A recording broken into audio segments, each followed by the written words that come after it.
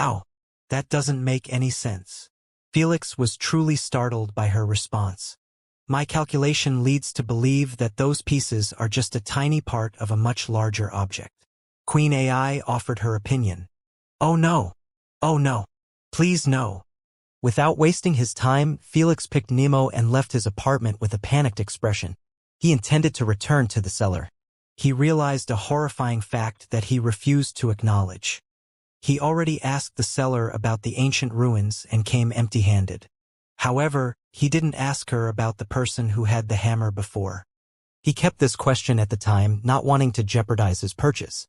In a few minutes, he reached the stolen goods district.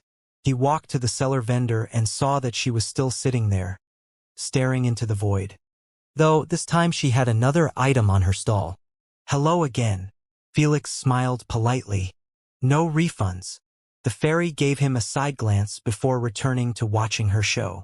I am not here for that. Felix wired a few thousand coins to her and said, I want to know everything you have about the owner of those pieces. Add 2 zeros and I might be interested in telling you, she said calmly. Felix paid the amount instantly, not wanting to waste more time than necessary over this. He already secured the hammer and there was no reason to keep the act any further about his interest. Seeing that he wired her 200,000 coins, the fairy dropped her show and gave him her full attention. His name is Logan Carmen. He entered the kingdom last month with an economy class ticket. The moment he entered the market, he traded those pieces with me for a free rent in my apartment. The fairy yawned. He left the kingdom yesterday after getting his ritual done. He already left? Felix's expression turned bad instantly. He knew that if he wanted to catch up to him, he needed to leave immediately. But he couldn't do so when he still hadn't received the rituals here. In addition, the poo-poo solution was still in effect and couldn't be removed manually. It would take at least a month before his size began to regrow again. That's why most people enter the kingdom a few months earlier than their reservation. They could take advantage of the whole experience before getting kicked out forever. Thanks. Felix nodded at the fairy and left. He knew that she didn't lie to him since the fairies find it adhesive to tell lies for no reason. They only use white lies to support their trickery. There was no need to trick Felix when he already paid for the information. Most importantly, he had a lie detector in his mind. Should I go after him? Mistress Candace said. No. Felix shook his head. I am too weak at this moment. I need you by my side until I leave the kingdom. Felix had entered the kingdom using his real name, since he had no plans to waste another wish to get a temporary identity. Although he was able to enter the void realm as he pleased, he would feel more safe with Mistress Candace being around. After all, Felix didn't forget that there were thousands of unique void creatures on the loose. God knows what they had in mind when they saw Felix's void army. Let's do a quick search on him first. He might have his contact information online. Having his name was enough to learn many things from the man in the network. After a quick search, Felix had gotten more than he needed. First, Mr. Logan is an SG player of the Marine Race Platform branch. He is in gold rank and his win history wasn't that remarkable. He resembled Felix in his previous life greatly. Both were struggling losers who couldn't push past the gold rank. He was also part of a mediocre fisherman clan in Thor's galaxy. This explained what he was doing in those ruins. He must have taken a mandatory mission to explore it just like Felix did in his previous life. The more Felix read, the more his image kept overlapping with this Logan. He didn't know if he should feel happy or sad about it. Because the old Felix was just an ordinary loser who was struggling to prove himself, but luck was never in his favor. This entailed that Mr. Logan wasn't a threat at all and would probably talk to him if he was offered a substantial fee. Let's see what he has to say. Felix copied the contact details from Logan's SG profile and called him. After a few rings, the call went through. Hello. A rough, crankly voice resounded from the bracelet. Hello there, Mr. Logan. Felix responded politely. My name is Felix, and I have just purchased the broken pieces that you have traded in the Loftus Dust Kingdom. Oh, so you have been cheated into buying it and want to return it to me or something? Mr. Logan got defensive at the thought. On the contrary, Felix eased his mind. I would like to know where I can get more of them. Before Mr. Logan could speak, Felix offered on his own. Naturally, your assistance will not be free. I don't know why you want such a useless and heavy rocks, but I can't say no to free money. Mr. Logan's entire demeanor changed at the thought of earning some side cash. Before we start, I hope we can sign a contract to ensure that everyone gets what he wants smoothly, Felix said. Couldn't agree more. Mr. Logan chuckled. After they signed the contract and agreed on the payment, Mr. Logan didn't hold back at all. He told Felix about the ruins and the journey he experienced inside with his clan members. The only thing that he didn't give him was the location of the ruins, since he was bound by the clan's rules to keep it a secret. Felix already knew about this and wasn't that bothered. He kept asking him if any other clan mates of his picked up those pieces. They were lying everywhere inside the ruins. Since our harvest wasn't that worthy to mention, most of the team has picked up a few of those rocks, Mr. Logan said. What do you mean by lying everywhere? Felix gulped as he asked, knowing that he wasn't going to like the answer one bit. The entire ruins are literally filled with those black rocks. Hell, I believe that the entire ruins is made from the same material and the pieces we picked up fell from it. Mr. Logan said carelessly. When we were in the sky above the Black Mountain, its hammer-like shape attracted us and made us believe that it was ruins or something. But in reality, it was just a wonder of nature. Dear Lord. Felix's legs went soft immediately. He already figured out what happened, and his conclusion made him want to tear up a bit. The fisherman clan members had entered Mjolnir in its enlarged cosmic form without them realizing it. They just thought that it was a cave leading to ruins or something, since it would have appeared strange for a giant black mountain to be placed in a deserted planet. When the clan members didn't find any treasures within the ruins, they picked up the fallen pieces of the cosmic hammer, believing that the material must fetch at least something. This entailed that Felix needed not just to secure the original body of the hammer lying somewhere in Thor's galaxy, but also hunt every clan member for the pieces.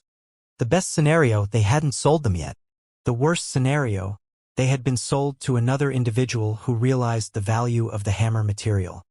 In fact, he believed that the fisherman clan might have realized the value of the materials and intended to mine it.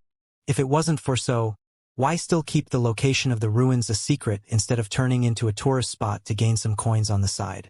Fuck. Fuck. Fuck.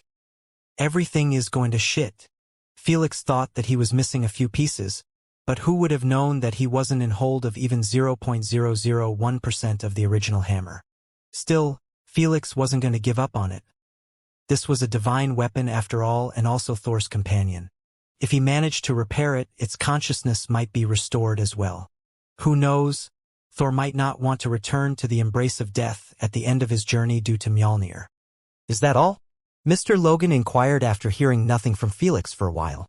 Can you give me the name of your clan and your teammates who took some pieces? Felix took a deep breath as he asked. My clan's name is Mendonis. Mr. Logan apologized. Sorry, I can't give you my teammates' names without their consent. It's all right, Felix said. Just tell them that I am interested buyer in their pieces and will be paying handsomely for them. Will do. Mr. Logan. Thank you for everything and goodbye. Felix hung up the call and sat on the bed with heavy expression. Felix knew that recovering the every single piece for the hammer was going to be a daunting task, especially when they had been spread out for months now. Mr. Logan had told him that the exploration had taken part of 5 months ago. This was a decent period for the pieces to travel from tens of hands. Who knows? Some of them might even be in a different galaxy. Kid, just give up on the thought and focus on what matters. Thor smiled. I know what you were trying to do, and I appreciate the thought, but I preferred more if you used your time to train instead of wasting it on a rewardless chase. Don't worry, I won't be wasting my time on this. Felix opened his contacts as he said, what's the point of having subordinates if you are not going to use them? Felix reached out to Malik and informed her about the situation. Naturally, he left out the part that the black pieces were part of a divine weapon. He simply told her that he was interested in gathering those black stones for the organization. Do you want us to move in person or just by UVR? Malik asked, knowing that Robert's safety would be challenged if she left. Finding them from the UVR is enough, Felix said. All right, Malik promised. We do our best to gather them. Felix thanked her and hung up. After he leaves the kingdom, he intended to pay a special visit to the Mendonis clan to seek an answer for the ruins position. Malik and the rest of his squad would be responsible for hunting the rest of the pieces that were taken during the exploration. But for now, he needed to restart his conversion techniques practice. Just because he was minimized, it didn't mean that he couldn't practice the technique. The Loftus Dust Kingdom was significantly rich with neutral energy. For the next 2 months in the kingdom, Felix visited the stolen goods market every day to buy any new additions of natural treasures. His harvest wasn't as bountiful as the first time, but it was still worth the daily trip. On the other hand, his conversion technique mastery was getting better and better. Felix believed that he would be more than ready to join the supremacy games again when he deals with the rituals. As for the hunt for Mjolnir's pieces, Malik and his squad didn't disappoint him. They had managed to figure out the exploration's team members. This enabled them to purchase many of the taken pieces from their hands. As for the ones that had been sold, they were following the traces at this moment. In the past few days, Felix didn't ask them for updates due to his ritual reservation drawing close. He knew that he needed to be fully prepared mentally for the ritual if he wanted to get as much as possible from it. "Sir Felix, are you ready for your appointment?" Layli knocked on Felix's door. "Let's go." Felix emerged from the door with a serious expression. "We have to get moving now." Layli handed the lead to a hummingbird and rushed him. Elder Solola doesn't like being left waiting. Since Felix was going to experience a shaman-level ritual, it meant that he needed to head to the kingdom's capital. Fortunately, the capital was nearby the town. It took a mere few minutes before reaching its glorious gates. Just like the town, the capital city was also built within a forest and had the same structural integrity. The only difference was the population and numbers of houses within the trees being significantly higher. Felix had paid the capital a visit many times over the past 2 months. Majority of the newest stuff that he bought were from the capital's market. Soon, they reached Shaman Solola's mansion. It was built on the ground with dead dried woods and was covered beautifully with bluish vines and moss. Layli and Felix entered the mansion through the unguarded and open gate. When they walked past the garden, they noticed a fairly old woman, who was wearing baggy white clothes. "Good morning, Elder." Layli saluted respectfully. Felix did the same. "Sit here," Shaman Solola ordered in a straightforward manner. Without questions asked, Felix went to the spot that she was pointing at and sat down in a lotus position. "Are you certain about your choice?" Shaman Solola asked for a confirmation with her eyes closed. "Yes." Upon receiving his confirmation, Shaman Solola stood up and took off the baggy clothes, exposing a pair of graceful wings that were shimmering under the sunlight. One would think that with old age, the wings would look dim, weak, and outright ugly. But in the case of the fairies, it was the opposite. The fairies' wings were their source of pride and dust. The older they got, the more stunning they become. Most importantly, the fairy dust that gets generated by their wings gets affected by their age too. It was like wine. The older it gets, the finer it gets. That's why shaman rituals were the most precious ones in the kingdom besides the matriarchs. "Just like everyone else, you will get half an hour." Shaman Solola advised as she flew above Felix's head. "Make sure to take advantage of every second of it." "I understand." Felix nodded while changing his clothes into single shorts. "Let's begin." Shaman Solola took a deep breath and began accelerating while flying in circles above Felix. She was moving so fast, the wind began picking up around Felix, creating a small visible tornado. Felix's hair began to flail all over the place, but he didn't care about them. He kept his eyes closed shut and fully concentrated on what about to come next. When Shaman Solola reached her maximum speed, her magnificent wings began brightening up with a golden luster. Then, a breathtaking scene emerged. Little sparkles of golden light began showering Felix from within the small tornado. The volume kept increasing until the tornado turned golden and hid Felix completely, making him seem like he was inside a golden ring. Meanwhile, Felix's body was being barraged by Shaman Solola's golden fairy dust. They kept landing on his skin with such a high speed, it looked like they were trying to penetrate it. In fact, that's precisely what they were trying to do, and Felix was doing his very best to facilitate the process. He wanted the fairy dust to enter his body since that's how the ritual worked. The fairy needed to fly at her fastest speed to activate them and start expelling them. He had to capture as much as possible within him for the next half an hour. The entire end result depended solely on him. Unbeknownst to the fairies, Felix had a unique mutation that was capable of assisting him heavily in the ritual.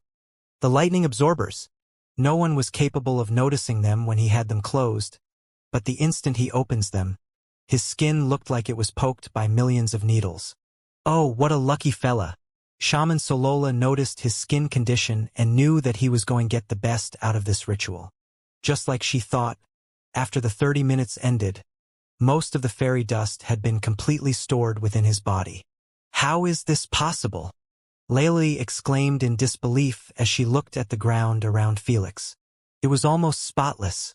She had taken parts of many rituals due to being a guide. In all the rituals she had participated in, the ground was always covered in fairy dust. It always pained her to see so much fairy dust get wasted like this, but nothing could be done. The fairy dust needed to be activated in the ritual and couldn't sustain itself for even a few seconds after being exposed to the environment. This entailed that it couldn't be stored at all. How can you absorb so much?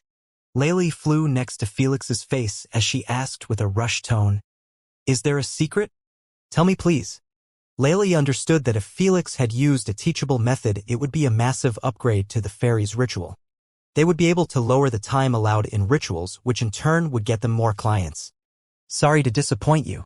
It's a unique mutation," Felix answered while opening and closing his lightning absorbers. "I see." Layli's plan fell apart before it could take off. "You little brat, help me out here a little." While she was wallowing at a missed opportunity, Shaman Solola was having difficulty standing straight. "Sorry, Elder."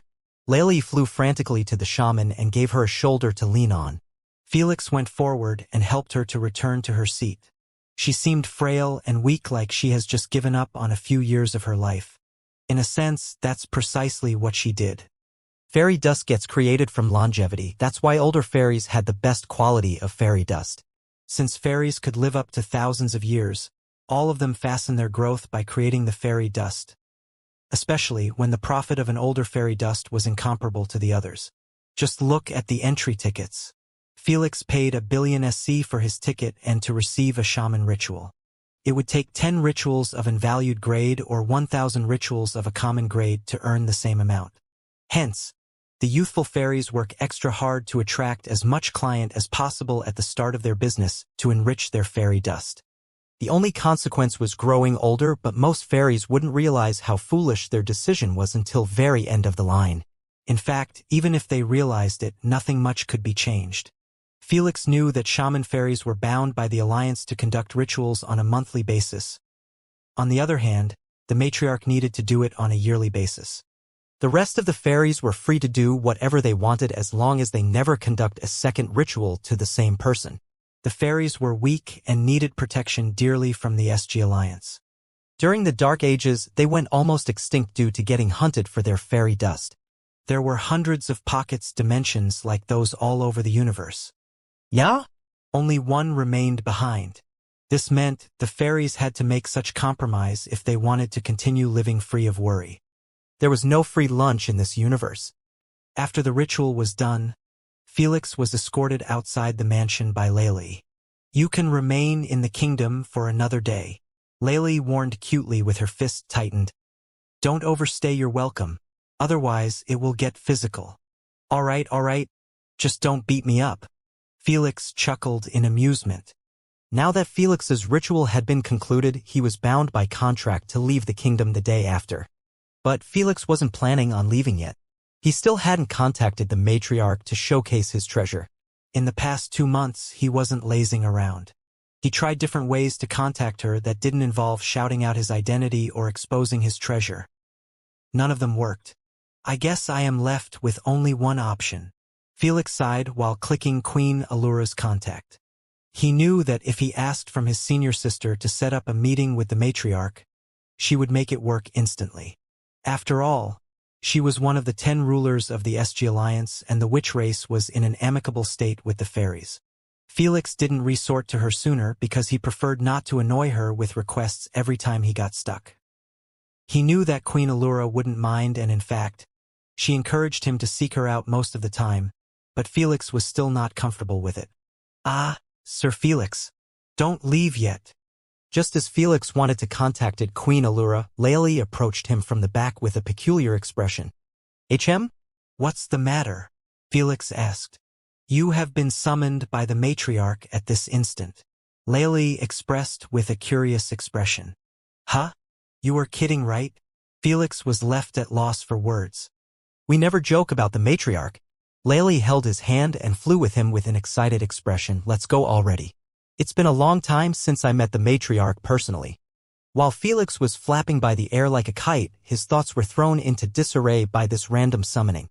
Did the matriarch notice my attempts to reach out to her and decided to summon me? Felix thought. Maybe she found out about your identity. Asna mentioned other fairies aren't really that connected with the real universe news, but the matriarch is a different story. You might be right. Felix nodded.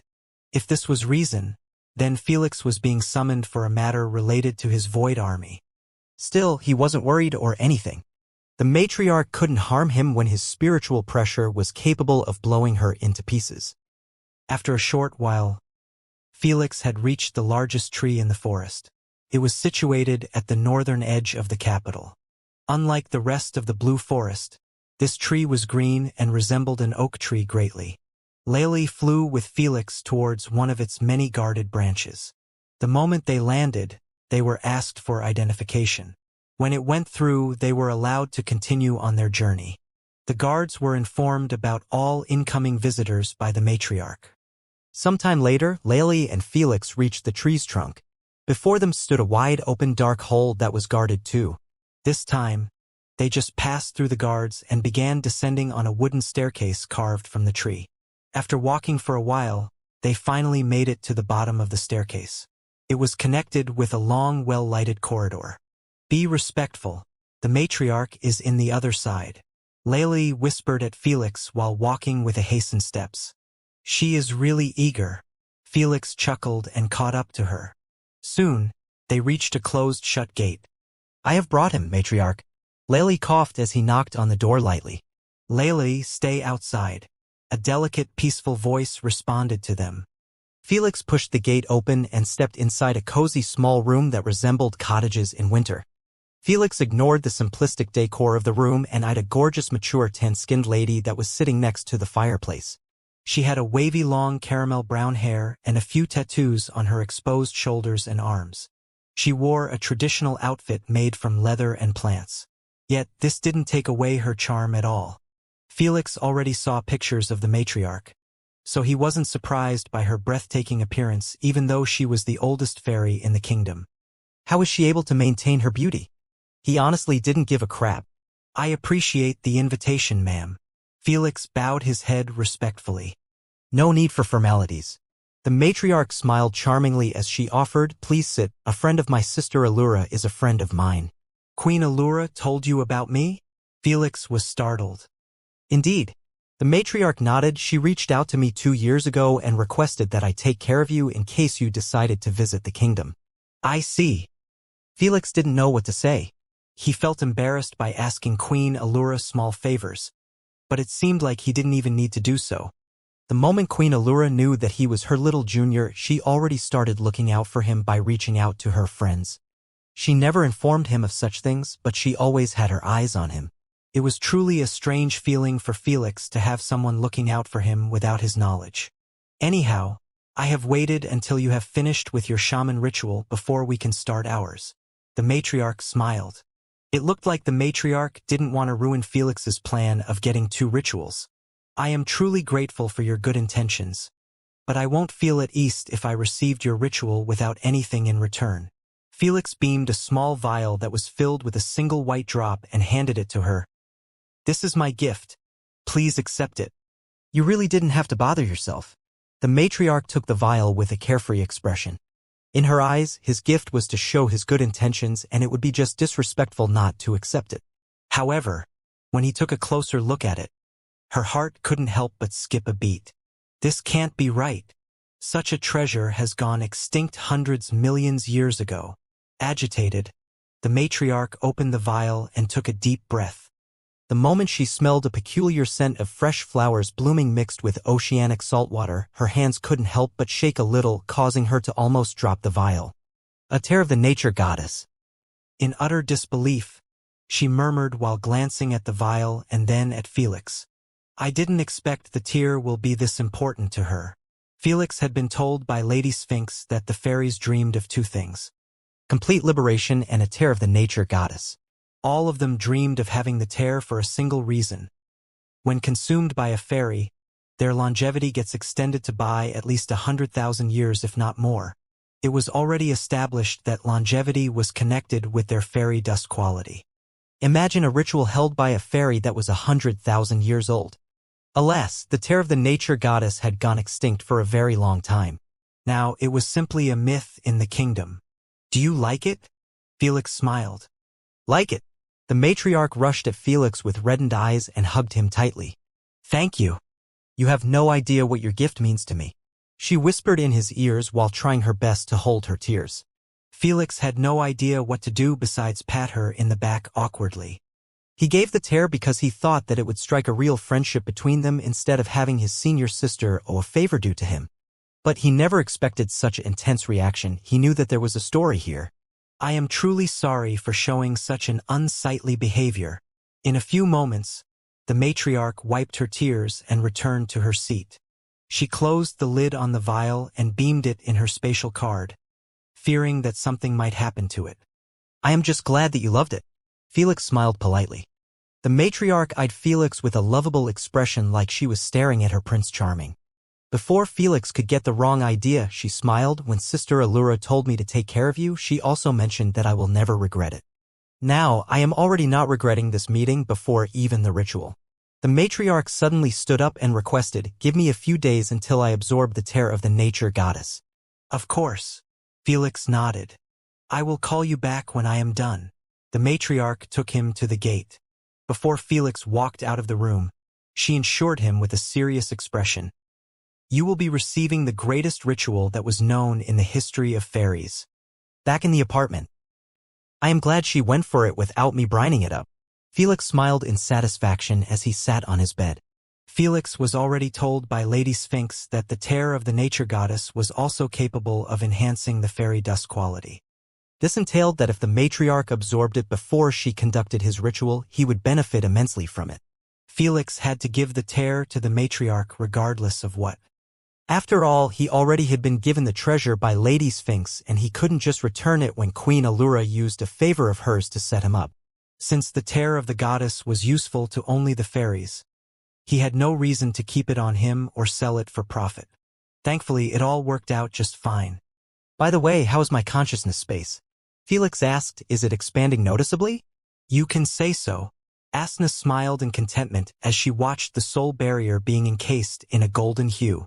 This golden hue belonged to the fairy dust as it was nourishing Felix's soul barrier, allowing it to expand further and further.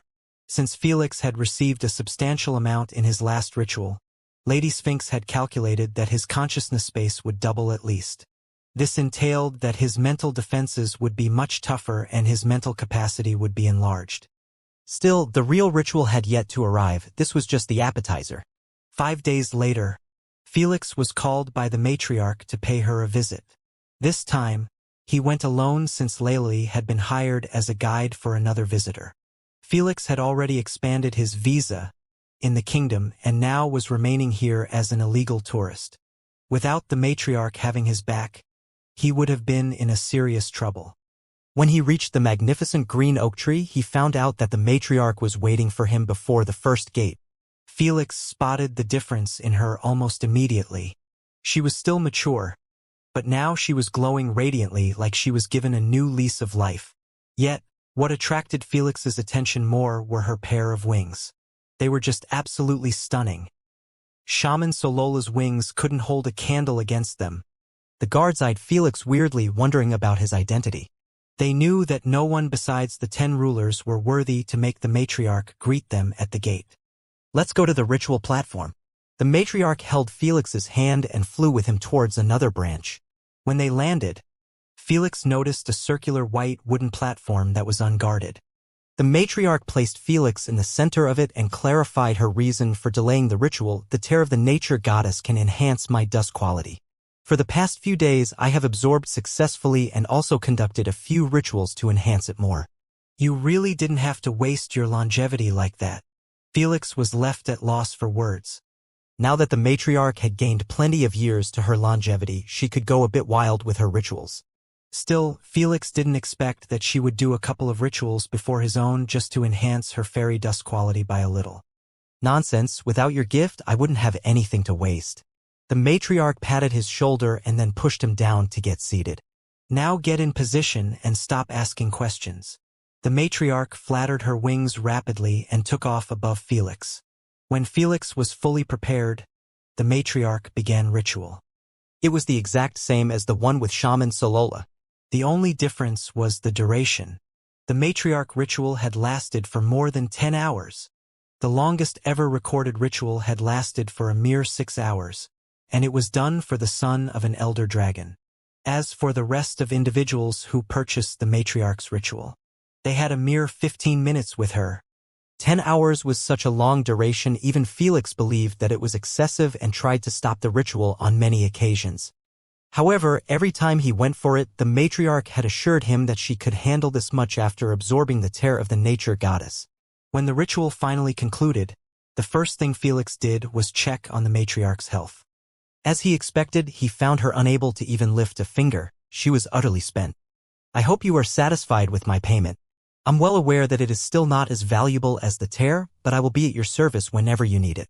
The matriarch smiled faintly before finally giving in to her exhaustion. I would have been delighted with just a few hours. Felix sighed in frustration as he lifted the matriarch. He never wanted her to be this excessive. Only now did he understand why she was confident in her claim that he would be given the best ritual in the history.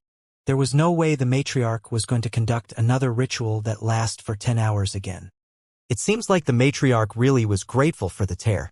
Asna wondered she might have problems that can be solved only with time, and you just gave it to her. If that was the case, then the matriarch's behavior could be explained. After taking the matriarch back to her cozy room, Felix returned to his apartment. He knew that it would take the matriarch a while to wake up. Felix, you better come here and check this, Asna said. Felix entered the consciousness space immediately. The moment he opened his eyes, he was left stunned by his soul barrier walls shimmering brightly. Yet, the shocking part was the fact that they were expanding rapidly while the consciousness lack continued to go up. Felix believed if the expansion continued on this pace, his consciousness space would have one of the largest oceans in the universe without counting spiritual-based races. His mental defenses would be more than enough to defend against even official B's mental abilities. As for his mental attacks, they would be extremely dangerous and hard to block, providing Felix a valuable addition to his arsenal. Lastly, Felix believed that he probably could now use the third level of his truth vision. Spiritual vision. Well, with this, you won't be complaining about mental defenses anytime soon. Asna chuckled. And you won't be complaining about space. Felix smiled. Felix's journey to the Loftus Dust Kingdom could be considered as concluded perfectly if we didn't count the matriarch's current state. Now, he had completely taken care of one of his deadliest weaknesses, and he wouldn't be bothered by it for a very long time.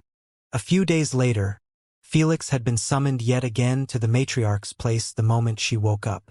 She had exhausted at least a couple of centuries in her longevity to provide Felix with that ritual. How are you feeling? Felix asked with a worried tone. Never better. The matriarch stretched next to him comfortably, considering him as a close friend. If senior sister heard about the trouble I caused you, she will beat me up. Felix chuckled. Haha, I can imagine it happening. Sister Allura can get physical easily. The matriarch laughed for a short while. I called you here not to discuss the ritual. The matriarch's expression turned a bit solemn. I'm aware that you will be leaving after this meeting. I wanted to warn you to be careful. Careful about what? Felix knitted his eyebrows. Your name has already been registered as an extreme dangerous individual to be watched for in every planet within the Alliance. The matriarch shared, the moment you entered the kingdom, I was notified by the Queen. Instead of sharing the intel like we have been told, I covered it and made sure that no one bothers you during those 2 months. No wonder. When Felix entered the kingdom, he assumed that he might be recognized by the guards at least. After all, his face and information was all over the network over the past few months due to his Void Army making an unforgettable scene. Only now did he understand that the matriarch was shielding him against the prying eyes of everyone. How exactly? He didn't know, but he was truly grateful for the 2 months of peacefulness. Matriarch, I can't express how GRA. Save it. The matriarch caught him off. I just want you to understand that you will be watched carefully in every planet you step in. So, make sure to always be on alert, the matriarch warned. I know your Void Army and abilities are too strong, but there are many races capable of taking care of you before you resort to them. I understand. Felix nodded with a stern expression. He knew that she was right. Just because he had Mistress Candace and 90 million void creatures backing him up, it didn't mean that he was completely unkillable.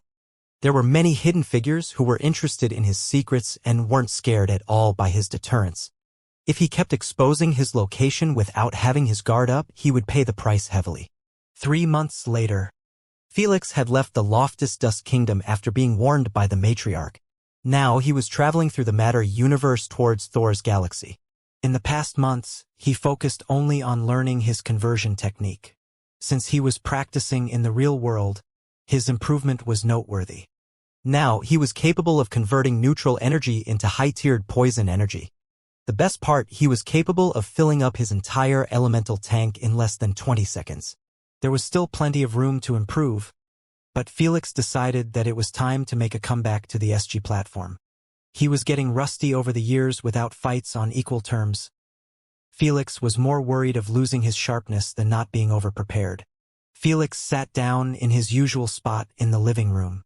He brought out the hologram with the green button. Just as he tried to press it, Asna came rushing from upstairs. Wait! You prick! Let me press it this time. Fuck! She woke up. Felix's eyelids twitched as he watched her approaching him in her furry pajamas with a disgruntled expression. Bastard, you woke up at dawn to do it without me. Asna punched him in his waist as she sat next to him. I don't trust your luck, Felix said with an annoyed expression. You must be carrying a mountain of bad karma.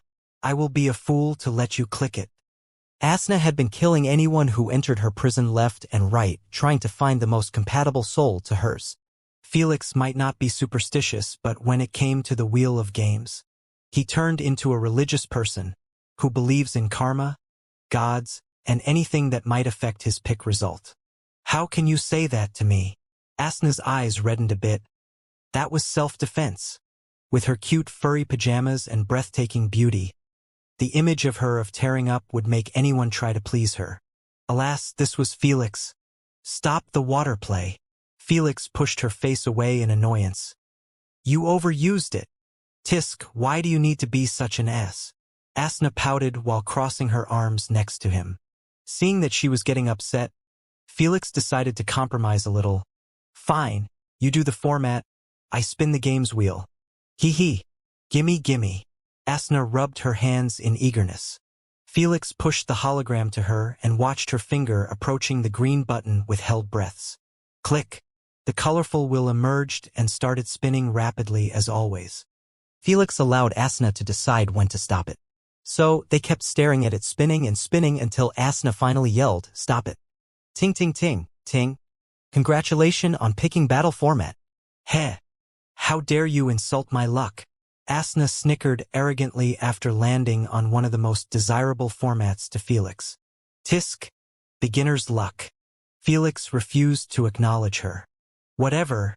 Let's see what you do. Asna pushed the hologram back to Felix. Without further ado, Felix pressed on the second button and watched the wheel spin again. Ting ting ting. Stop.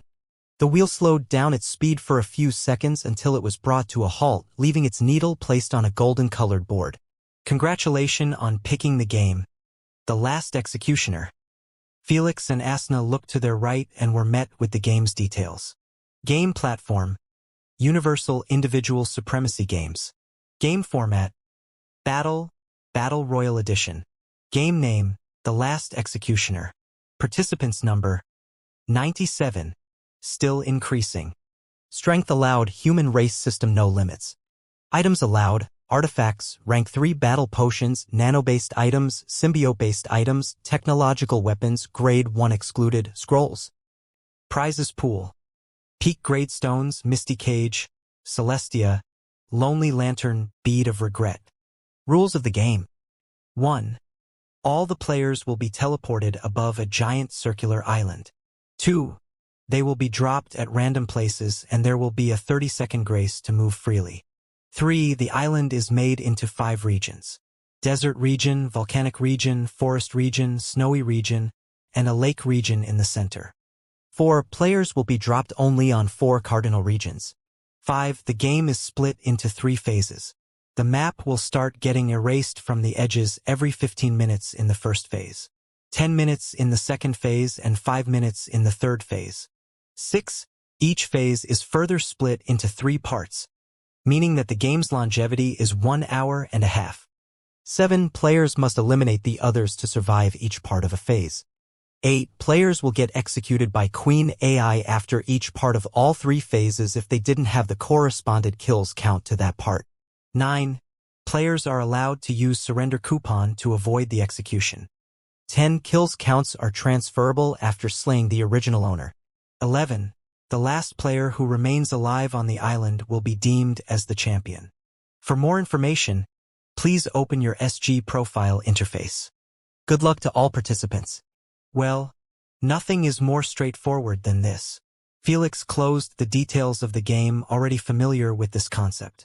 The Last Executioner was a popular game that was always accompanied by a terrific number of viewers. After all, a battle royale was already a brutal design for a game that enforced the survival of only one player. But The Last Executioner? The design motivated the players into seeking kills no matter what. There was no such a thing as camping at the edges of the map while the others kill each other. Everyone was forced to hunt from the get-go since Queen AI would execute the passive ones. The 5th and 8th rule had made it crystal clear how would that get carried out. So, you need to always have an addition kill every time the map shrunk. Asna pondered. This concept will ensure that at least half of the players get eliminated in the first 15 minutes. Indeed, Felix nodded with a solemn expression. 50 diamond ranked players getting eliminated in 50 minutes might seem abnormal, especially when the Platinum games had at most 30 players participating. Logically, the numbers of players should have actually shrunken. But it wasn't the case in diamond-ranked games. That's because the top 20 battle-oriented races in the universe had most of their players in diamond rank. For example, dragons were almost extinct in Platinum and below-ranked games. That's because the moment they join the platform, they get placed in Platinum-ranked games. 3 wins or such, and they would already be placed in diamond rank. Such a treatment wasn't given to all races, but the top 20 races were still capable of reaching diamond rank effortlessly. Gold and Platinum were home for most orcs, giants, werewolves, vampires, and many marine-based races, etc. Now, Felix was finally going to join the peak games in the universe, where only the strongest of the strongest were allowed to participate. Throughout the history of the human race, only 4 origin bloodliners made it to diamond rank. Luck played a massive role in their climb, and when they reached the diamond rank, none of them dared to play a single game. They were satisfied by simply reaching the diamond gates and watching the games from the outside. Yet, those 4 bloodliners were glorified in the galaxy and were called the Great Four. It was sad, shameful, and quite pathetic for a whole race to take pride in 4 bloodliners who merely reached the gate. But it is what it is, they did their absolute best with the strength given to them. Even Felix never disrespected them. How could he do so when he wasn't able to climb past gold in his previous life? He knew what they did could be considered as a miracle, and he would have never done the same even if given the same resources as them. Now, Felix could be truly considered as the first human to play a diamond-ranked game. If he brought it home, humans could finally be given a proper celebration. Though, Felix knew that wasn't going to be easy. Let's see my competitors. Felix waved the game's hologram to the side and clicked on the participants list. The Sleeper _8779, Heavenly Turtle Race Diamond, High Tier, wins 6/losses 0. For more details, click on the name. Blood Coral _9987, Vampire Race Diamond, Mid Tier, wins 15/losses 4. For more details, click on the name. Exodial_275 I Red Dragon Race Platinum Rank, Peak Tier, wins 3/losses 0. Wild Knight _3429, Night Elf Race Diamond Rank, High Tier, wins 17/losses 3. Sunny _3429, Astra Race Diamond Rank, Mid Tier, wins 7/losses 1. Unpaid Landlord _6996, Human Race Platinum Rank, High Tier, wins 9/losses 0. The Colony Official N145 I Hive Race Diamond Rank, Mid Tier, wins 18/losses 4. The moment Felix noticed 3 golden glowing names, he felt his chest tighten up in excitement and agitation. However, when he saw Astra Race, his excitement was quenched a little. That's because the Astra Race were one of the few gravity elementalists in the universe. By now, it was a known fact that the Gravity Primogenitor Saurus was part of the Darkin faction. Mananangle's champion and Saurus's champion. They're knitted his eyebrows. You better be prepared to get teamed up against. It was expected that a couple of champions would be included in this game due to the numbers of the players. But Felix had to be that unlucky to land against 2 champions from the Darkin faction. It will be hard, but I am not afraid of them. Composed, Felix clicked on the names of all champions. I am not the same as before. That's my boy. Jormungandr and Thor smiled in satisfaction at his confidence. What if you allied with the other champion? That red dragon? Asna suggested. It was a smart suggestion. Sunny and Blood Coral would most definitely take down Exodial together after they handle Felix. So why not turn this game into a 2 versus 2? Sigh. It was any other champion. It would have worked. Felix shook his head. But we are talking about a real red dragon, the most prideful race in the entire universe. You already had a little taste from Flamebearer, the dragonling in my previous game. Felix is right. Lady Sphinx nodded. Dragons will never ally with a human. Even if Charuf ordered them to do so, they would reject it vehemently. The Magma Primogenitor Charuf was the dragon's sponsor. They weren't his descendants or had a drop of his bloodline, but still, he sponsored them just like Lady Sphinx was sponsoring the witches. I don't mind at all. Felix shrugged his shoulders. Dragons see all races beneath them equally. Their pride was inherited and a trait of their personality.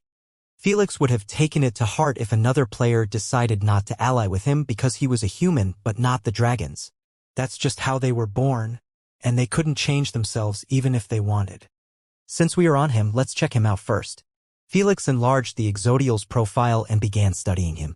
The first thing that caught his eye was his picture. They sure know how to strike terror with a simple pose.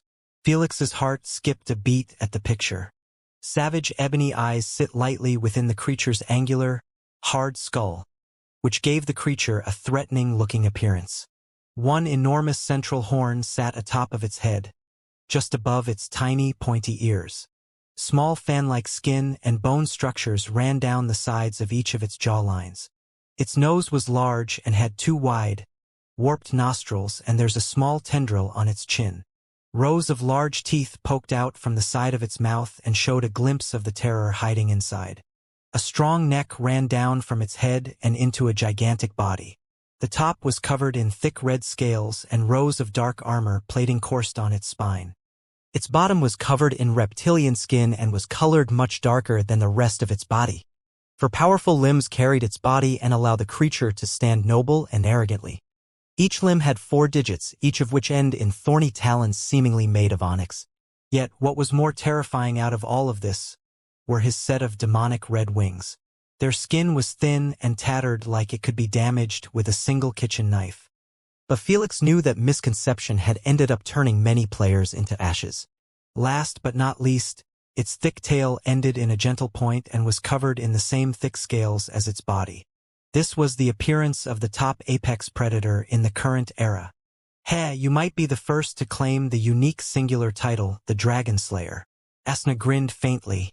In the SG platform, there were unique singular titles that were placed down for millions of years now for anyone to grab. They were proclaimed as one of the highest honors anyone could obtain from the games. The Dragon Slayer was one of those titles. It was a title that was placed down personally by the ancient dragon himself, meaning that it was as legit as it could be. The way to obtain the title was simple: just slay a dragon in the games. Yet, such a simple title was left unclaimed until almost everyone had forgotten that it existed. Many dragons had lost many games. Many dragons had died in many games as well due to the game designs. Many dragons had died in the hands of players' trickery. But not a single one of them had truly slayed a dragon. How could you kill something that was able to reflect 99.99% of the damages done to its scales? It was simply impossible. They were immune to almost everything. In addition, their mental defenses were one of the best, making them capable of surviving even the worst attacks from the hive race. The only weakness they possess was their reverse scale. However, unlike the dragonlings that had it exposed at the back of their neck, real dragons had it under their chin. It was tucked quite deeply, making it almost hopeless to aim at it. After all, the dragons weren't going to standing still while you try to hit it. From birth, they were trained to protect it until it became an instinctual behavior. The moment they sense a danger approaching, the other scales tightened up until the reversed scale disappear within them. The Dragon Slayer title was a direct challenge to everyone imposed by the dragon race. As long as no one was capable of slaying them in the games, they would always keep their heads lifted proudly. No one had any right to insult them for it. Let's see if their scales will reflect even void energy. Felix smirked faintly while closing Exodial's profile. Felix didn't feel a single ounce of worry against Exodial. If he had only poison and lightning, he would be already strategizing a way to avoid meeting him. But now, he saw him just like any other player in the game. All of them were going to be disintegrated on a cellular level the moment they get hit by his void energy. You better not get too cocky, Lady Sphinx shared. The dragon scales might not be able to completely negate the destructiveness of void energy, but it will make sure that it take a long while before it gets disintegrated. Naturally, void energy speed would be affected based on the material it tried to destroy. For example, Felix's symbiote suite had a high resistance against void energy, enabling him to enter the void realm for a few seconds at best. However, a high-end nanobot suit would be ruined within a second by a mere touch. The dragon scales were tough enough to survive against the void energy for a short while too. Yes, I know. Felix nodded. That's why I intend to use only the most potent void energy against him. As long as you know. After watching a couple of highlights for Exodial, Felix moved to the other champions. Exodial played only 3 games, so there wasn't much to see. Still, in those 3 games, he absolutely obliterated anyone who stood in his path. When Felix opened the profiles for the other 2, he was more drawn by Sunny's picture. She had an ashen gray skin and 2 pair of beautiful crystal butterfly-like wings. 2 long antennas were attached to her forehead, making her resemble a butterfly even more. She didn't have a nose, only nostrils. The last unique thing was her pupilless white eyes. Astra Race, a truly fearsome bunch. Felix commented as he pressed on her highlights. It was always fascinating to watch Astrians in their games due to their gravity manipulation. They were capable of doing all sorts of unique things with it, making them fearsome opponents. In one of the highlights, Felix couldn't help but feel chills at the sight of a player getting crushed into the ground due to his own weight.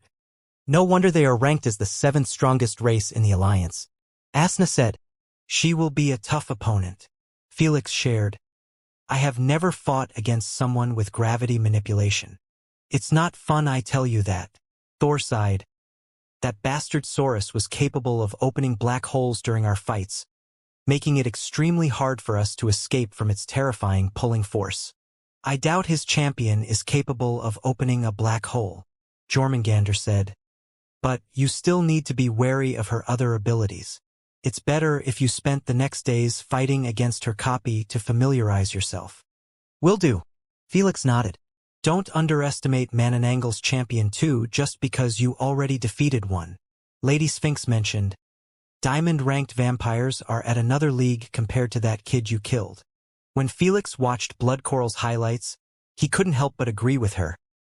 Especially when he saw how Blood Coral was capable of enslaving players by controlling their bloodstream. Just a tiny exposed wound was all it took for him to make a diamond-ranked player his bitch. Those are just 3 players from 100. Felix felt his blood get heated at the scene of 100 players of such caliber all in one island. Truly the best stage to restart the climb. While Felix was drawing a plan to win the game in the most efficient way, Lady Sphinx, Jormungandr, and Thor were invited into a meeting by Charuf, the magma primogenitor. When they turned up inside his volcanic-styled house, they saw that Saurus, Wendigo, and Mananangle were already there. No wonder I smelt bad stench at the door. Thor sneered. Brother Charuf, you shouldn't have invited those 3 turds. They just dirted your place. Jormungandr said casually. They speak. Saurus turned to Wendigo with a genuine confused expression. Don't look at me. Wendigo shrugged his shoulders. I'm just as confused. Just be quiet and appreciate them. Mananangle smiled. It's a rare occurrence to see 2 retards overcoming their difficulties. It didn't even take a second before the atmosphere turned even more heated than the volcano they were at. Maybe it was a bad idea after all to invite both parties. Charuf massaged his temples as he eyed Lady Sphinx, seeking her help. Enough. I don't have time to hear you bicker like children. Lady Sphinx crossed one leg above the other and said calmly, What are you willing to lose this time? Haha, you seem quite confident, Lady Sphinx. Saurus chuckled, it is because of your new boy using void abilities now? We don't know what did you offer to move Lord Cows into handing over his bloodline. But you should reel your confidence a little. Mananangle advised, At the end of the day, a human remains a human. The Darkened faction members had already figured out that Felix was using Lord Cow's bloodline, unlike the unique void creatures who keep mistaking him as an imitator. This was caused by the amount of knowledge each side possessed. When the Darkened faction members first saw Felix use void abilities, they were pretty shocked. After all, Lord Cows was a loner who never bothered to include himself in almost anything related to other primogenitors. He didn't bother to even make a single descendant. So, to see him suddenly giving away his precious bloodline to a human was a baffling situation. They knew that Lady Sphinx and the other must have offered something that was enticing enough for Lord Cows to make such an unexpected move. They simply couldn't figure out what it was. A human remains a human, huh? Thor snickered as he eyed Mananangle. Weren't you thinking the same when he humiliated your champion? Any game held below diamond rank shouldn't be even counted. Mananangle yawned. All my champions, there are just a bunch of toys to spectate when my diamond-ranked champions aren't playing.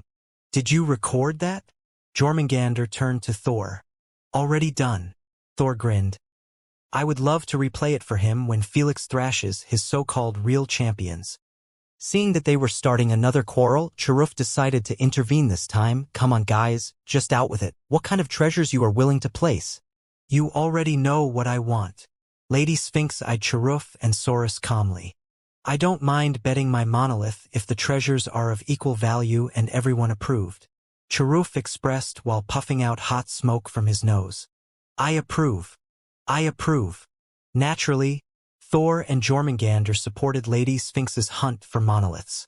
Since 4 of the participants agreed to receiving the treasure, it meant that even if Saurus and Mananangle wanted to reject it, they could not. Wendigo wasn't even allowed to vote because he was here as a spectator, not a participant. Well, I am not willing to bet my own. Saurus sneered, nothing you offer will move me from changing my stance. Okay. Lady Sphinx nodded in understanding. What are you willing to bet then? Saurus was left in a loss for words. He thought that playing hard to get would push Lady Sphinx into raising the stakes instead of giving up so easily. Shit, a little help here. Saurus requested telepathically for support. He wanted to bet his monolith since no one would offer as much as Lady Sphinx for it. After all, she the #1 collector in the primogenitor circle. Meanwhile, he was known for having the largest collection of pocket dimensions. He intended to force Lady Sphinx to bet 3 pocket dimensions for his useless monolith. Brother Saurus, don't be like that. Wendigo coughed. Lady Sphinx might be hanging with those 2 buffoons, but it doesn't mean we need to be hard on her. Indeed, Lady Sphinx is our sister, and we should support her to finish her monoliths collection. Mananangle nodded shamelessly. I already did my part, and now it's your turn to give her a chance. If you put it like this, I can see that I was being a bit stubborn due to those 2 simpletons. Saurus smiled at Lady Sphinx. Excuse my manners, I would love to place my monolith as my bet. The other three primogenitors could only stare at them finish their charades speechlessly. They weren't stupid to not realize that Saurus had shot himself in the foot by trying to jack up the price. He had to be saved like this to not lose face. I believe you want me to bet a pocket dimension? Lady Sphinx said nonchalantly. She would be putting her name to shame as the most knowledgeable if she didn't know about Saurus' plan. Outsmarting Lady Sphinx was really something to be proud of. That's why it almost never happened for as long as she was alive. Cough. How about TW? One pocket dimension of your choosing. Lady Sphinx narrowed her eyes at Saurus. This is the best and last offer you will get from me. Fine. Saurus looked at the others and saw that no one rejected having a pocket dimension added to the pool. This left Mananangle, Thor, and Jormungandr. They named their own treasures and were approved to be added into the pool. Let's make it a bit exciting, shall we? Saurus smiled faintly as he suggested. How about all the treasures will go to the final winner? Usually, in games like those with multiple primogenitors, the treasures went to the eliminator instead of the winner. For example, if Saurus's champion eliminated Cheruf's champion, he would be getting the treasure placed by defeated party. This happened even if another champion had emerged as the final winner. It was done like this to force fights between champions instead of focusing only on winning the game to get everything. I suppose it will work in this game mode. Lady Sphinx agreed. Fine by me. Cheruf puffed out smoke in eagerness. My little dragon is unkillable in such a straightforward setting. In a sense he was right, dragons completely dominate the battle format games. There were no tricks, no puzzles, and no fishing or cooking that screw them up. We will see about that. Mananangle smiled in response. In paper, his champion had the least chance of winning against Exodial. Yet he seemed fairly confident. Well, in diamond games, anything could happen due to having most limitations being removed. Races that were struggling in lower-ranked games could dominate a diamond game by a simple addition of an artifact or a potion. Though, there were still limitations imposed on the items themselves and the number of items each player could bring with him. Players were given the right to pick only 5 items. Could be either 5 artifacts or 3 potions and 2 scrolls. As long as the number didn't go over 5, they were in the clear.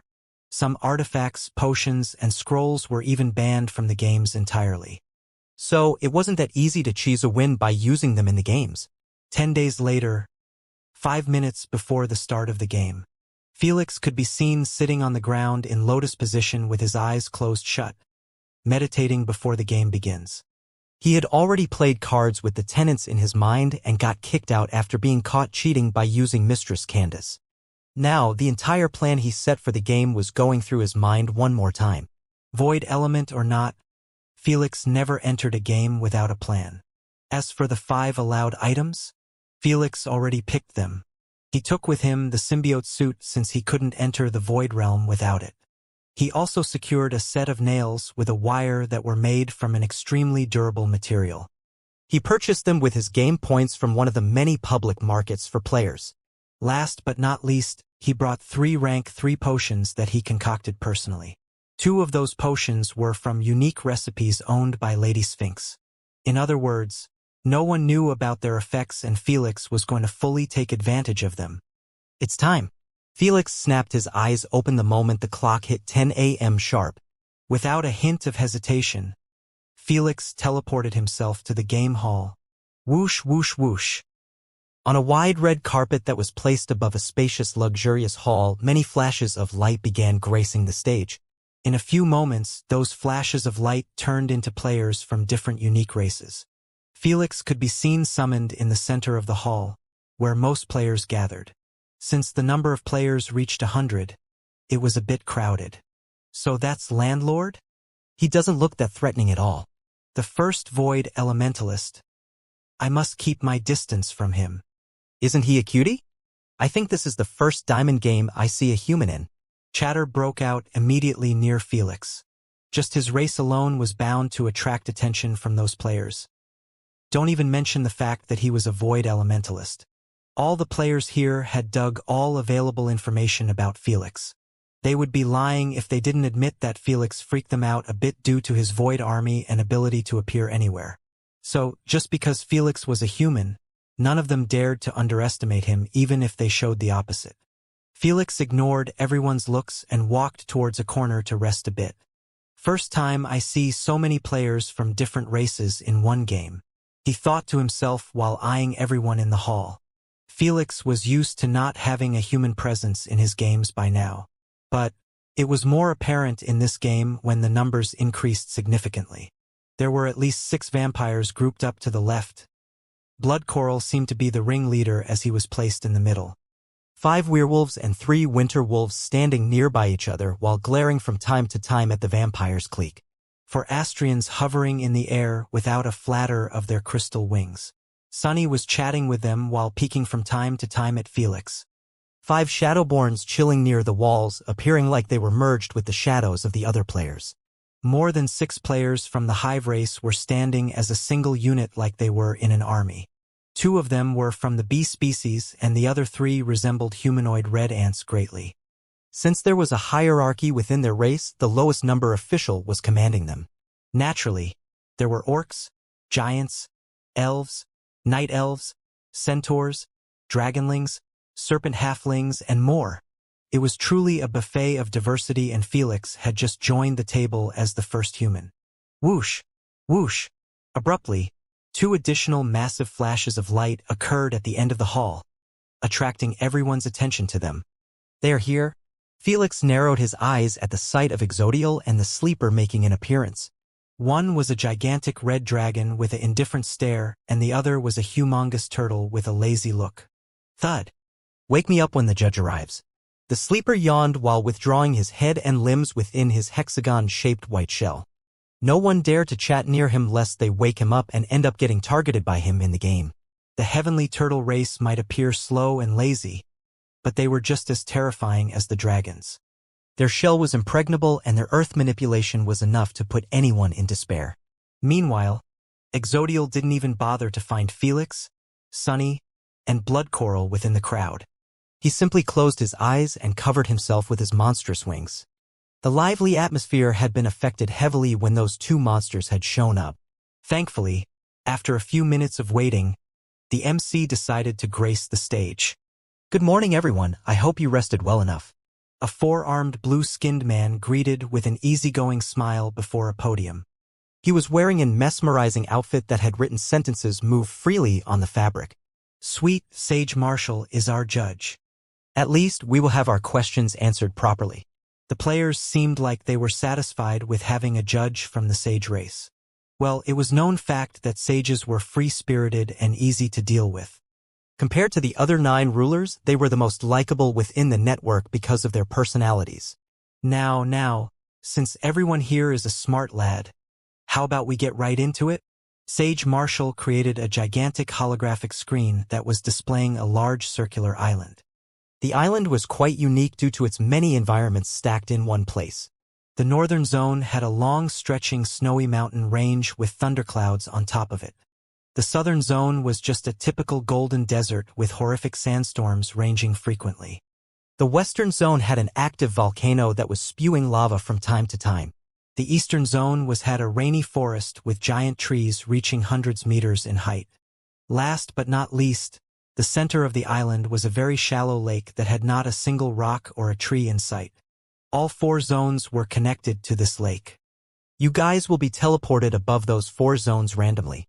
Sage Marshall smiled. If you ended up above your preferable environment, then you can rejoice. Felix would love to land in the snowy mountain region or at least in a close proximity. The thunderclouds above them appeared to be extremely active, and he could take advantage of them. Just like him, the other players wished for an environment that supported their element and abilities. Any burning questions? Will we be warned before the map shrinks? Yes, 10 seconds prior. How long will it take for the shrinking to finish in every phase? It's done at random, sometimes longer and sometimes shorter. We need kills to qualify ourselves after every time a map has shrunken, correct? So, if I killed someone with 3 kills and I had 3 kills, does that mean I don't need to worry about Queen's execution for the rest of the game? One of the vampires asked with a solemn expression. That's correct. Kills are transferable for this reason. Sage Marshall smiled. If they weren't, everyone will be executed before they reach Phase 3. There were 3 phases in this game. Each phase was further split into 3 rounds. Since players required kills to survive each round, it would be impossible to reach Phase 3 when players get eliminated by more than half in every round. However, with kills transfer, this problem was solved. In fact, it ensured that at least 20 players would reach the last phase safely. In other words, any player of those 20 would be more than worthy to win the championship. Is there any unique title to seek? Oh ho, we have a bold one over here. Sage Marshall clapped his hands in amusement and suggested, since we have a dragon among us, the unique title will be the Dragon Slayer. Upon hearing so, the player refrained from thinking about this matter entirely. The rest of the players also dropped the unique title from their minds even though none of them were seeking it. Ending up as the last survivor out of 100 monster was already going to be extremely challenging. No one was dumb enough to split his focus on a title.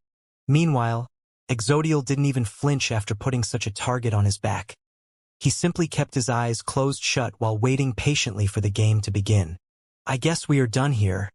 Make sure to get some friends.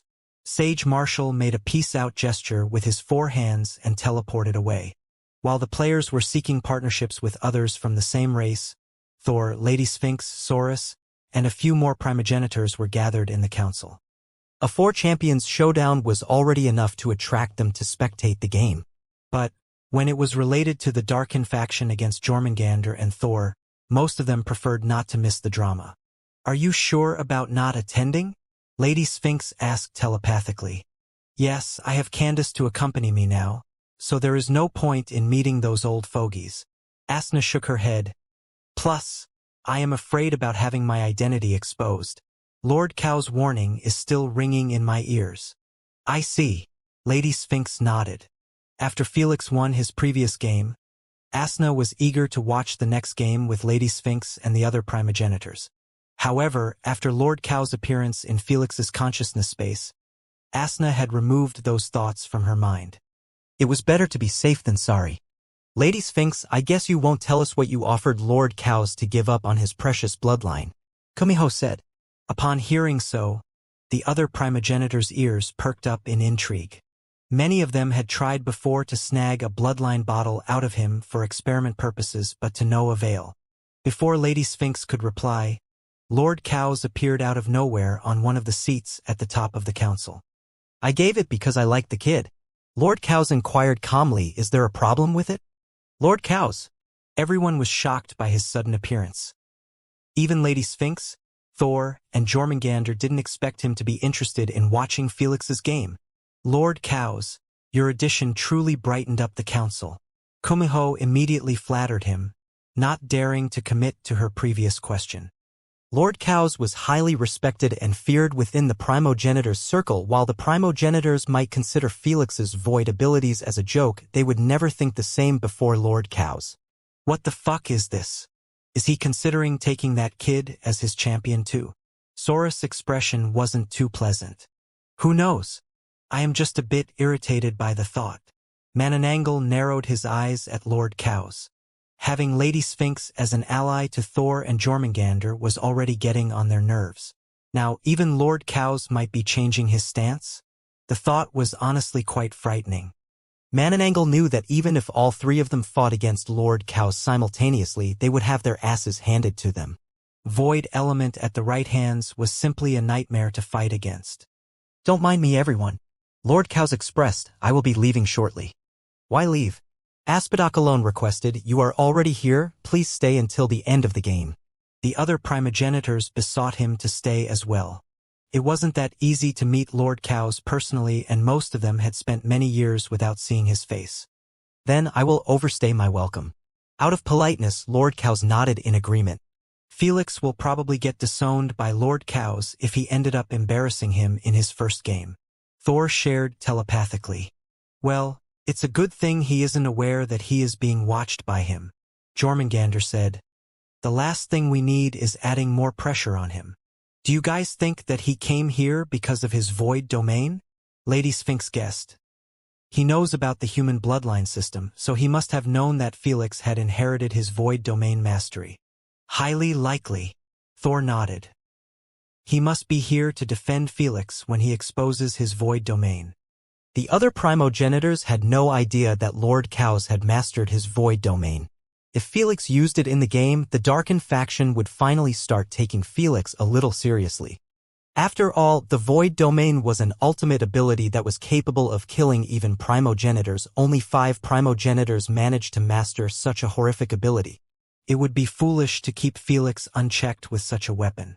However, if Lord Chaos backed him up, no one would dare lift a finger at Felix. At least not personally. Enough guessing, the game is starting. Thor said as he watched tens of players getting summoned batch by batch into the stadium. What a stadium it was. Its scale was at least 3 times bigger than in the Platinum games. Yet, not a single seat was left empty. Hundreds millions of live spectators were stacked next to each other, making them appear like bees in a hive. The instant Felix got teleported into the field, at least a quarter of the audience exploded into frenzied cheers. Landlord, the legend is back. I sold my car to watch this game. Please win it for me. I am going to pass out. My lord, we missed you. Felix had been gone from the SG platform for more than 4 years now. For those hardcore fans, it was an excruciating long 4 years. So, the instant the news of Felix joining a diamond game went viral, none of them dared to miss out on watching this game live. Hell, some fanatic fans were out on a limb to get a loan just to secure a ticket. The tickets for diamond-ranked games were worth a king's ransom. Even the worst seat cost at least $500,000 SC. Yet, quarter of the live viewers were here for the sake cheering on Felix. Felix was more than grateful for their never-ending support. Much appreciated. Felix smiled while nodding his head at his fans. He would be lying if he denied missing this feeling. Felix recognized that he wasn't just representing himself but an entire race. A race that never stepped foot inside a diamond game. Without a single doubt, Felix knew that at least 70% of humans were watching this game. He was absolutely right. Almost all cafes and restaurants in the Milky Way were streaming the game live. They were packed with customers who were broke to buy a streaming subscription or simply preferred watching the game with others. If public places weren't their thing, there were many websites streaming a pirated version in the dark web. As for the upper echelons, who would dare miss out the game of the indirect Federation leader? If by some chance he died in the game, everything would be changed in the galaxy. Felix's influence had already taken root in all 3 empires, whether he realized it or not. Aren't you a little superstar in your galaxy? An orc commentated mockingly while walking past Felix. Some players envied Felix's popularity as well. Just because they were diamond-ranked players, it didn't mean they had billions of fans. It was all about charisma and personality. Most of those players were capable in the games but lacked these 2 aspects. At least, they weren't as bad as the dragons, heavenly turtles, and other races at the top of the food chain. One would think that they would be the most popular, but it was actually the opposite. You will never catch a dragon cheering on another dragon unless it was a battle for the throne in their race. The same applies to the others. I can't believe it, we have more than 80 trillion concurrent viewers in the stream. Sage Marshall knew that the reception for this game would be crazy, but he never expected it to reach this height.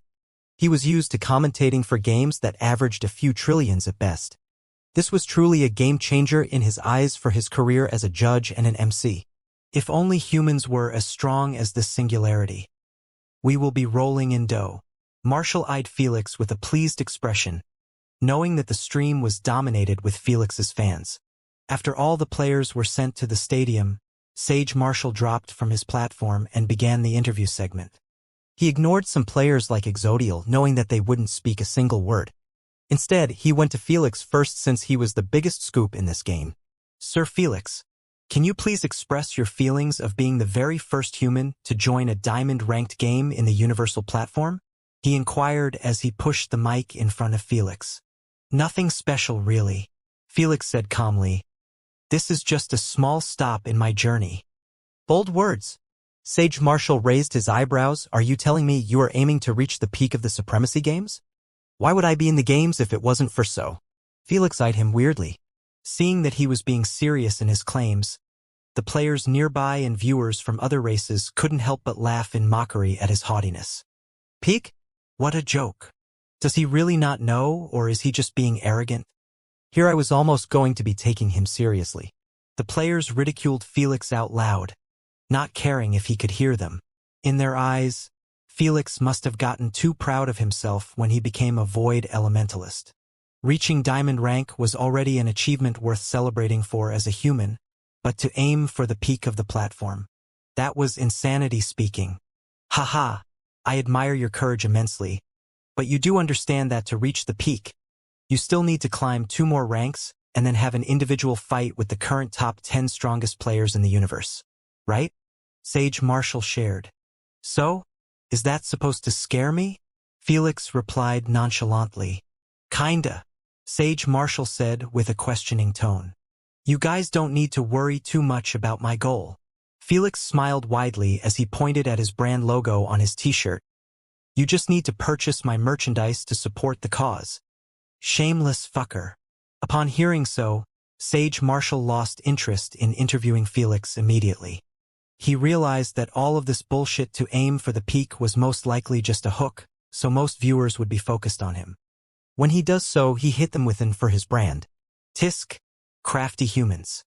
They will do anything to get more money. The players criticized Felix after thinking the same as Sage Marshall, not realizing that Felix was being 100% real with everyone. From the get-go, Felix's goal was always reaching the peak of the platform.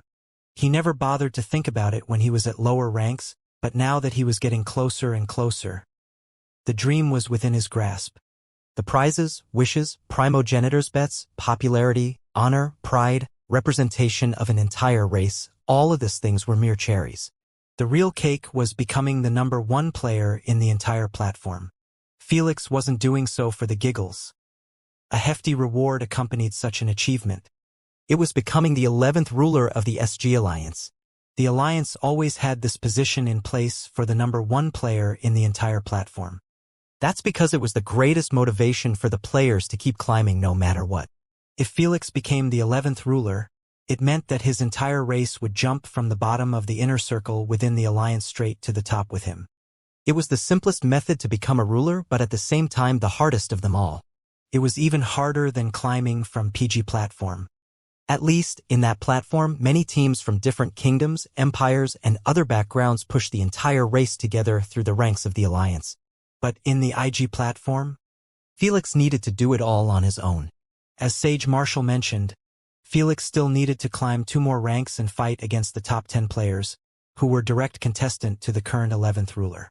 Well, he shouldn't be called the 11th ruler since he was already a member of the 10 rulers. That's why no one ever heard of the existence of an 11th ruler. Felix knew that he wasn't even close to scratch him. In fact, even the top 10 players weren't confident in fighting him to reclaim the position from his hands. He was simply that terrifying. If Felix had to guess his strength, he didn't doubt that it was pretty close to primogenitors. Such a monstrosity was the current number 1 player. How could everyone not laugh at Felix's bold goal when they knew all of this? In a short while, the interview segment was concluded, allowing the players to get teleported above the island. When Felix looked below him, he couldn't help but smile in satisfaction. He was placed a few kilometers away from the snowy mountain range. With a single blink, he would be on top of a mountain right below an active thunderstorm. Oh, it seems like we have been split into 4 quarters for each zone. Felix commentated after counting the numbers of players above the snowy mountain range. It was 25 exactly. He was counted with volcanic region since he was placed above its borders. Even better. Felix grinned faintly. Felix realized that the players would be memorizing their opponents in the same region as them.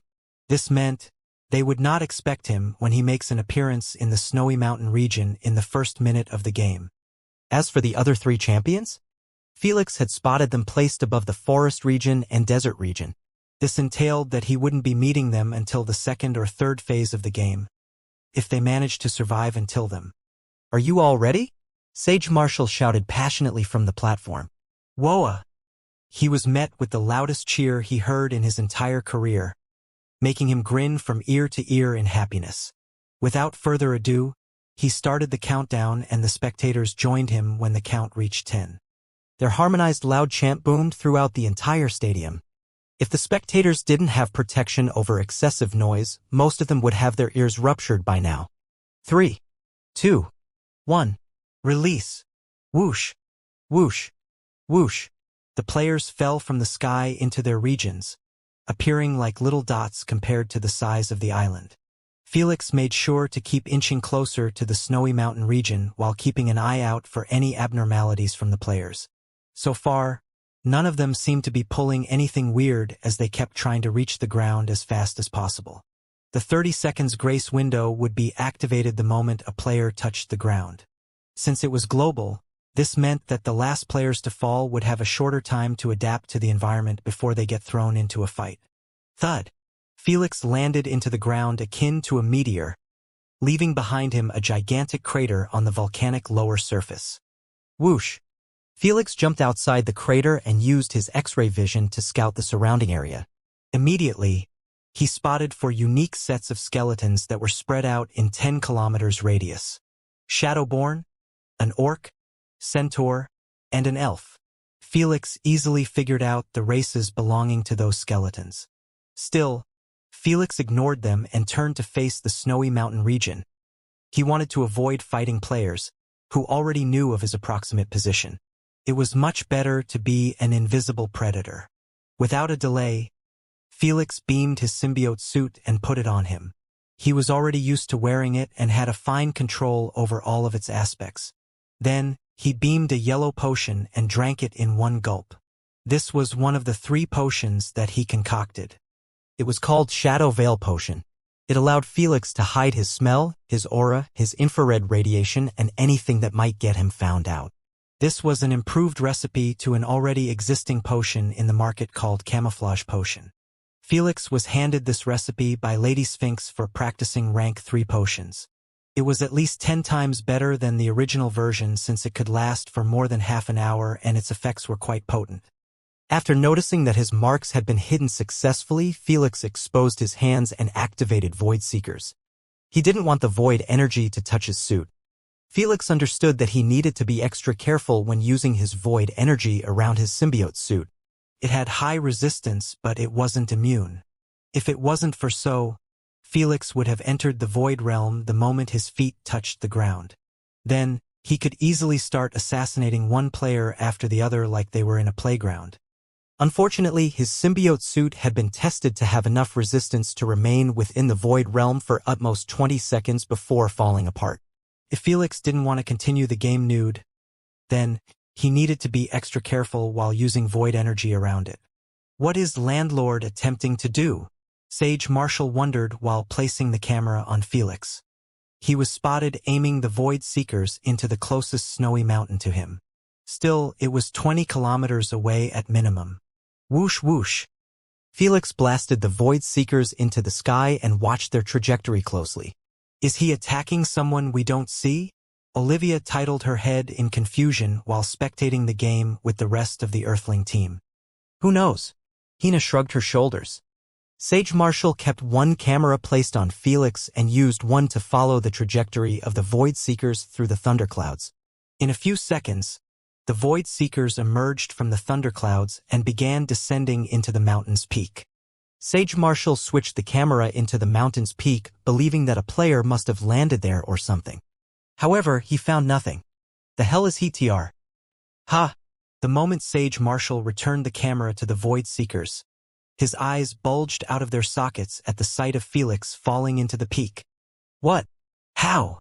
Am I tripping or did Landlord just teleported? How is that possible? The viewers were left absolutely gobsmacked by Felix's sudden appearance on the peak that was 20 kilometers away from his original position. The worst part? The screen was split into 2 parts showing Felix and the Void Seekers. Yet, the viewers didn't even realize how Felix disappeared from one side of the screen and emerged on the other. It was a legit teleportation. He must have traveled through the Void Realm. But how was he able to do it so fast? Sage Marshall was baffled just like everyone else. No one had seen Felix use Blink before. This made them unable to comprehend what had just transpired. How is this fucking fair? This is too much. Void Element and Void Realm should be banned from the games. If he doesn't need Void Rifts to blink through the Void Realm, then our idols are fucked. The fans of other players felt scared for their idols after imagining Felix appearing out of nowhere and kidnapping them into the Void Realm. Void bloodline is really overpowered. How the hell did his organization manage to create one? Meanwhile, Zojia and the rest of the Federation Alliance were left at awe at the Phantom organization, believing that the Void bloodline was its masterpiece. After all, there was not a single Void beast spotted in the history of the universe. It was far-fetched to believe that Felix had lucked out on one. On the other hand, the primogenitors didn't comment, but they did peek at Lord Cows after Felix used his first Void ability. Seeing that he was as expressionless as ever, they couldn't figure out what was on his mind at all. Not realizing that he had brought out an intense reaction from many viewers, Felix removed his symbiote suit and checked it out. TSK, one blink and it's already getting damaged a little. Felix was fairly disappointed with the symbiote suit, but alas, there was no better option in the market to handle void energy. He could only swallow his frustration and refocus on the game. 10 seconds left before the grace period expires. Queen AI notified him. Without further ado, Felix began scouting the entire mountain range from above, seeking his prey. Gotcha! Soon enough, he caught wind of 7 players spread out all over the place. 2 of them were within the mountain and the others were currently sprinting all over the place. When Felix saw that 2 humanoid red auras were rushing to the peak, he began preparing the stage for them. Felix pulled out the sets of nails with wires. Then he swiftly started positioning away from the center. Naturally, he was burying them within the snow so they wouldn't get noticed. When he was done, he made sure to hide his footsteps and such. Next, he went to the center and buried himself a few meters under the snow while still holding into the wires connected with the nails. Is he setting up a trap? Sage Marshall inquired while highlighting the network of wires under the snow. When exposed from above, they appeared just like a spider web connected with the center. No one understood why Felix was doing so besides a few observative viewers. In their eyes, it was redundant to go this far when he could simply blink behind them just like he did previously. It seems that Little Jr. is having trouble remaining long within the Void Realm without risking ruining his items. Queen Allura reasoned while watching the stream with Elder Delilia. What do you mean? Elder Delilia frowned. I believe that he possessed Void immunity, allowing him to travel Void Realm as he pleased. Queen Allura clarified, however, his AP bracelet isn't immune as him. I see. So he needs to wear symbiote suit to protect it. Elder Delilia nodded. Though, his symbiote suit is also struggling to fight off the potency of void energy. Indeed, so he needs to refrain from traveling through the Void Realm only when necessary. Queen Allura nodded. It seems like his friend was responsible over long travels. Queen Allura thought to herself. Just like she figured this out, the rest of the rulers were bound to reach the same conclusion. Felix didn't care whether they knew about Mistress Candace's involvement or not from analyzing his actions. He simply kept hiding under the snow while watching the 2 humanoid red auras get closer to the peak. When the camera was spotted on them, it turned out to be a partnership between a werewolf and a winter wolf. Faster, Snowflake. We need to reach the high ground before anyone else. The werewolf spoke with a rushed tone as he jumped from a rock to another. We have to be careful, Mr. Kindle. Snowflake replied while knitting his white eyebrows. Careful from what? Mr. Kindle shared. We saw that no one had landed near the peak. Plus, don't you trust my nose? Werewolves had one of the best noses in all species in the universe as it allowed them to track someone from 100 kilometers by a mere whiff. All werewolves had memorized every player's smell during the game hall, allowing them to pinpoint exactly their locations on the island. At this moment, his nose hadn't picked anything near the peak since they landed on the island. Winter wolves' sense of smell was also remarkable, but they were weaker in this aspect compared to the werewolves. I am just saying we need to keep an eye out. Snowflake stressed. I have played 2 diamond games now and lost them both due to carelessness. I can't afford to lose another one by the same mistake. We lost games too. Stop whining. Mr. Kindle said. We have reached the peak already. With one final jump, Mr. Kindle landed on the snowy summit. A moment later, Snowflake landed next to him and started eyeing the peak with a penetrating look, worrying that an ambush might be in place. See? Nothing here? Mr. Kindle said as he walked towards the center. Wait. Doesn't the snow seem oddly disturbed? Snowflake mentioned after spotting a few patches of the snow being out of shape compared to the area. In normal cases, no one would have spotted those distortions since they were at windy snowy mountain peak. However, Snowflake was extra paranoid this game since he preferred not to get demoted to Platinum rank. This made him question even the tiniest detail that was out of place. When he walked to one of the spots that were disturbed, he placed his hand on the snow and closed his eyes. A split second later, he noticed ice particles surrounding a dark object that resembled a nail. "Get out of there!" Without an ounce of hesitation, Snowflake yelled at Mr. Kindle while jumping as high as he could. Oh no! Mr. Kindle's instincts were finally triggered when his foot touched a thin, smooth metallic wire, making him realize that he had walked into a trap. SCLZLZLZLZLZ. Alas, just as he attempted to jump away too, his foot had been hit by millions of electrical volts traveling through the wire. He began twitching while his eyelids rolled at the back of his head like he was having a lethal seizure. Whoosh whoosh.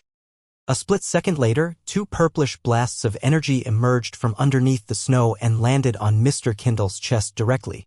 The void blasts didn't penetrate his chest or bounced off it. Instead, the void blasts merged with it and started disintegrating every single cell it touched.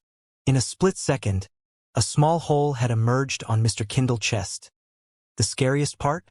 It was expanding wider and wider, exposing his internal organs. All of this was happening while he was still getting shocked by millions of concurrent volts. He was utterly hopeless to save himself. When Snowflake saw Mr. Kindle's unenviable situation, he realized immediately the identity of the ambusher. "Landlord, you chose the wrong place to ambush US proud wolves," Snowflake yelled furiously while standing above a newly erected ice pillar. It was at least 40 meters long, putting enough distance from Felix. Whoosh! Felix jumped from beneath the snow and landed right next to Mr. Kindle. He dusted his hair from the snow with one hand and used the other to rip out Mr. Kindle's heart. He made it seem like it was just a causal day in the field. "Did I?" Felix answered lazily while bursting Mr. Kindle's heart into little pieces. Some landed on him, but Felix didn't care. He was used to blood and guts by now. Thud! Mr. Kindle's corpse fell on its back after Felix canceled his electrical discharge. Blood seeped through its wide-open chest that was still being devoured by the void energy. When it landed on the snow, it tainted red like a bottle of wipe spilled on a white carpet. "First blood has been drawn brilliantly by Landlord." Thrilled, Sage Marshall commentated loudly while zooming on Felix's bloodied hand and Mr. Kindle's corpse. "Let's fucking go. My lord never disappoints. Holy shit. He actually killed a diamond-ranked player within the first minute of the game." Felix's fans went absolutely bonkers like they were just given a direct dose of well-needed dopamine. Felix refrained from joining the games for 4 years. For long damn years. When he finally returned, he gave them exactly what they wanted from him. Meanwhile, the rest of the viewers had no idea how to react to the current development. Such a simple trap wasn't supposed to work on a diamond-ranked player. Hey, he might possess an unfathomable strength, but his intelligence and creative use of his abilities scares me the most. Maganda Chief commentated with a bitter smile. Just like most observative viewers, he realized that Felix's plan worked only due to players' ignorance of his blink ability. Who would guess that Felix had blinked to a mountain's peak that was 20 kilometers away and set up a trap on it? Adding the fact that no player had been spotted landing near the peak made it impossible to consider such a fact. Last but not least, Felix had made sure to conceal his markings from the very start of the game. No one does this since the known rank 3 camouflage potion could last for a mere 5 minutes. So, if someone brought it with him, it was only logical to save it in climatic situations. All of those points stacked with each other had caused Mr. Kindle's demise. In fact, if Snowflake wasn't extra paranoid, both of them should have been dead by now and no one would blame them for it. The trap was simply too perfect. Seeing such a hair-raising scene made Snowflake reconsider fighting off against Felix. Snap out of it. All of this happened due to an ambush. If that retard listened to me, none of this would have occurred. Snowflake regained control over his emotions, knowing that fear had no place in diamond-ranked games. He is alone in a snowy peak. This is the best opportunity to secure a kill and move to the next round. When his nerves were calmed, he began seeing his overwhelming advantages. He was a winter wolf in his preferable environment. It was a 1 versus 1 and the nearest player was kilometers away. So what if Felix was a void elementalist? Snowflake didn't spend those 10 days watching the moonlight and howling at it. He trained hard to counter Felix's void abilities just like the rest of the players. If he wasn't going to use them here, then he should just surrender while he still can. You are too cocky for your own good. Snowflake clapped his hands together as he shouted, "Snow cage!" Whoosh whoosh. The snow above the peak rose into the air and covered Felix inside a giant white dome. Harden. Snowflake wasn't done yet as he controlled the snow cage to solidify, hoping to entrap Felix for a few seconds. Ice hammer. Not daring to waste time, Snowflake lifted his hands up and began expelling a torrent of blue particles that ended up shaping as a humongous crystal hammer. He created it so fast by using the falling snow as a material too. Elementalists might not be able to create real snow, fire, plants, or such, but they could control it by using external manipulation. Whoosh! Thud! Snowflake smashed the snow dome with the ice hammer as hard as he could. The shock was enough to break the cage into little pieces. Not waiting until the dust settles, Snowflake manifested hundreds of sharp crystallized objects and bombarded the peak to oblivion. Huff huff! A few seconds later, Snowflake stopped the bombardment and began examining the ruined summit with a penetrating look. Soon, he found a separated bloodied hand buried a little in the snow. However, before he could feel delighted, he noticed that it belonged to his partner, Mr. Kindle. Looking for me? Suddenly, a faint whisper emerged right next to Snowflake's ear, sending the coldest chills he had ever felt in his life through his spine.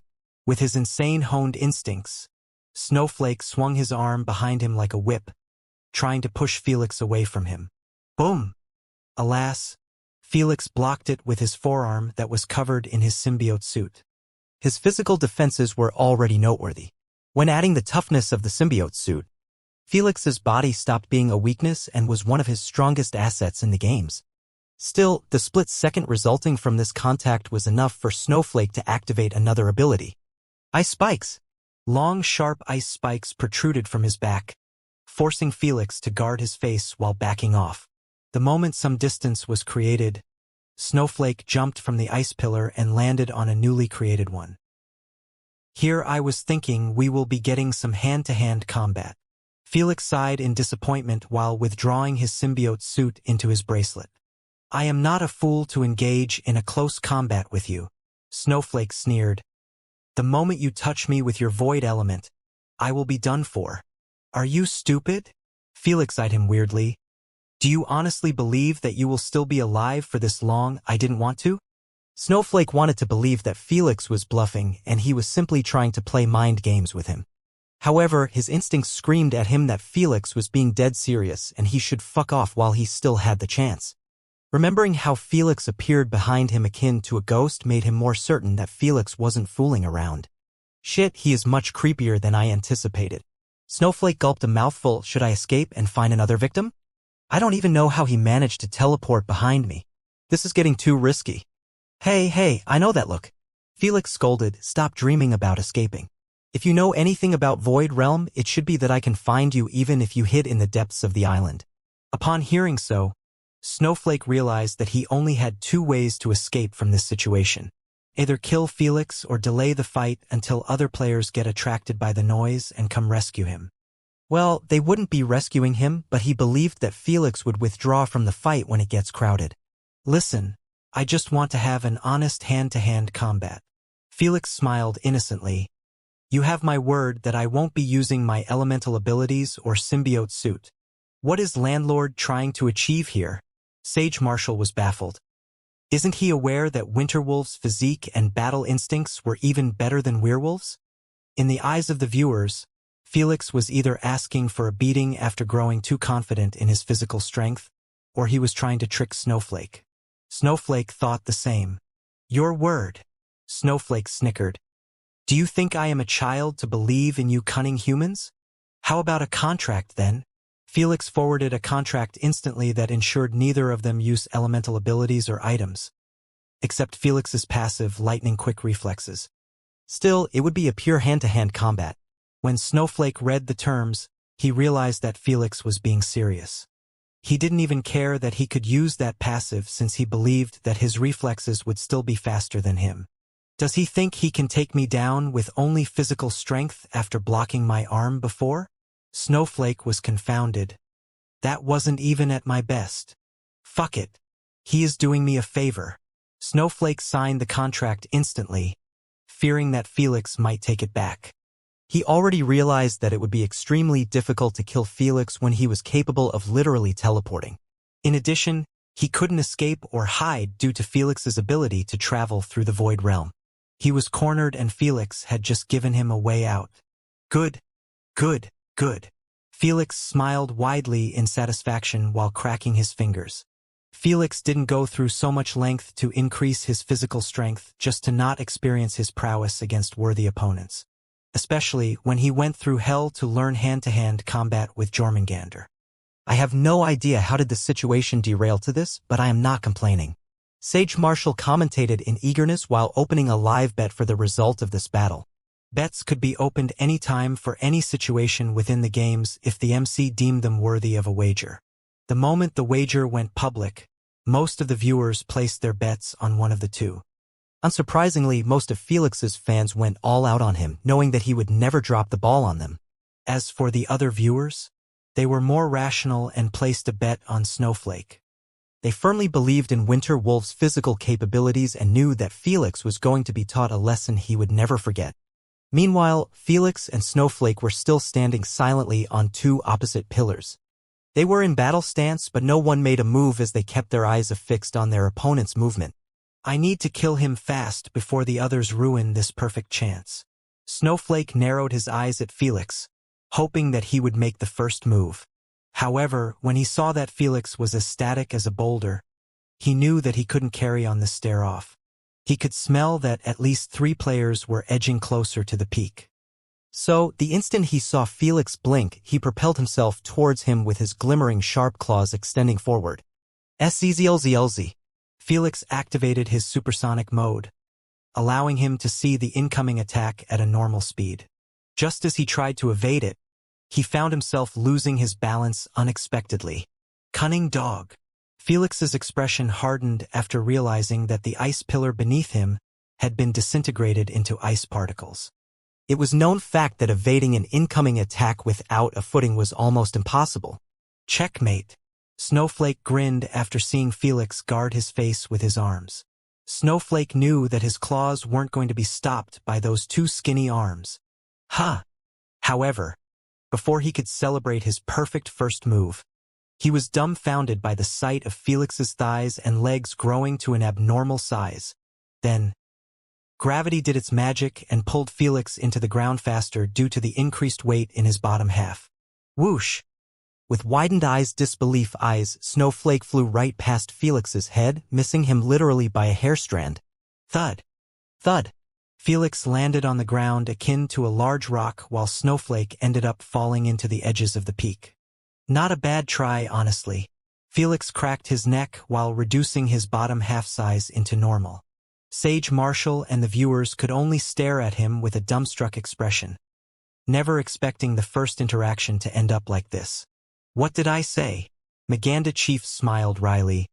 His creative use of abilities is the most terrifying aspect of him. Whoosh! Not waiting for Snowflake to make another move, Felix launched himself in his direction and did a back kick towards his chest. Boom! Snowflake blocked it barely, but he ended up getting pushed furthermore into the edge of the summit. Such a powerful kick! Snowflake exclaimed after feeling his arms shivering from the aftershock of the kick. Not done yet. Felix rushed at him again and began assaulting him with quick punches, aiming at his jaw, liver, and even his crotch. There was no such a thing as honorable fight in the games. Felix had been taught by Jormungandr to aim at every available weakness without exceptions.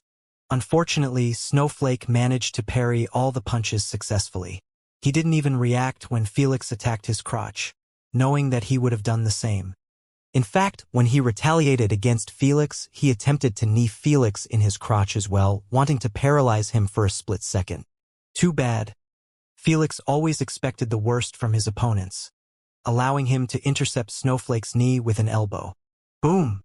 Both of them were launched a few meters back from the aftershock of their bones colliding fiercely. Before they could even stabilize their footing, they blasted off the ground and connected yet again in a rapid frenzied assault.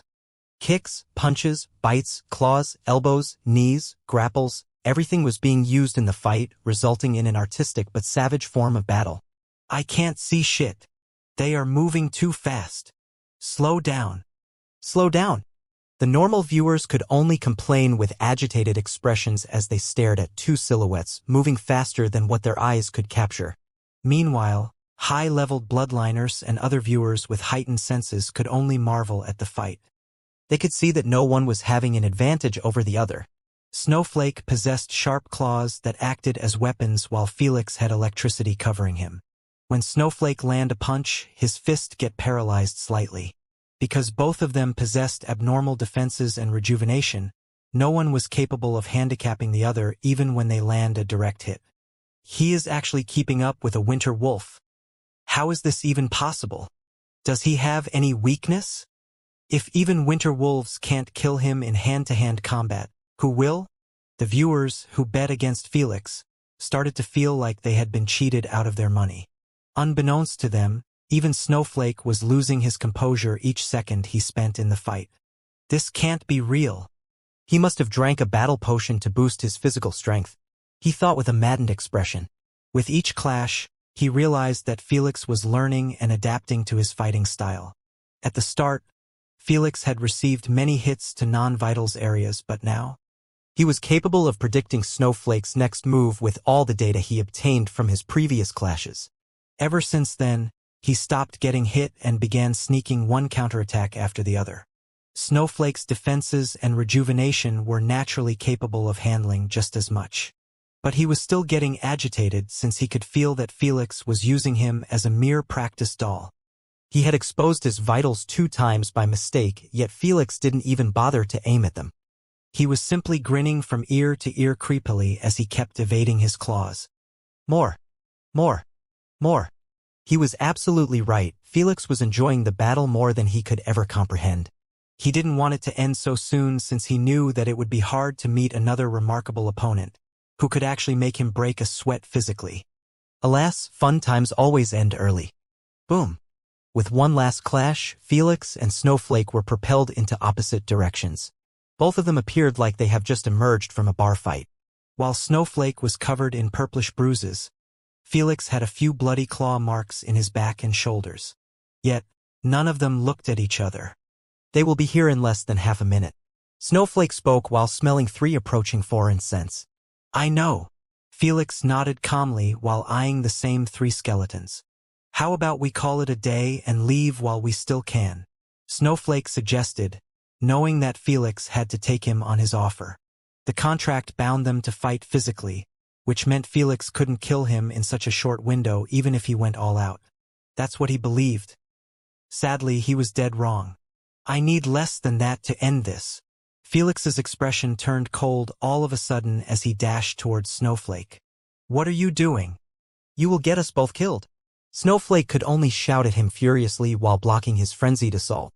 Snowflake understood that the moment those 3 players arrive here, they wouldn't hesitate to focus on them. After all, their conditions weren't optimal and the players weren't dumb to not take advantage of it. Alas, Felix thoroughly ignored his concerns and continued attacking him. Snowflake's agitation kept increasing with each second gone by, feeling like he would be ambushed at any given moment. Losing one's calm during such a high-paced fight was a fatal mistake that had only one result: giving out an opening. That's precisely what Snowflake ended up doing. Only this time, Felix wasn't going to ignore it. Bomb! A horrific uppercut landed straight on Snowflake's jaw. The blow was strong enough it caused the brain to bounce off the walls inside Snowflake's skull. Usually, this causes someone to lose consciousness, but Snowflake wasn't just anyone. The punch simply paralyzed him for a split second. Unfortunately for him, that was all Felix needed to commence a submission hold. Whoosh! Felix swung his right leg at Snowflake's neck. Instead of hitting him as hard as he could, he jumped in the air and placed his other leg on his neck too. Then he tightened his grasp on his neck and rolled into the ground, forcing Snowflake to fall down against his will. Then, he caught his extended arm and began pulling it as hard as he could. Before Snowflake could understand what Felix aimed to achieve by such a useless submission hold, Felix murmured, "Legs, arms, X2." Felix's legs and thighs began expanding bigger and bigger until Snowflake's face turned purple from getting suffocated by them. Crack, crack. In fact, the pressure they caused to his neck was so horrifying. His neck bone began fracturing bit by bit.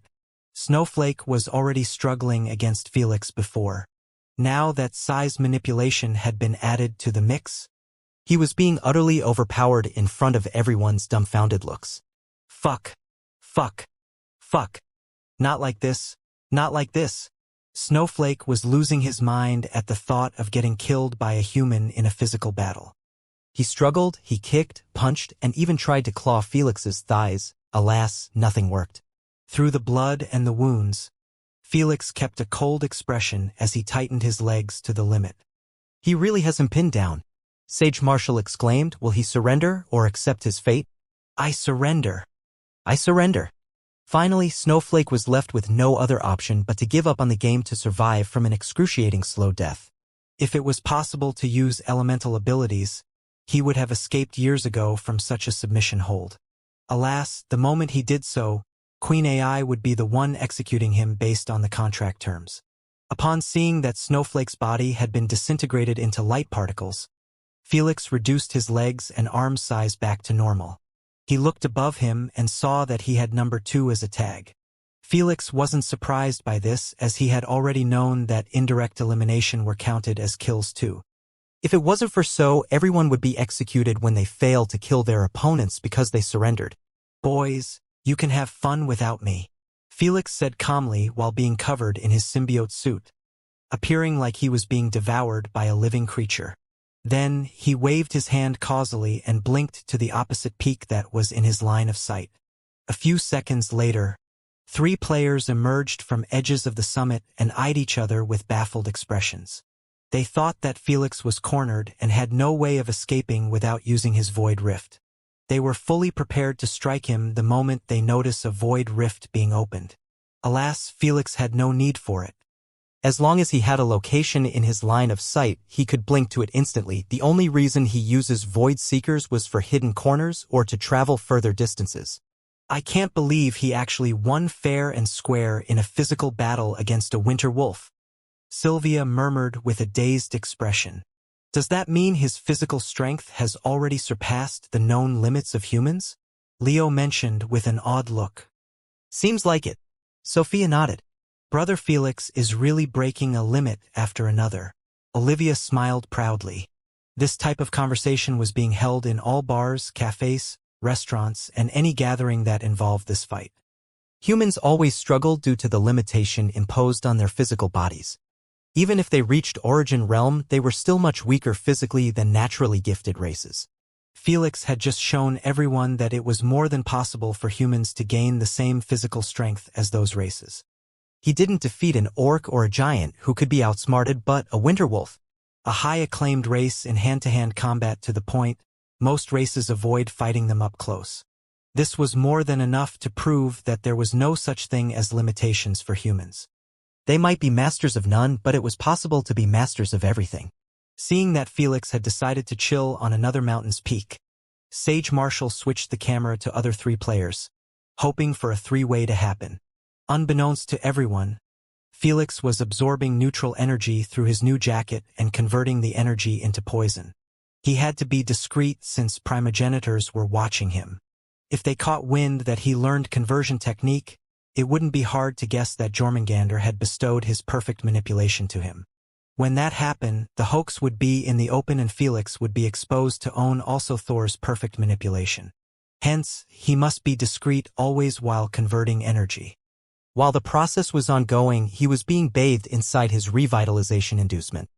His wounds were healed at a remarkable pace due to his rejuvenation being quite abnormal on its own. After he was back in shape, Felix beamed a large normal metallic pole and buried it deeply in the snow next to him.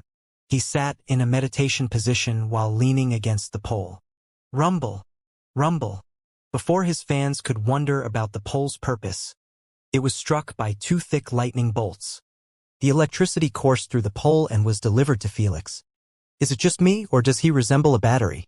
Which Naima commentated speechlessly while watching the game stream in a classroom with a few witches. First time I see someone wanting to get struck by lightning willingly. No wonder he has chosen to teleport to the mountain's peak. The witches and other fans figured out Felix's reasoning for picking the snowy mountain region. During the fight, he literally fought against two players in their preferable environment while he benefited nothing from it. Now, they understood that his aim was the thunderclouds, which acted as a way to help him recharge his lost electricity during his fights. As long as he was near them, he would never worry about running out.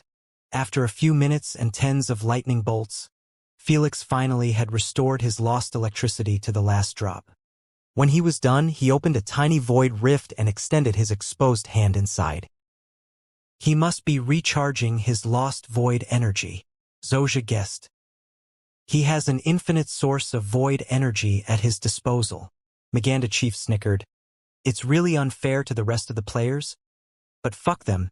They had plenty of advantages over us in the games and no one complained. Boo. Boo.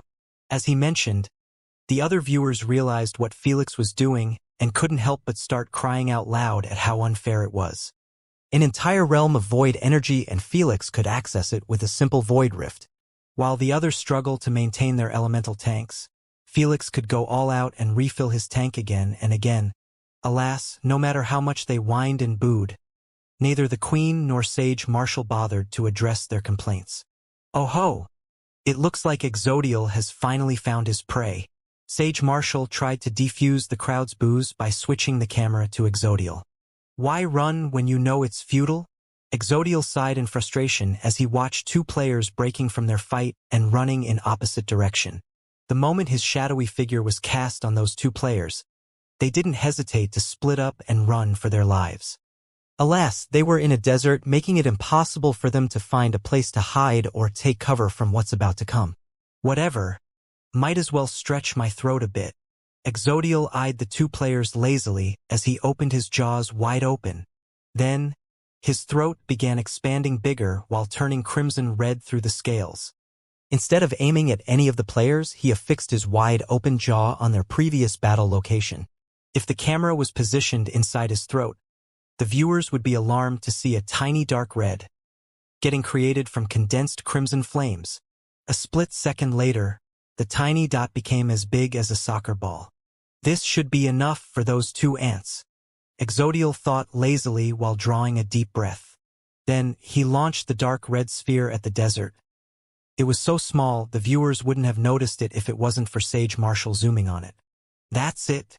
Before an ignorant viewer could comment at the cute size of the dark red sphere, the rest of his sentence refused to come out after the screen turned as white as snow. Boom! A couple of seconds later, a deafening blast rocked the entire stadium and was followed by the screen brightness fading away. What was left behind was a magnificent mushroom that touched the ceiling of the sky. It was high enough every player managed to see its magnificence. If nukes and plasma beams weren't banned from the games, the players would have assumed that someone had just triggered one. Honestly, they all wished that it was the doing of those heavy weapons. Alas, every one of them recognized that no one was capable of such mass destruction besides Exodial, the only red dragon in the game. They are really a living weapon. Felix stared at the mushroom with a serious expression. Dragons weren't feared and respected for no reason. Flame breath? That was for dragonlings and dragon babies. Adult dragons were capable of condensing their sacred flame to the point it could be considered as a plasma attack.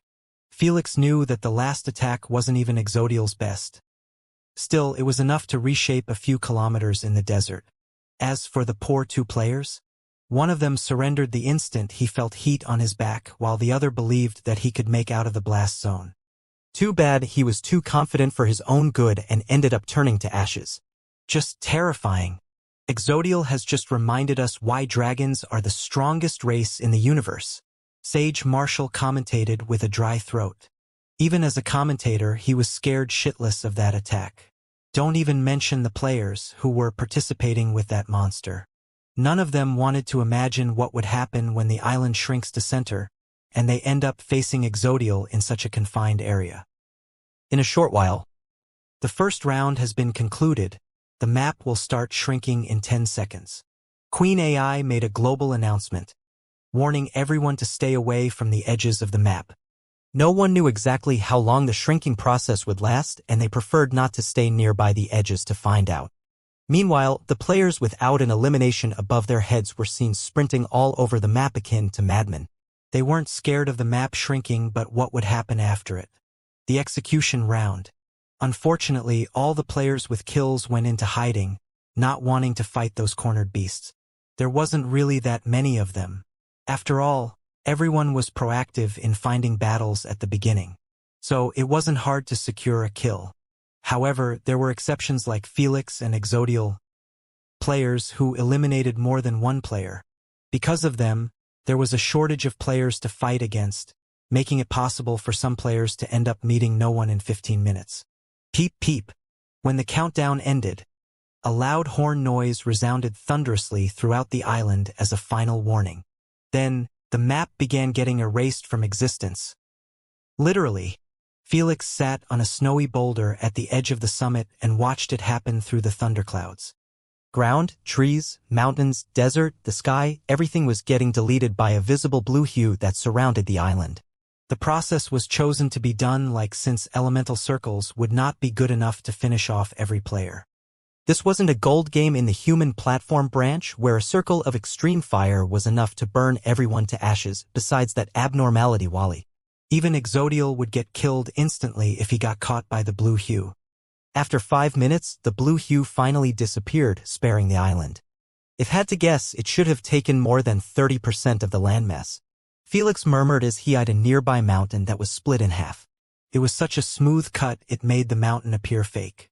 This had happened in all regions. Hell, the volcanic region had it worse. An entire quarter of the giant volcano was gone, leaving lava to spill into the void. 48. I guess no one died in it. Felix checked the numbers of remaining players and realized that it was still the same. Now, let's see how many will remain after the execution round. The moment Felix mentioned it, Queen AI sent out second global announcement. The execution round will start in 10 seconds. This announcement was even more terrifying for some players than the previous one. Only 10 seconds are left, it's hopeless. Sage Marshall shook his head as he eyed the poor 6 players without an elimination. They can only use a surrender coupon and leave while they still can. When the countdown reached 1, all of them disintegrated into light particles under the sighs of relief from their fans. They possessed surrender coupon and didn't greed on keeping it when a meeting with the Grim Reaper was literally 1 second away. Some viewers were disappointed when no one got executed, but it was expected in a Diamond Games. Deaths were quite rare since everyone had honed their survival instincts to help them avoid meeting their maker. When they get placed in games with a certain execution mechanism like this, they were given the opportunity to reject participating in it. Such opportunity was given only once per year since those players were diamond ranked and deserved such a treatment.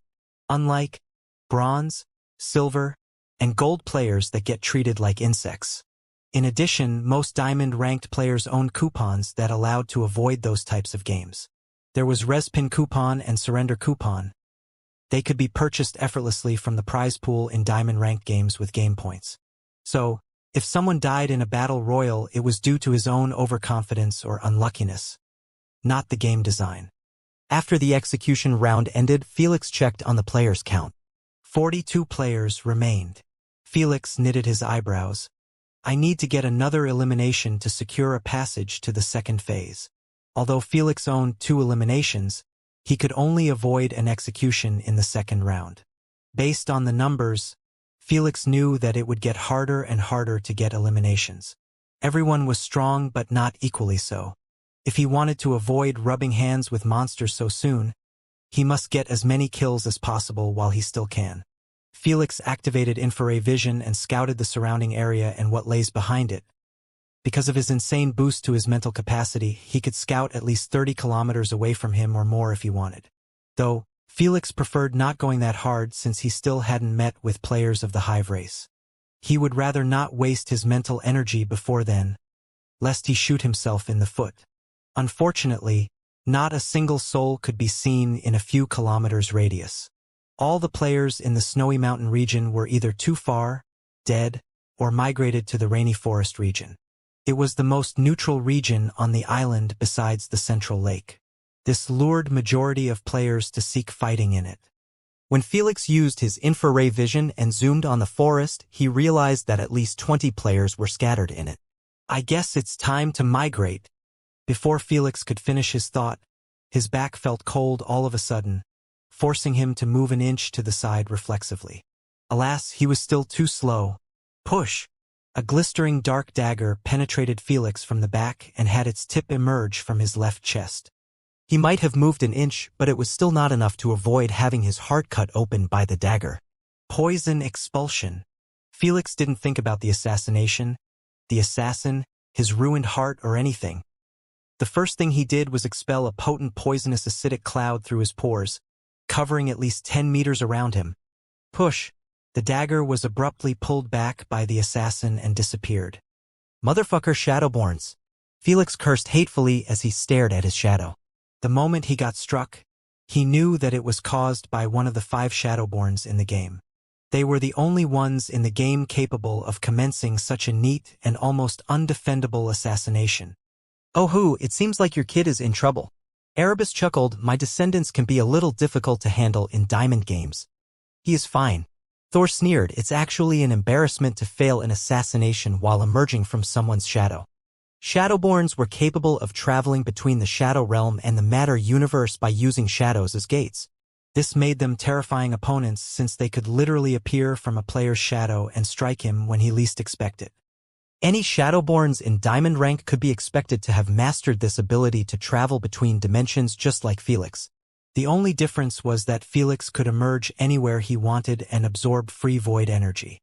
The Shadow Realm had plenty of natural treasures, but it wasn't filled with shadow elemental energy. Erebus wasn't that godly to create an entire realm and fill it with shadow elemental energy. Failed? He clearly slit his heart. Erebus said, "You are looking down on us if you think he will die by a mere slit to his heart," Jormungandr said as he eyed Felix pressuring his wound. Everyone thought that Felix's human heart was his primary vital spot, but they were dead wrong. His main heart was the Devourer's heart, and it was placed on his right chest. As long as it wasn't hit, he could recover from any wound caused to his human heart. As expected, the slit had been treated in a few seconds by his revitalization inducement and natural rejuvenation. Cough! Cough! The only thing Felix had to do was cough out the excessive blood caught in his lungs. How is this possible? Meanwhile, 2 pairs of disbelieving eyes were staring at Felix from within a shadow of a boulder. He was just planning on commencing a follow-up attack, knowing that Felix would be too wounded to defend against it. However, his instincts warned him that Felix was merely faking his weakened state. He had committed enough assassinations in his lifetime to recognize if someone was really hurt or just acting to bait him out. What stunned him was the notion that Felix was fine even though he slit his heart open. This almost never happened to him before. What do we have here? Phantom Eye has actually made a move on Landlord, Sage Marshall exclaimed after spotting Felix's condition. When he saw that Felix was chilling, he focused on other battles. Who would have known that he would be a victim of an assassination attempt? Sage Marshall replayed the assassination attempt to the viewers. When everyone saw that the dagger had slit Felix's heart, most of them rejoiced. In fact, the majority of the Federation members felt joyful inside while expressing a worried look on the outside. They all thought that he was done for. Some of them were already planning on how to benefit the most from his death. Alas, when the camera resumed on the live feed, Felix had to disappoint their ugly fantasies. I guess you are not coming out after all, Felix said coldly as he eyed the shadows that emerged with every thunderclap. The peak was gloomy and dark due to the thunderclouds, however. The occasional lightning strikes sure helped Phantom Eye. I have no idea how you managed to recover from that, but I am done with you for now, Phantom Eye replied with a creepy soft voice. Boom. The instant Felix spotted the location of the voice, he struck it with a lightning bolt from his palm. The boulder was blown out to pieces. But nothing much happened to Phantom Eye. Don't be too impatient, we will meet again very soon. Phantom Eye's voice faded into the background, leaving Felix with an unsettled heart. It didn't feel good to know that you were being targeted by a Shadowborn. Felix's vision was absolutely useless in this case since he couldn't see what's within the Shadow Realm. As for his interdimensional senses, Felix didn't know if it was oriented just for Void Realm or he could use it for other dimensions. Even if it was, he had no idea how to see the Shadow Realm when he didn't know how his passive actually worked. Phantom, I really left. Sage Marshall commentated. It seems like he intends to hunt another player for now. Felix understood that Phantom, I should have left him alone for now. After all, he would have his guard heightened against any other shadow assassinations. It was much better to aim for another clueless player than waste time waiting for another opportunity against Felix. Still, Felix didn't feel at ease. He was forced to increase his attention to nearby shadows from 10% to 40%. If it wasn't for that 10%, he wouldn't have been able to even move that inch and avoid a direct strike on his heart. Felix wasn't worried about joining Diamond ranked games for no reason.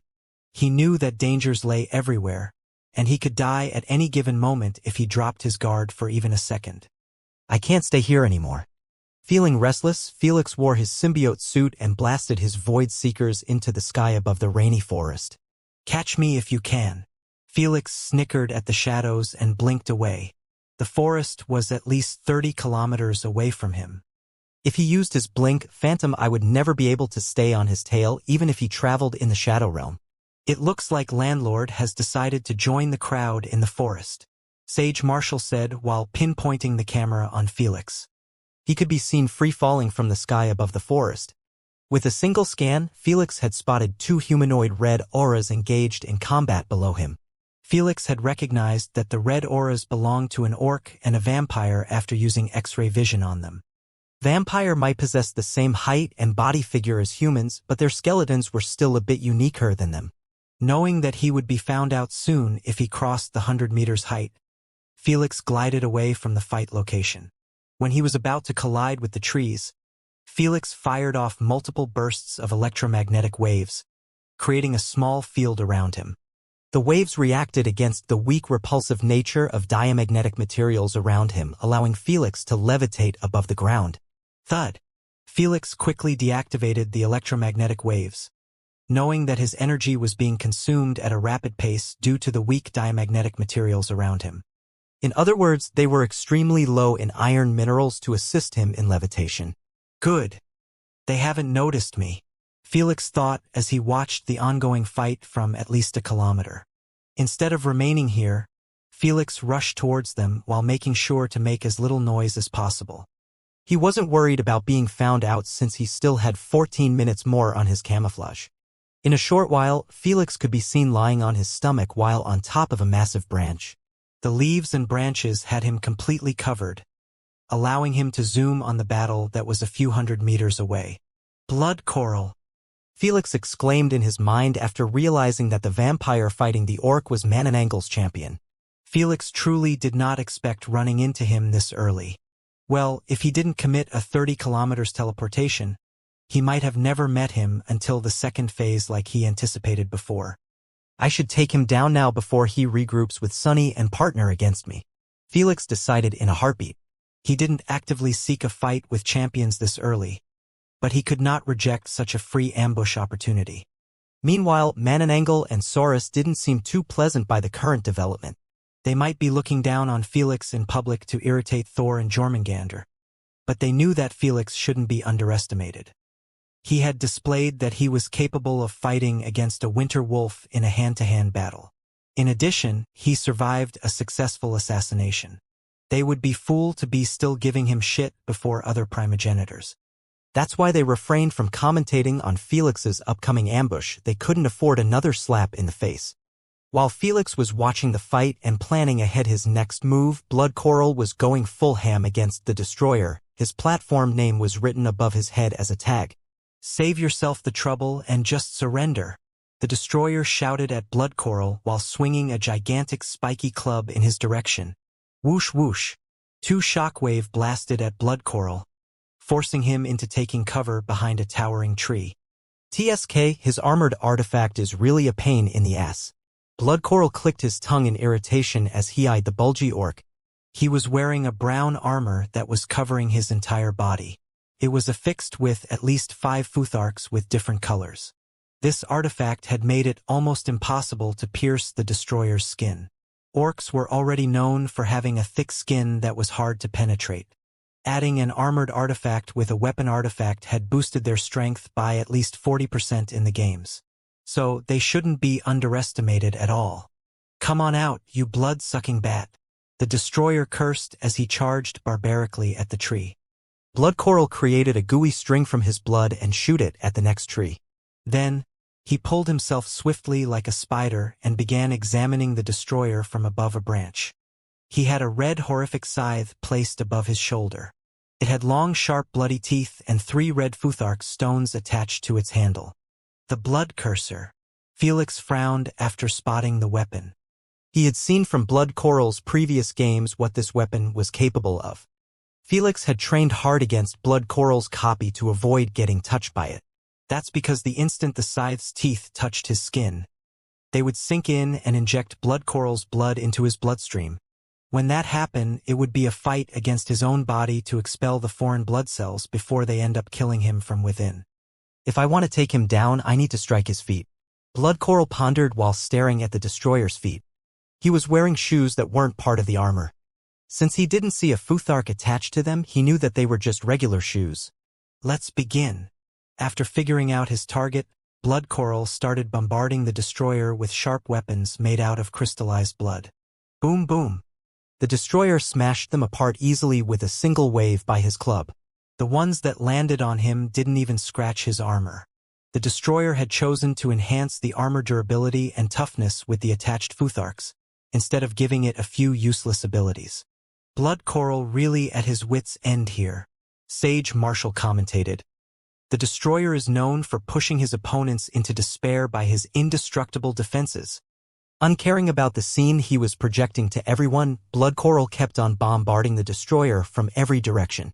The destroyer carried on breaking them apart into little pieces that fell on the ground.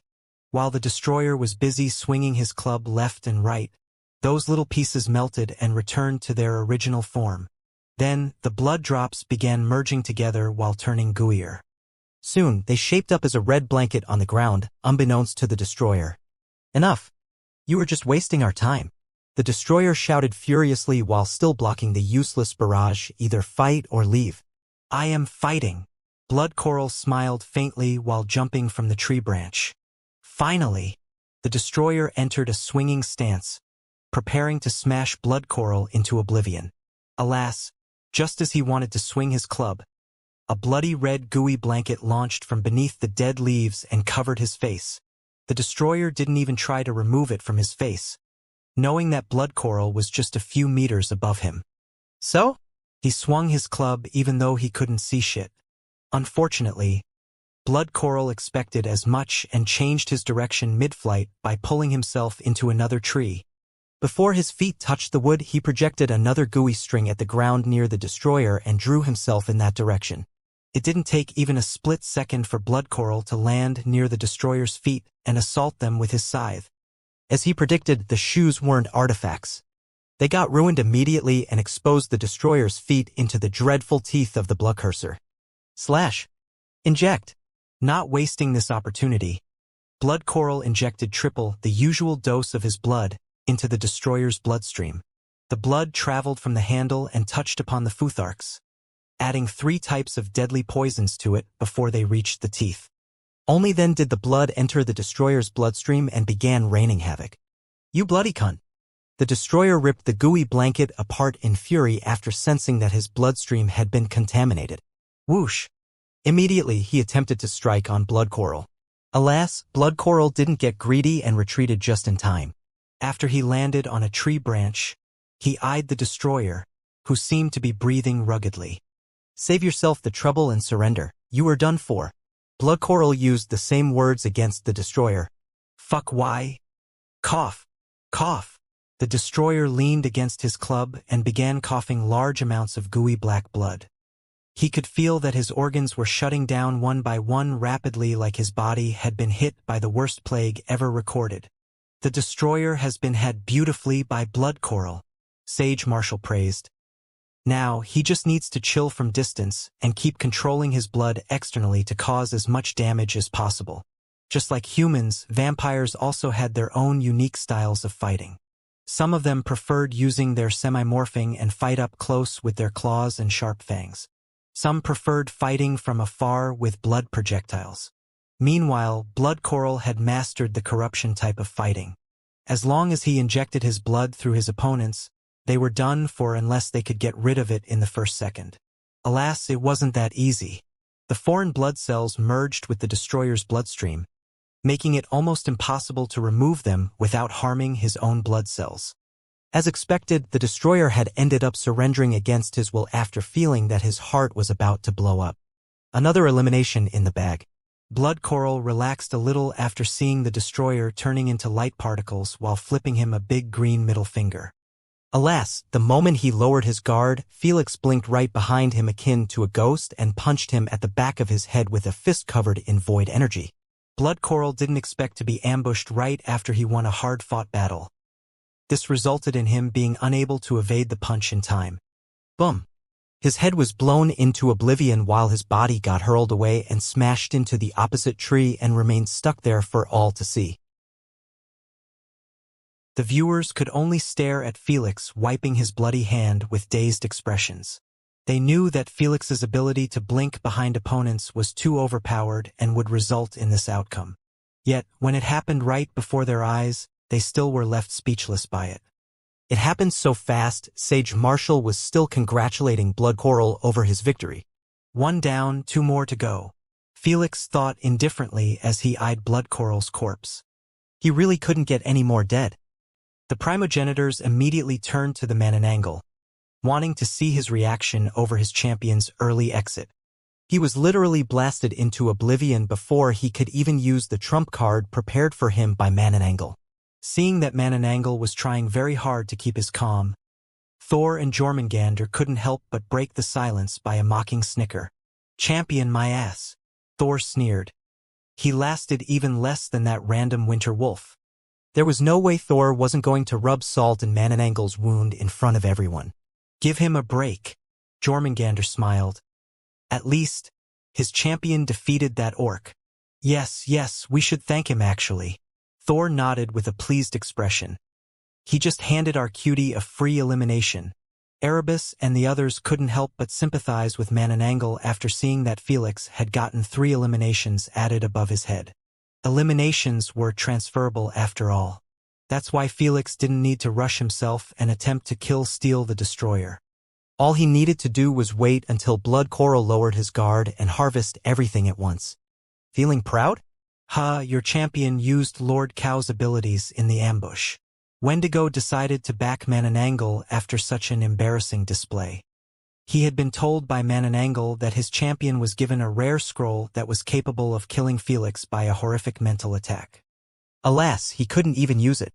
Most likely, even if he used it, Felix would be just fine. After all, his mental defenses had been boosted to an unfathomable degree. The Darkened faction had no idea about his visit to the Loftus Dust Kingdom or his void abilities. If they did, they would have strategized another plan against Felix or at least warned their champions about it. But now, they could only try to salvage what's left of Mananangle's face. It's actually quite humiliating. Saurus added to the fire, your champion has used Lord Cow's abilities more often than yours even though he has 2 limited manipulations. If I were you, I wouldn't have the face to brag about it. What he said did make some sense. If Felix killed Blood Coral by using poison or lightning, then his 2 masters had the right to brag about it. However, when he used void abilities, only Lord Cows could claim credit over this. Unfortunately for the Darkened faction, Thor had absolutely no shame whatsoever, while Lady Sphinx and Jormungandr were more practical. Cry me a river. A kill is a kill. Just be ready to cough out your treasures at the end of the game. They commentated at the same time, not giving a crap about his low-cost insults. Fucking shameless pricks. Saurus cursed under his breath. That's enough. We are just embarrassing ourselves more. Mananangle spoke with Saurus telepathically. The only way we can redeem ourselves is by having your champion win this game. Don't worry about that. Saurus smiled faintly. She can sense the distortion in space instantly. The moment that little shit tries to ambush her by his void blink, he will get himself killed. Felix's blink might appear like an instantaneous teleportation, but in fact it left a few markings that could be used as a giveaway. The moment he blinks, space get disoriented in his exit to prepare for his arrival. If Blood Coral's senses were heightened to the limit, he would have noticed the disorientation and evaded before Felix appeared. Too bad. Felix had chosen the perfect moment to ambush. It was known fact that almost everyone lower their guards the minute they won a hard fight. After all, fights required utmost concentration and attention. So, when it ends, it's expected to lose such peak concentration. Anyhow, Sunny was different. Heightened senses or not, she was a gravity elementalist. She was more sensitive to anything related to space, dimensions, and even time. I hope he blinks near her. Sora smiled coldly as he eyed Felix chilling above a tree branch. He will be delivering himself straight inside her gravity domain. Let's hope it goes that way. Wendigo frowned. We can't afford to lose 2 games against those buffoons. After Felix's successful ambush, he decided to lie low for now. He had 5 eliminations and that ensured his entry to the 5th round in the second phase. However, it didn't mean that he wouldn't be looking for free targets in the forest. Sunny and Exodial have been placed in the desert region. Felix wished. It will be best if they fought against each other before we meet in the lake. Exodial had been pretty active in the desert. Felix knew this due to the terrorizing explosions occurring periodically. If he had to guess, most of the players should have been forced to migrate to another region, fearing for their lives. He was completely right. Only Exodial and Sunny are left in the desert region. Sage Marshall gave a forced laugh. Exodial have really kicked everyone from an entire region. When the camera was spotted on Exodial and Sunny, one was seen flapping his humongous wings towards the volcanic region, while the other hovered towards the rainy forest. Unluckily, they didn't cross path as Felix hoped for. Before long, the second round ended and the map began shrinking yet again, forcing the remaining players to edge closer to the center. As before, the execution round didn't take anyone. In fact, all the remaining players had the correspondent kills to survive it. Still, only 19 players remained on the island. When Sage Marshall highlighted all of them in the screen, some had more eliminations than the others. Regardless, the lowest elimination score was 3 and the highest was 6. Surprisingly, it belonged to Phantom Eye. He had gotten such numerous elimination due to killing one of his own inside the Shadow Realm.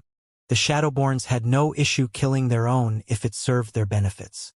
Since this was a battle royal and only one player was going to win it, Phantom Eye decided to act first and get rid of one of his brothers. Erebus was more than happy about it since his descendant was topping the charts in a game for other Primogenitors champions. I am starting to think that my descendants might actually clutch this game. Erebus chuckled. Keep dreaming. Sora snickered. He can't even assassinate my champion or Charuf's champion. Since the start of the game, neither Sunny nor Exodial had landed on the ground. One was flying continuously and the other was immune to gravity, making her levitate freely in the sky. How could Phantom Eye assassinate either of them when their shadows were cast on the ground? He already tried and failed to kill little Felix. Thor added as well, trust me when I say that he will never succeed again. You guys are just being haters. Erebus grinned, we will see who will emerge victorious at the end. Oh? What do we have here? Aspidocalone raised his eyebrows in surprise after noticing that Sunny was moving in Felix's direction. She had just entered the rainy forest, so she was still tens of kilometers away from him. However, she was moving towards his location like she could see him. Based on her speed, she would reach him in 20 minutes at best if she wasn't interrupted. Speaking of the devil, the instant Sunny crossed a few kilometers through the forest, she was intercepted by an Exonian. He was standing above the tip of a tree while donning a Dumaru and carrying a sheeted katana on his belt. Unlike the executioner in Felix's previous game, this Exonian was carrying a real katana. It was an artifact that had 3 gray futharks engraved on its blade. An Exonian with his real katana was a whole new level of terror compared to the executioner. Lady Sunny, shall we have a go? The Exonian bowed his head respectfully. Are you certain, Mr. Celerity? Sunny titled her head to the side as she said softly, your speed means nothing to me. I know it will be a hard battle. Mr. Celerity eyed Sunny with a serious expression, that's why I am seeking it. How can I restore my race's lost honor if I hide from the strong and fight the weak? Well said. Sunny smiled faintly. I hope you won't regret your choice. Never. Never. Whoosh. The moment Mr. Celerity said so, he fell from the tree uncontrollably, hitting every branch on his way to the ground. Thud! In a few seconds, he smashed into the ground and remained affixed on it like he was carrying a mountain on his back. Impossible, I was 100 meters away from her. Mr. Celerity exclaimed in disbelief as he kept eating dirt against his will. He knew that Sunny's external manipulation range shouldn't be more than 60 meters. At least, that's what she demonstrated in her previous game. Sunny had struck first, Sage Marshall shouted. Who would have expected that her external range to be already at 100 meters? Come on now, Mr. Celerity. Sunny spoke with a frustrated expression. Don't tell me that's all you have? I merely increased gravity level by 10 folds. She might have made it sound like it was nothing, but Mr. Celerity was truly struggling to stand up on his feet. Still, he wasn't that incompetent. After a few attempts, he finally managed to adapt to the gravity level and stand back up. Alas, just as he attempted to escape from the affected zone, Sunny snapped her finger casually. Then, Mr. Celerity became a weightless feather floating into the air after the gravity force been turned into zero. Before he could get used to it, Sunny returned the gravity force to that hellish level. Mr. Celerity could only eat dirt again while thinking of ways to escape from such a shitty experience. His stomach was turning upside down while his head was starting to feel dizzy. Unfortunately, Sunny seemed quite bored and decided to entertain herself with him. Thus, she kept switching between the gravity force levels playfully until Mr. Celerity was forced to vomit against his own will. Sunny had just demonstrated that it didn't matter which player was against her, no one was capable of dealing with gravity properly. I told you that you will regret it. Sunny sighed with a disappointed expression before floating away, leaving Mr. Celerity completely unconscious in his own vomit pool. He had lost the moment he miscalculated her external manipulation range and was caught within her gravity domain. Luckily for him, she didn't even bother to kill him. She simply kept traveling on her journey through the forest, heading towards Felix. Sunny's gravity manipulation is really on another level compared to other Astrians. Sage Marshall commentated on such a one-sided humiliation. He knew that Mr. Celerity must have practiced against Gravity Elementalist and knew what to expect. Alas, Sunny was on another level. No other Astrian in the game was capable of increasing gravity in a zone by 10 folds from at least 100 meters. Even Felix wasn't capable of controlling poison externally from such a far distance. His affinity wasn't that monstrous yet to feel poison particles that far. It seems like Saurus has assisted her in improving her affinity drastically after the previous game. They're commentated with a serious expression. Indeed, Felix will struggle immensely if he fought her based on the intel he had on her. Lady Sphinx supported. No wonder Saurus never seemed worried about her even when he saw Mananangle's champion fate. Jormungandr said, they ought to feel a little distressed about Felix's incoming fight against Sunny. He was already struggling to win against her copy in the UVR based on her previous game data. Now, she had improved drastically to the point she was capable of playing with a proud Exonian from 100 meters. Still, they merely felt a little distressed, not completely being convinced that Felix was going to have his ass handed to him by her. None of them forgot that Felix owned an ultimate ability that was desired by even primogenitors. The moment Felix decided to use it, no one would be capable of killing him. 15 minutes later, the fourth round started under the cheers and excited yells of the viewers. The island had already been shrunken to the point only a few kilometers of each zone were still standing proudly. Since this was the second phase, the time between the rounds had been reduced to merely 10 minutes. This was going to put immense pressure on the players to resume their hunt and secure an elimination to avoid the execution, especially when most of them owned 3 eliminations. For now, only 1 player had been removed in the final round, bringing the total of the players to 18. In fact, it was Mr. Celerity who decided to surrender after being spared by Sunny. His pride and honor had made it impossible for him to bear continuing playing the game after such an embarrassing display. Meanwhile, Felix could still sit out until the 5th round if he wanted since he had 5 eliminations. Nevertheless, Felix wasn't planning on doing so. He had taken a long break already. Let's see who will be my next victim, Felix thought as he pushed his infrared vision a bit further. Since the rainy forest had only a few kilometers left in its landmass, it wasn't that hard to cover it entirely. Soon, Felix found out that only 7 players remained in the forest. Either the rest moved to the center to get a head start or moved to the other regions after it got too crowded. Felix reasoned while examining the remaining players. Huh? Is that Sunny or one of the other 2 Astrians? Soon, Felix managed to spot a humanized red aura with a set of wings flying in his direction. He knew that no one in the game had such a unique shape besides the Astrians.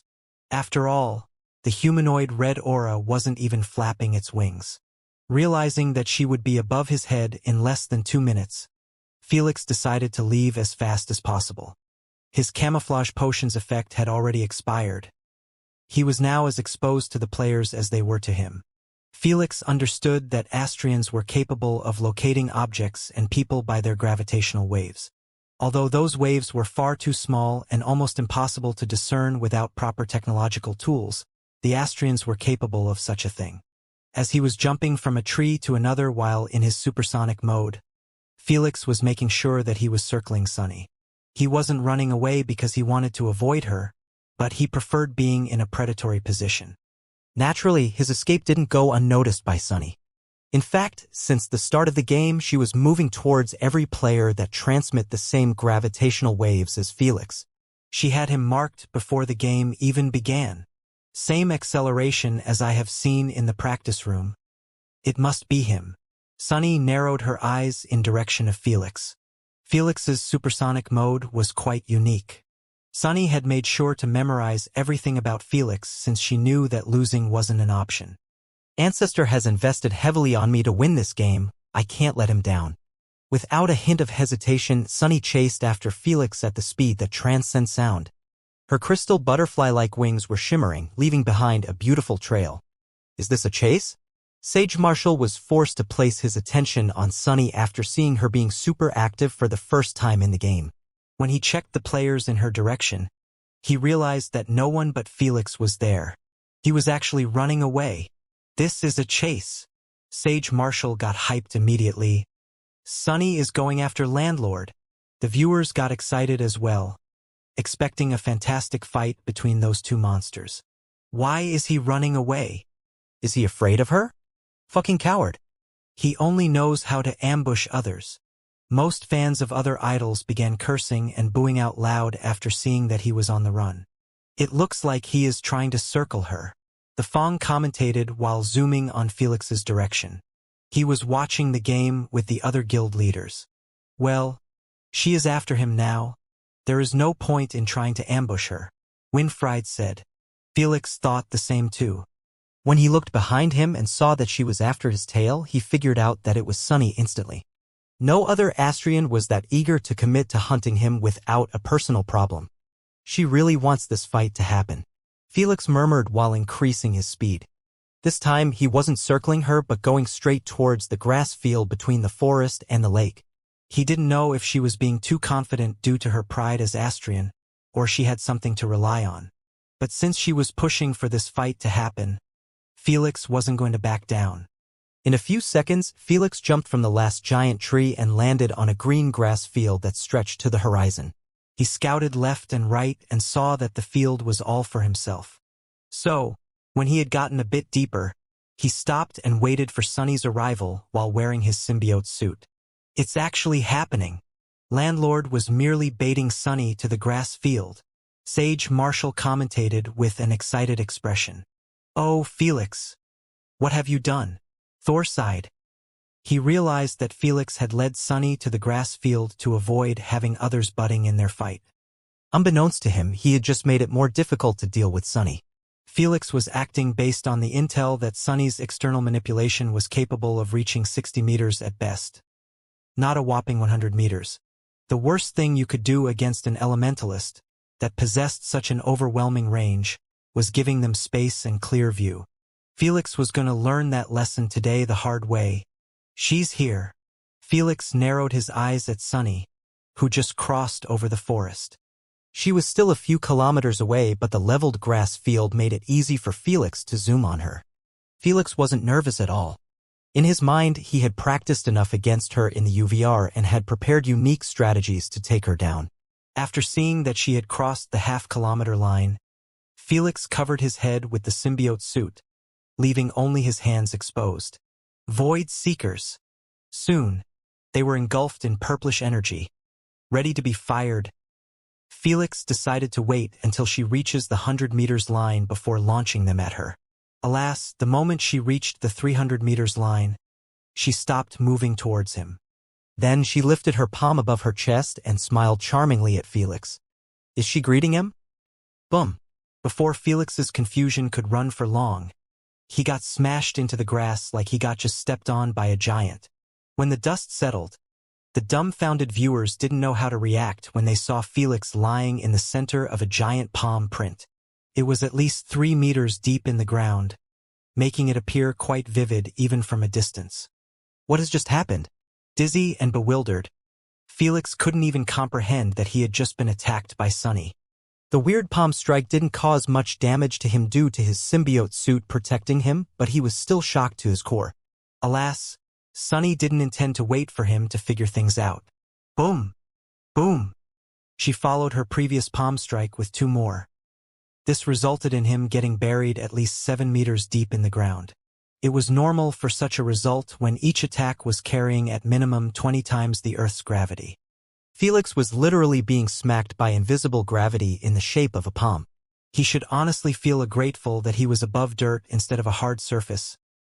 Otherwise, the outcome wouldn't be just a pretty palm print. Meanwhile, the viewers were still unable to process what had transpired, just like Felix. They were already shocked silly by Sunny's 100 meters range, thinking that she was a monster for reaching such a height at a young age. But now, she just demonstrated her real range. It was truly mind-blowing. 300 meters range, I can't believe it. Sage Marshall expressed with a disbelieving look. Only Radiant-ranked players and above possessed such an unfathomable range. Even Lady Sphinx, Thor, Jay, Ramungander, and the rest of the primogenitors were surprised by Sunny's external manipulation range. They knew that she was still young and shouldn't have gotten this level of improvement, unless her elemental affinity was monstrous while receiving significant help from Saurus. Holy, I don't even want to imagine how many resources and time you invested to get her this far. Erebus expressed. A lot. Saurus chuckled while eyeing Thor and Jay, Ramungander's worried expression, but it was worth it. Before, Thor and Jay. Ramungander merely felt bothered that Sunny had enhanced her range to 100. It was surprising, but they were confident in Felix's ability to win against her. But 300 meters? That's a whole new level of terror. To put it into perspective, Felix's poison external manipulation had a range of 20 meters. Yet, he was still proud of it because it wasn't easy to increase the range. Felix had never thought that he would fight against someone with such a level of mastery. At least, not until he climbs to the Radiant rank. Yeah? He was just being pushed deeper and deeper into the ground without a single reaction. He was utterly overwhelmed. How the fuck am I supposed to fight someone from 300 meters?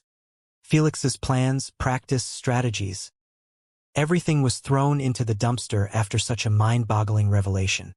300 meters, it sounded like a short distance that Felix could cross it in a second with his supersonic mode. But Felix knew that regardless of what speed he moved at, Sunny was going to have the entire 300 meters diameter on a gravity lockdown. In other words, it was her gravity domain and Felix would be her bitch anywhere on it. How could he sprint if there was zero gravity? How could he launch anything at her when it would be brought down to the ground by increased gravity? Even if he blinked behind her and tried to assassinate her, Felix knew that it would fail horribly. He was informed by Lady Sphinx that Astrians enjoyed sensitive senses to space distortions. This entailed that the moment he blinked, Sunny would be preparing a surprise for him at his exit point. As for Void Domain, Felix's maximum range was 100 meters, and he couldn't move with it since he needed to keep his hand within the Void Realm to sustain it. At the moment, it was the perfect defensive ability that would protect Felix from literally anything. But as offensive ability? It was as useless as a knitted condom. He had already figured out that he was unable to make smaller versions and launch them as projectiles. The instant he lost contact with his void domain, it disappeared for some reason unlike his other abilities. So, Felix was truly at his wit's end here. Boom! Let's get the fuck out of here before thinking of something. Although he was under an insane gravitational force, Felix still managed to turn his head and stare at the blue clear sky. Then, he blinked a couple of kilometers above the ground, finally escaping from that horrid gravitational pressure. Thank God Landlord possessed a teleportation ability. Otherwise, he would have been stuck for eternity there if Sunny wanted. Sage Marshall expressed while pointing the camera at Felix, who was free-falling. Sunny had noticed his escape too due to his gravitational waves giving him away. Whoosh! Not giving Felix a break, she flew towards him, hoping to intercept him in his fall. God damn it!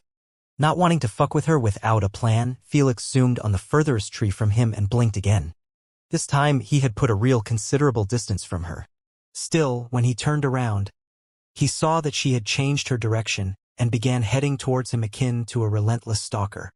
This had assured Felix that regardless of where he blinked, she would always be after him. If it was any other champion, this might seem excessive, but this was Saurus's champion. It wasn't far-fetched to assume that he was being hunted based on his orders. Ha ha! Is that all he got? Seeing Felix's cowardly actions had truly delighted Saurus. Unlike your retarded champions, Felix knows when to retreat and when to strike. Thor snickered. Don't be rush. Your champion's death is drawing faster than you expected. Alas, if only Felix's actions supported Thor's overconfidence in him. He was still running from Sunny while using supersonic mode, making him get booed by the majority of the viewers. Even Felix's fans felt a bad taste in their mouth at the sight of Felix escaping with his tail between his legs. They were used to watching him demolish everyone in his path, either through his wits or fists. There was never a player who forced him to such a disgraceful scene. Honestly, Landlord did the right thing. Sage Marshall defended Felix with a heavy sigh. Fighting against Sunny is the same as fighting against a Radiant player. She might be lacking in other departments, but her external manipulation is as terrorizing as theirs. Don't forget that he is just a Platinum player. Sage Marshall, it is already a great achievement to fight against Diamond-ranked players. Don't even mention a Radiant player. What he said did make sense and was completely logical. Alas, it didn't change anything, though. The other viewers just wanted to mock Felix while his fans were traumatized by seeing him running away for the first time. Will Felix be all right? Olivia asked with a worried tone as she watched Sunny chasing after him like a homing missile. It's Felix. He knows what he's doing. Sylvia tried to comfort her, but she was also getting slightly worried at him. She couldn't even fathom how it was possible to fight against someone who was capable controlling gravity from 300 meters. Gravity wasn't like ice, poison, or fire. It was everywhere on the island, allowing Sunny to control it externally without needing to use her elemental energy. That was just too terrifying.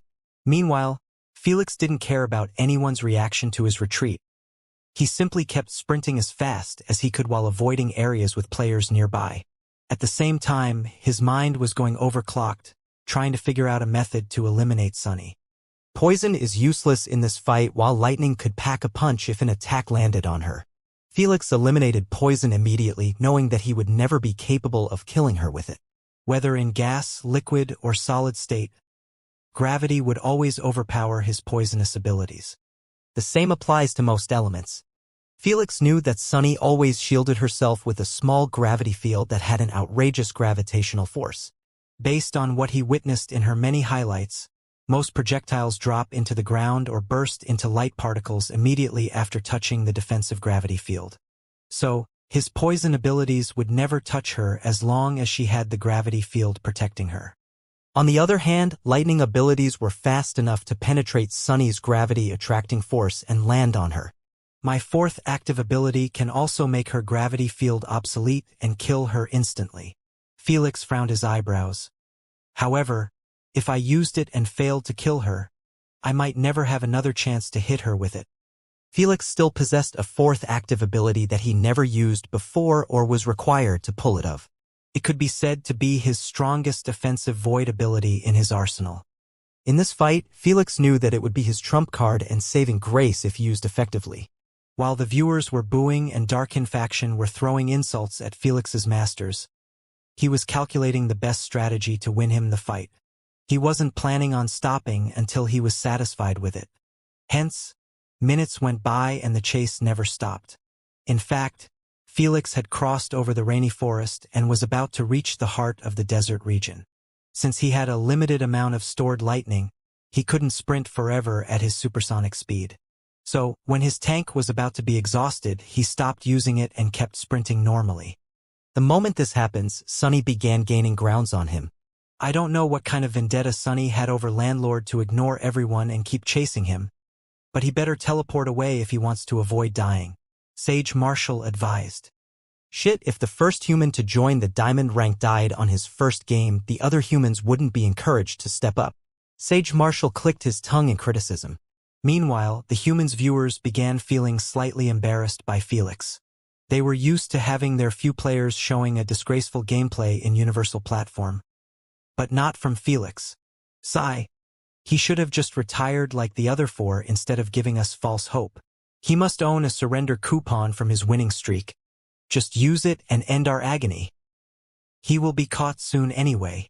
I doubt it, he still had his teleportation ability. If he wanted, he can taking her on a ride across the entire island for hours. Almost everyone believed that Felix's strategy was to tire Sunny out by using his speed and teleportation. When she gets bored from chasing him, she would switch to another target. It was a shameful plan, but it would work eventually. After all, the execution rounds would force Sunny to focus on other victims. Just as they began thinking that Felix intended to run forever, he suddenly turned around and blinked a few meters next to Sunny. He shocked everyone by his abrupt assault, but not Sunny. Boom! The instant he appeared, he was smacked into the desert by a gravity palm. As expected, a gift was waiting for him at his exit even when he blinked abruptly.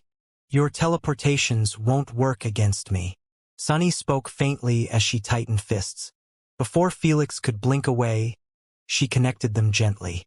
Simultaneously, Felix felt like a god had just punched him from below and above. That's what happened when you get hit by a gravitational repelling force and attracting force at the same time. One was pushing the other. Felix being in the middle felt like he was in a grinder. Since it was impossible for gravity to repel something, Sunny had to get creative and use her elemental energy to achieve the opposite effect of gravity. It was impossible for her to change the laws of the universe, but when it came to elemental manipulation, it was doable. Boom. Boom. Just like a ball in a ping-pong table, Felix was being punched around by invisible gravity fists, coming from every direction. Every time, Felix attempts to adapt to her punching sequence, his efforts ends up in vain when she turns gravity force into zero, giving him a horrible feeling in his stomach. Just blink away and surrender. You can try again next game. It's hopeless. No one can kill her beside Exodial. His ego is going to get him killed. His fans lost faith in Felix's making a comeback after seeing him being played like this. When he blinked inside her gravity domain, they were all hopeful that he did so with a plan in mind. They watched Felix for a very long time to understand that he was always fighting with a strategy in place. But after seeing such a one-sided thrashing, they lost hope for the first time. In their eyes, only Exodial was capable of killing her. After all, a single condescent fire sphere was enough to delete her from existence, not caring about her gravity domain.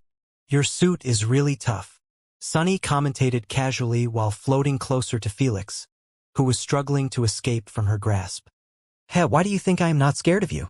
Felix sneered telepathically. It wasn't easy to secure a symbiote suit since there wasn't enough to go around. Felix had to ask a favor from Queen Allura to reserve one for him by using her established connection. It might be uncomfortable and heavy to wear, but when it came to its defenses, it was 10 times better than his obscured suit.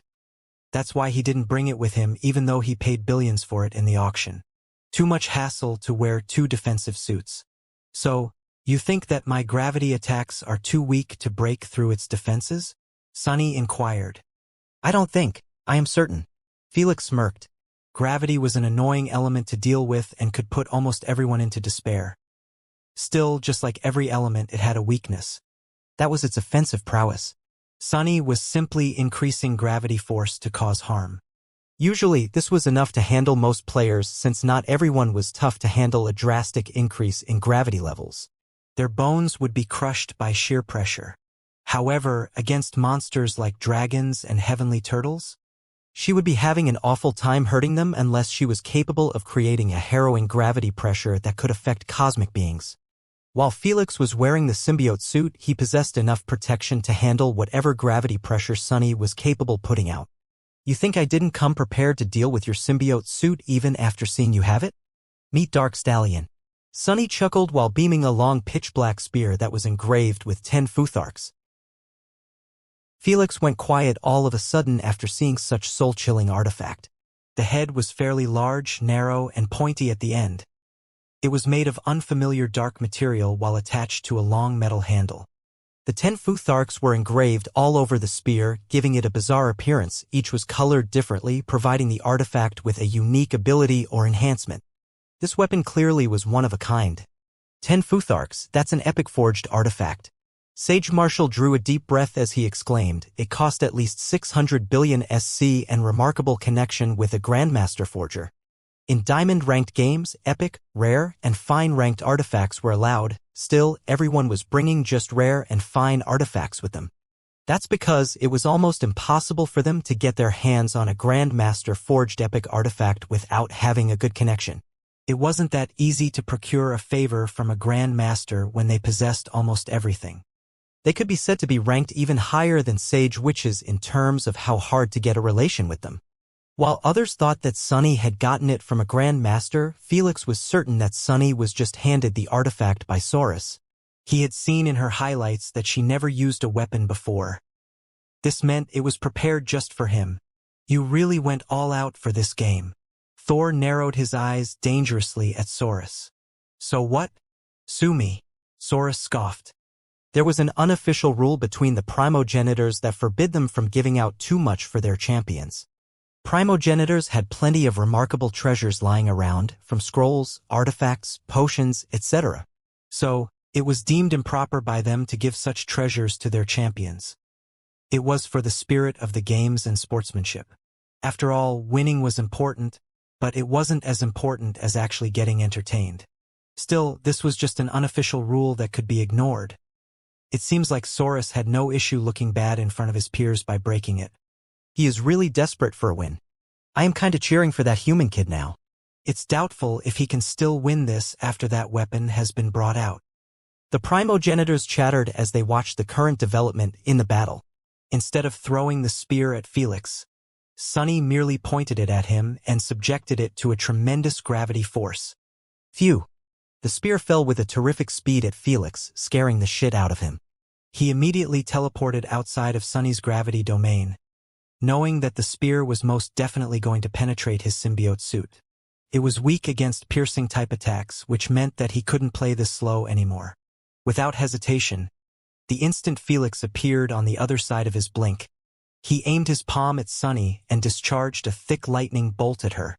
CLZ. It moved so fast it landed on Sunny before she could react against it. A direct strike. Sage Marshall shouted in surprise, not expecting that Felix's aim could be good enough to hit Sunny from such a far distance. When Felix's fans saw that Sunny was emitting smoke, their eyes brightened up in delight. Alas, before their hope could be restored, Sunny brushed off the smoke like it was nothing. As expected, Felix smiled bitterly after seeing that she was wearing a tight silver armored artifact underneath her dress. It was engraved with 3 lightning resistance futharks, boosting her elemental defenses to a whole new level against Felix's lightning abilities. What the fuck is this crap? Malik couldn't help but lose her shit and curse loudly. She's literally geared against Sir Felix. Nikki expressed hatefully. Did he screw her over and bailed on her or what? This is too much preparation against him when there are literally 98 other players. Eric banged the table furiously. The entire squad felt that Sunny had taken it too far with her preparation against Felix. A spear with enhancing penetrative futharks and an armor with lightning resistance futharks. Even an idiot could see that something was going on behind the curtains between those two. Alas, they had no idea about the Champions Games and could only speculate on what Felix had done to Sunny to end up being treated like this. "Will you surrender now?" Sunny smiled at Felix while having the dark spear hovering around her. In her eyes, she had Felix completely countered. Poison was useless due to her gravity. Lightning was useless due to her armor. Symbiote suit was useless due to her weapon. Lastly, void abilities were useless due to her sensitivity to space. What else could be done? What else could Felix think of to beat her? At least, everyone else was completely stumped and believed that Felix had no other option but to surrender or buy time by teleporting away continuously. "Aren't you worried?" Mistress Candace asked Asna while serving her a drink. Asna was chilling near a pool Lady Sphinx's house while watching the stream live. She seemed carefree and at ease, like Felix wasn't going through one of his hardest battles ever. "Nope," Asna replied causally while taking a sip. "My Felix will come on top eventually, no matter how the odds are stacked against him." It looked like only Asna had this absolute blind belief in Felix's capabilities. She spent the longest time with him and gone through much shittier situations. As she assumed, Felix didn't retreat again. He discharged another lightning bolt at Sunny while at the same time blinking near her. Sunny got her sight hindered by his attack, but she didn't really rely on it to figure out Felix's exit point. Boom. So, she ignored the smoke and delivered a gravity palm at Felix's exit point, resulting in him getting smacked in direction of the ground. However, before he reached it, Felix aimed his hand at Sunny with great difficulty and projected another lightning bolt. CLZLZLZ. If Sage Marshall slowed his attack in the screen, the viewers would notice that the lightning bolt was wrapping a tiny bit as it traveled towards Sunny. "You are just wasting our time," Sunny said calmly while blasting off her dark spear at Felix. "Phew." Felix ignored her and blinked in the opposite direction. Then he discharged a lightning bolt at her yet again. Alas, the same outcome emerged. Felix on the ground while the dark spear heading towards him at a supersonic speed. For the next half a minute, the same sequence of fighting was on a repeat. Even the dullest viewers started predicting Felix's next move. "Sigh, the fight is pleasing to watch, but it just feels useless, like it will result in nothing," Sage Marshall commentated while shaking his head in disappointment. When he saw that Felix refused to admit defeat, he honestly expected a miracle to occur. Felix's fans, who were used to Felix making astonishing comebacks, knew that a miracle wasn't far-fetched in his situation. Sadly, the current fight screamed of desperation and hopelessness. Even Sunny began to feel irritated by Felix's teleportations and getting zapped once in a while. Sure, the armor helped her absorb most of the electricity, but it still hurt a bit. So, the instant Sunny saw Felix blink to another location, the first thing she did was move slightly to the side, wanting to avoid getting hit by his incoming lightning bolt. Ha! However, instead of a lightning bolt greeting her as always, Sunny felt an intense fluctuation in space around her location. Shit! Without an ounce of hesitation, Sunny dashed swiftly away, not caring about attacking Felix. Good thing she trusted her instincts and moved away. Otherwise, she would have been split in half after a void rift got opened in her previous location. What a twist! Sage Marshall immediately hollowed in excitement. Landlord has used his void rift as an offensive ability. The viewers were shocked by it, not expecting that a void rift could be used to attack someone. Meanwhile, the primogenitors sighed in disappointment. Was this his reason for repeating his attacks? Trying to get Sunny to lower her guard, then kill her with a void rift? Saurus scoffed in derision. He really has grown dumber in the past 4 years. Who could blame him for thinking like this? It was an established fact by now that Sunny could sense fluctuation in space. So, she would be truly a moron to be hit by a void rift when the fluctuations it made were quite intense. "So, this was your final act?" Sunny spoke with a tone filled with ridicule after seeing that Felix was displeased by his failed attempt to kill her. She was always on her toes even when she held all the cards in her hand and Felix seemed at his wit's end. She had watched enough highlights of him to understand that he was an intelligent and quite cunning player. So, she always expected him to make a final attack and was prepared to evade it. "Let's see you continue bubbling after this." Felix ignored her mockery and opened another void rift on her location. Alas, just like before, she easily dodged it. Still not giving up, Felix kept opening void rifts one by one each time she stopped. It got to the point, more than a 50 void rift from all different sizes were opened in a single area. "Are you done?" Sunny said with a disdainful tone while eyeing Felix breathing ruggedly on the ground. He had his arm inside a void rift, clearly fueling up his lost energy after such a useless attempt to take her down. "Oh no! Landlord is out of void energy," Sage Marshall shouted. "He can't use his blinks anymore." Without blinks, Felix was like a mouse inside Sunny's gravity domain. Felix's fans all knew so, making them hollow at him with tearful eyes. "Just surrender. You did more than enough."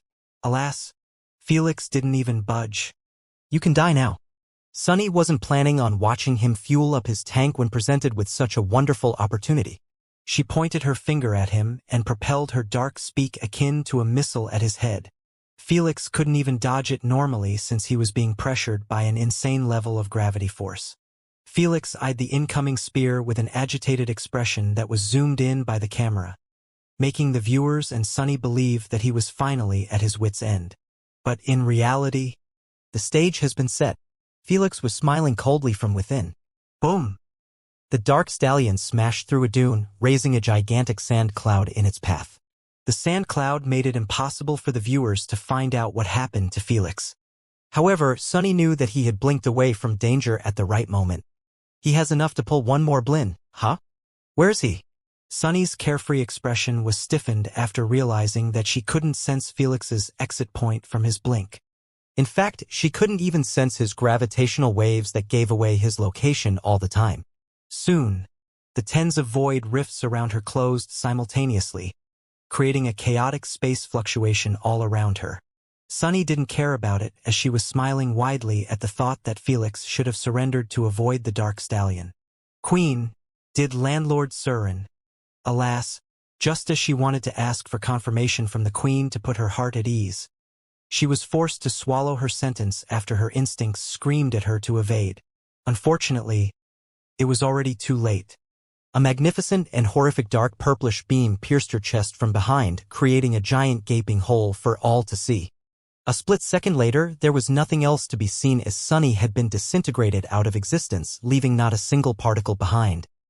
She was utterly deleted by that purplish beam. A moment later, Felix walked out of a void rift while still wearing his symbiote suit. He eyed Sunny's previous location and said indifferently, "Not so talkative now?" Then he walked towards the dark stallion and picked it up. He placed it above his shoulder and walked through the desert towards the center of the map, appearing like a lonely traveler. Meanwhile, a deafening silence fell in the stadium the moment Sunny got exterminated. The stadium wasn't the only place that went as quiet as a graveyard. The Primogenitors Council, the stream chat, and every public place where the game was streamed on. Everyone had either their eyes bulging out of their sockets or jaws widened, too stunned to react at what had just transpired. A second ago, they were waiting for either Felix's death or his surrender. Instead, they were given a scene of Sunny getting deleted by a purplish beam that appeared out of nowhere. The contrast was too overwhelming for most viewers, making them unable to process the current development quickly. "Good kid." Lord Cowes smiled faintly as he murmured a praise. Since no one was speaking, the primogenitors were broken out of their daze instantly. They all looked at Lord Cow's reaction and couldn't help but nod in agreement with pleased expressions. "Ha ha ha. As expected of my student, everything has been mapped out by him before his first blink." Thor laughed while clapping his hands thunderously, too excited to care about his behavior. "Not a bad strategy." Lady Sphinx smiled as she eyed Felix walking away from his fight location. "Your little champion is sure cunning, all right," Siren praised while chuckling. "He even fooled me for a second. Indeed, he didn't fake his assault once but twice. Truly a brilliant strategy and terrifying patience to carry it out." Kumiho, Aspidocalone, Erebus, and the rest of the primogenitors all shared the same opinion as Siren. They didn't care about Wendigo, Mananangle, and Saurus, who looked like they had just swallowed a fly. The primogenitors were all intelligent and quick-witted individuals. So, The instant they saw the purplish beam, they had connected all the dots of Felix's strategy. "Oh, you guys seem a bit too stunned." Thor grinned widely as he ridiculed, "Should I explain his strategy? Maybe it went over your thick heads." Saurus and the other two could only stare at him with murderous bloodshed looks, feeling too infuriated by the Sunny's death to deal with Thor's insults. They weren't stupid. They realized that Felix had been building for his last attack from the very first blink. While they managed to figure out Felix's strategy, the rest of the viewers were left absolutely stumped. Replay. I need to know how he did it. Holy shit. My lord coming out with the clutch. I never lost belief in him. I always knew that he was up to something. Just how? And what is that purplish beam? The viewers went absolutely bonkers in the stream chat, demanding Sage Marshall to replay the latest scene. The live spectators weren't any better as they kept chanting either landlord out loud or a replay. Knowing that everyone would go insane if he didn't give them the replay immediately, Sage Marshall didn't carry on with his plan to analyze the scene first. He swiftly replayed the last scene in a slow motion while commentating excitedly, "Settle down already and open your eyes widely this time." Sage Marshall highlighted Felix with a different color so the instant he disappeared, he would be caught in camera this time. In a few moments, Felix was caught blinking a short distance behind Sunny to avoid the dark stallion. Ha! Holy shit. Of course. At the start, everyone was surprised to see him highlighted behind Sunny but not appearing in the camera. However, when they saw the purplish beam emerging from within a tiny void rift, the dust cleared in their minds. Brilliantly done. Sage Marshall enlightened the dull viewers passionately. Landlord has blinked within the void realm and then commenced his attack. Sunny didn't realize it because she can't detect his gravitational waves when he is in a different dimension. Sage Marshall added swiftly. Landlord was smart enough to close all the void rifts simultaneously, creating a chaotic fluctuation in space to confuse her even more. He made sure to attack from a tiny void rift that was hidden behind her, making her unable to predict that she will be assaulted from there. Last but not least, he saved that horrific purplish beam until she was convinced. Hell, until all of us were convinced that he was at his wit's end. The more he clarified, the clearer Felix's strategy began to surface in everyone's minds. When they managed to see the final picture, they couldn't help but feel awed by his cunningness and extraordinary patience. Now I see why he kept hitting her with lightning bolts repeatedly. He wanted her to believe that he doesn't possess any other ability that could harm her. Olivia laughed happily. That's not all, Sylvia added with a faint smile. He disguised his void rifts as attacks, so he would have a reason to pop them all over the field. Indeed. Sophia nodded. Sunny thoroughly ignored them when she saw that he was out of energy, not knowing that he was faking his exhaustion and agitation. Though I don't know why he went this far to attack her with that purplish beam. Leo titled his head in confusion. It looked pretty fast and deadly to me. I doubt that bitch could have evaded it if he attacked her with it instead of a lightning bolt. Well, his confusion did make sense. Felix could have blinked behind Sunny and used that attack after getting her used to lightning bolts. She might not bother to dodge, believing that her armor would protect her as always. Did you see what happened to Sunny when she was touched by it? Audiv reasoned. Such an overwhelming and destructive attack must require some sort of condition or preparation. He might have guessed, but if Felix were with them, he would have totally agreed. What he used was his fourth active void ability. It was called Void Beam. It was a beam that gets fired from his void eye. It was potent enough to penetrate almost anything and everything. It could be considered as a weaker version of Void Domain since its potency rivaled the purest void energy in the universe. Because it was this potent, it was only natural that it required the correspondent fuel. Hence, Felix needed to be within the void realm, powering it while absorbing the energy simultaneously. This took at least a second before the void beam was ready to be fired. How could Felix hit Sunny with it if he just teleported right behind her? Or if he didn't try his best to fool her that he was left with no choice but to surrender? That second of momentarily happiness that Sunny felt when Felix disappeared out of her radar was all he needed to fuel his void beam and deliver it. Everything was calculated to the last millisecond. Who would have thought that Landlord will turn from being at a risk of elimination to the top scorer in one moment? Sage Marshall commentated while displaying Felix's elimination score above his head. Since he had killed Sunny, all of her elimination were transferred to him. Felix now possessed 10 eliminations above his head after inheriting 5 from Sunny, her death included. This entailed that he was completely safe from all upcoming execution rounds. Smart, going to the lake now to avoid unnecessary fights. Zojia mentioned while watching Felix sprinting towards the center of the island. Felix had just gone through one of the nastiest fights ever. There was no point in continuing to fight after going through that, especially when he had qualified to survive through all rounds. Seeing that it was going to be a peaceful time with Felix for the next few rounds, Sage Marshall swiftly switched the camera to other ongoing battles. His priority was the current 2 other monsters in the game, Exodial and the Sleeper. It is always chilling to be viewing those 2 behemoths in action, Sage Marshall said while placing the camera on the Sleeper. Majority of viewers couldn't help but suck a deep breath at the sight of a gigantic turtle, swimming a few kilometers under the ground like he was in an ocean. The Heavenly Turtle race are the undisputed best Earth elementalists in the universe, Sage Marshall said. Turning the hardened Earth crust into a liquid was just another normal day to them. Right at this moment, the Sleeper could be seen swimming underneath the grass field that was in front of the snowy mountain region. He was aiming at 2 players who were going at it like they were the only ones on the island. It looks like the Sleeper is using vibration detection to steer himself. Sage Marshall grinned, prepared to witness horror. After saying so, he changed the camera angle to showcase a wider view of the battle. Boom! Crash! It was a heated fight between a female werewolf and a female vampire. Both of them were in semi-transformation and kept landing heavily injuring strikes on each other.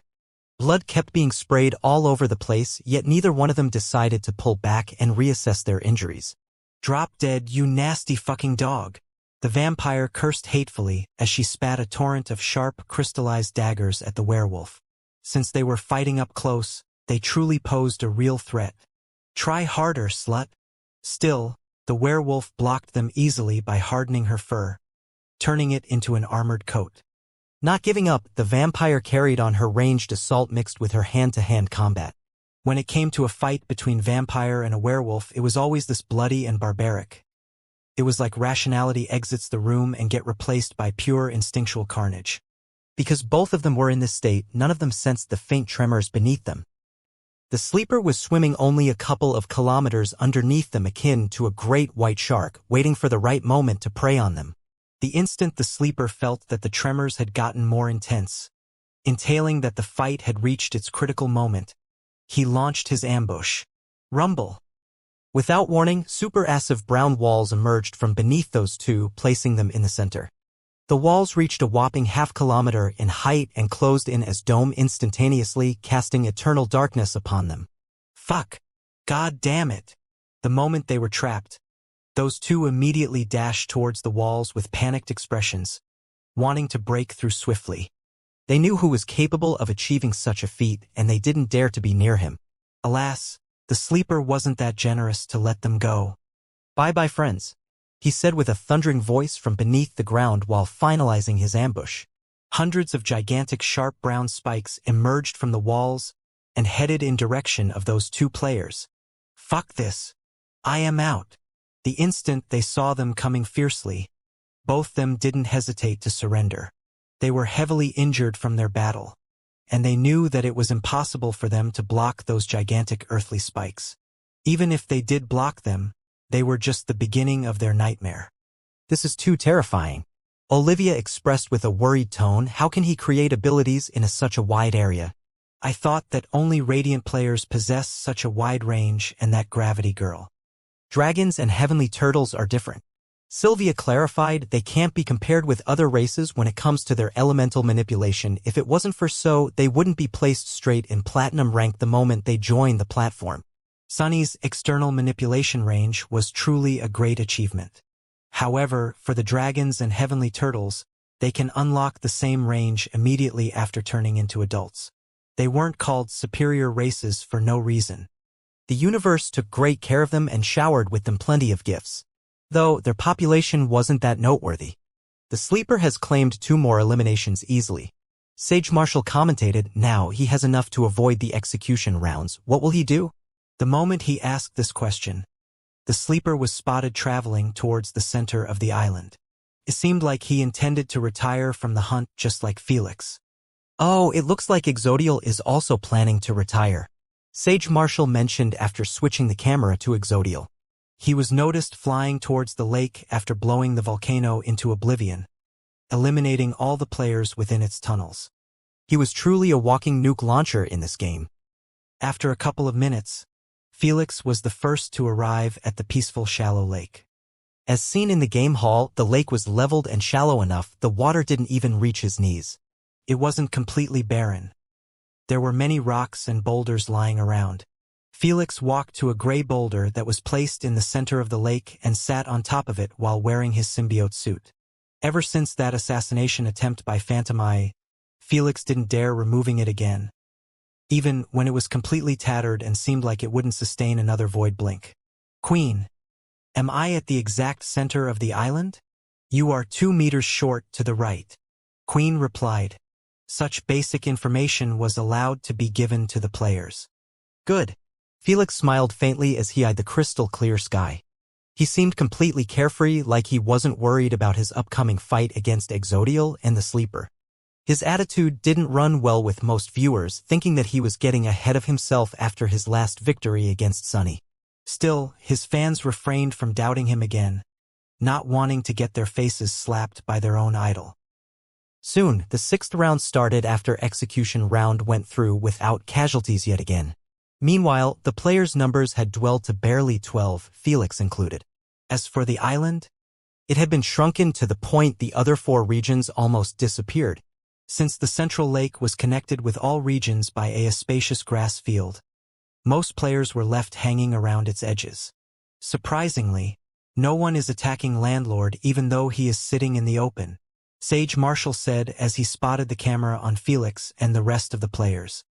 It looked like no dared to step closer when the lake was being inhabited by Exodial in the sky, Felix on its surface, and lastly, the Sleeper underneath it. Sage Marshall wondered, though, why isn't Exodial making a move too? As he said, Exodial didn't make a move on Felix even though he was in his line of sight. He just kept circulating around the lake patiently. He had a lazy look like the game was already won. The same applies to the Sleeper. He was too lazy to waste effort on killing Felix alone. He preferred to lie low until most players get forced to join them in the lake. As for the other 9 players, no one dared making a move against Felix when his kills were displayed above his head. 9 kills. 9 kills was more than enough to let them know that Felix wasn't posturing for the win by chilling above that boulder. He had earned his spot there, unlike them with 7 kills or lower. In their eyes, it was much better for them to fight against other players than deal with his mysterious void abilities. Will you look at that? When Fried grinned widely, our president is sitting with the giants akin to an overlord claiming his territory. Such a sight was truly worth capturing and framing for most humans. A human just like them was seen with the same respect and fear as a dragon and a heavenly turtle. No matter how the game ends, Felix had at least made every human feel proud about their race. Felix zoomed on the players exposed at the edges of the grass field. He couldn't help but raise his eyebrows in surprise after realizing that only 1 player was missing. Were all Shadowborns taken out besides 1? Felix was truly surprised by this notion. He knew that only 12 players survived this far. Right now, all of them were in his line of view besides 1. Even the Sleeper, who was chilling a couple of kilometers underneath him. Unbeknownst to him, the Shadowborns had ended up eliminating each other within the Shadow Realm. The last one surviving was Phantom Eye. At this moment, he was hiding in the Shadow Realm while peeking from time to time. Since the lake and the grass field were open and leveled surfaces, there weren't many shadows to assist him. Should I make a move on him and eliminate him early? Phantom Eye thought while narrowing his eye at Felix. He was currently underneath a boulder shadow that was at the lake's shore. He knew that he could attempt another assassination at Felix by emerging from his shadow. No. Something feels not right about him, Phantom Eye rationalized. He looks too carefree even though he was being surrounded by everyone from every direction. Phantom Eye had made sure to study Felix thoroughly before the game started. In other words, he had watched all of his games and saw what he was capable of. A player like him would never let down his guard like this if he didn't have something to rely on. Maybe he intends to enter the Void Realm and hide there until Queen forces him out? Phantom, I guessed.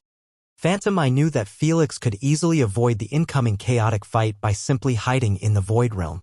No one could reach him, and he had enough eliminations to not worry about getting executed. In fact, this was Phantom Eye's plan. He had already reached 9 eliminations just like Felix and could remain hidden in his shadow realm. However, he understood that when the fight stopped for a long while, all the passive players would be forced out of their dimensions by Queen AI. This meant that the strategy to hide in other dimensions was good to save up energy until the numbers get reduced to the limit, but not a viable plan to win the game. Whatever, he is not my biggest problem now. Phantom, I stopped bothering about Felix and peeked at Exodial. Whether he liked to admit it or not, he understood that his chances to win the game were abysmal due to Exodial. Exodial could simply wait until the map shrank to a small zone around the lake and then nuke it. If Phantom Eye get forced out of his shadow realm by the Queen due to his passiveness, he would be left with no choice but giving up to avoid turning into ash. He couldn't even attempt to assassinate him when his shadow was cast far from him. Shit. Ending up against a dragon in a battle format is really unfair. Phantom Eye could only vent his frustration at the dragon's disgusting strength. Meanwhile, the rest of the surviving players were all thinking the same as they eyed Exodial. Before the game started, they all knew that if Exodial reached the last phase, the game could be considered as over for them. No one would dare remain in such a confined space while knowing that a nuke launcher was flying above them. They wished that someone might create a miracle and take care of him somehow before the third phase. Alas, they had to accept their reality. It looks like most of the players are getting cold feet from continuing this game. Charuf chuckled. Excuse my champion's overwhelming deterrence. I guess it's your win, brother Charuf. Wendigo laughed. You deserve to be congratulated early.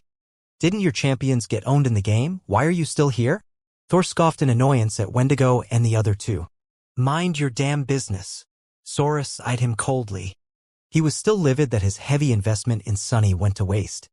What's worse, his reputation with the rest of the primogenitors dropped a few points after he went overboard with gearing her up.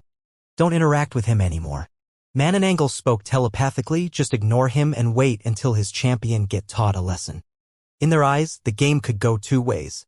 Either Exodial nuke the entire lake and exterminate anyone on it, or Felix would get turned into ash the instant he gets close to Exodial. Just like Sunny, Exodial also had a flame domain. Being inside it was the same as being within a 5,000 degrees furnace. All the players knew of its existence, even Felix. In fact, it was easily noticeable if one paid attention to Exodial's location. The heat was strong enough the air appeared wavy from a distance. This assured Mananangle and the other two that Felix would not be able to blink near Exodial and hit him with his void beam or other void abilities. If he launched them from outside his flame domain, Exodial would easily avoid them since his domain was even bigger than Sunny's. If he decided to stay passive, he would be forced out of his void realm by Queen AI and then get roasted with the others. That's the only reason they were still hanging around after being slapped in the face twice by Felix. They dearly wanted to see him get eliminated even if it meant relying on Charuf's champions. They were that desperate for a win. While the viewers were waiting patiently for some action to begin, the other 8 players were still indecisive whether it was worth it to continue struggling for such an unwinnable game. As long as Exodial was flying above their heads, it didn't matter if they have gotten enough elimination to survive the next rounds. The outcome would still be the same, Exodial nuking the lake at the final round. They couldn't even ally against him since they had mere few minutes before the execution round starts. All of them required an elimination to avoid it. They weren't that cocky to believe that they could take down Exodial in a couple of minutes. In fact, they weren't even confident that they could take him down at all.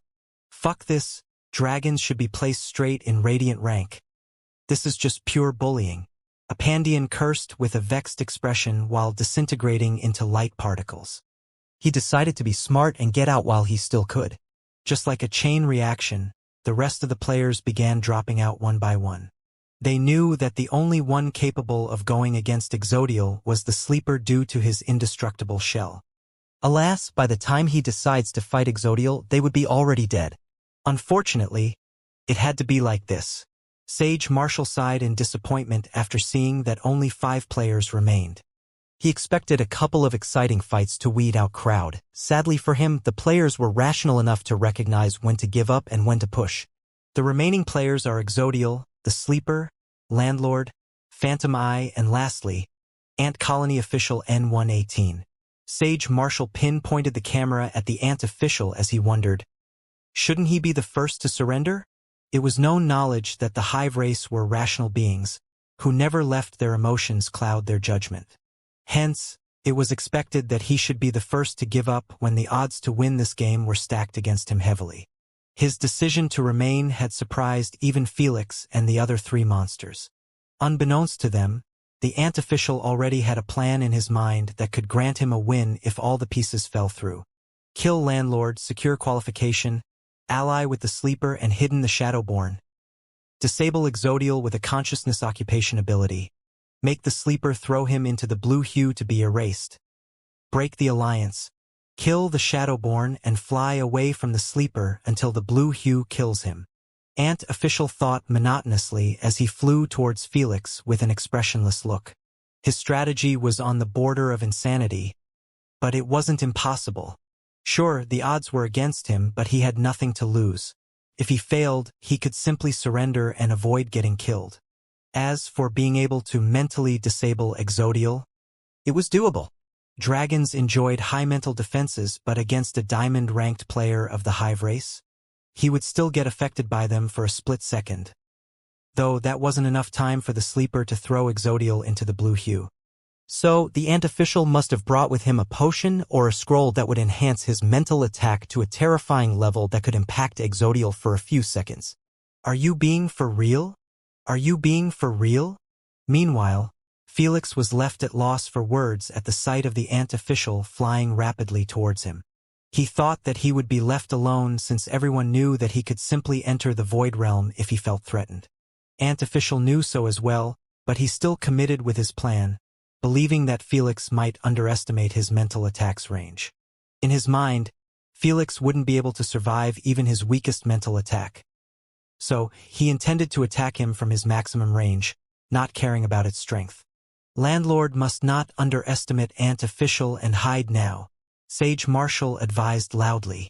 Felix's fans also screamed out the same, knowing that Felix's mental defense was his greatest weakness. They still hadn't forgotten how he was affected by the official's mental attack in his previous game. Alas, no matter how much louder they chanted, Felix didn't even budge from his position. His pride will get him killed. Phantom Eye snickered as he kept an eye on situation. Meanwhile, the Ant Official was pleased to see that Felix had did exactly what he wanted. Still, he didn't show it on his expressionless face. 2,500 meters. 2,000 meters. 1,500 meters. 1,000 meters. He simply kept counting the distance between him and Felix. The instant he crossed 200 meters, his eyes turned bright red while staring straight at Felix's triangle-like pupil. Checkma.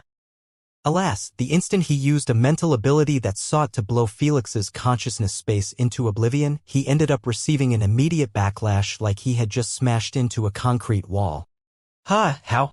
Thud. In utter bewilderment, the Ant Official fell into the ground in a rough manner. Yet, he was still staring at Felix with a bloodied, widened eyes.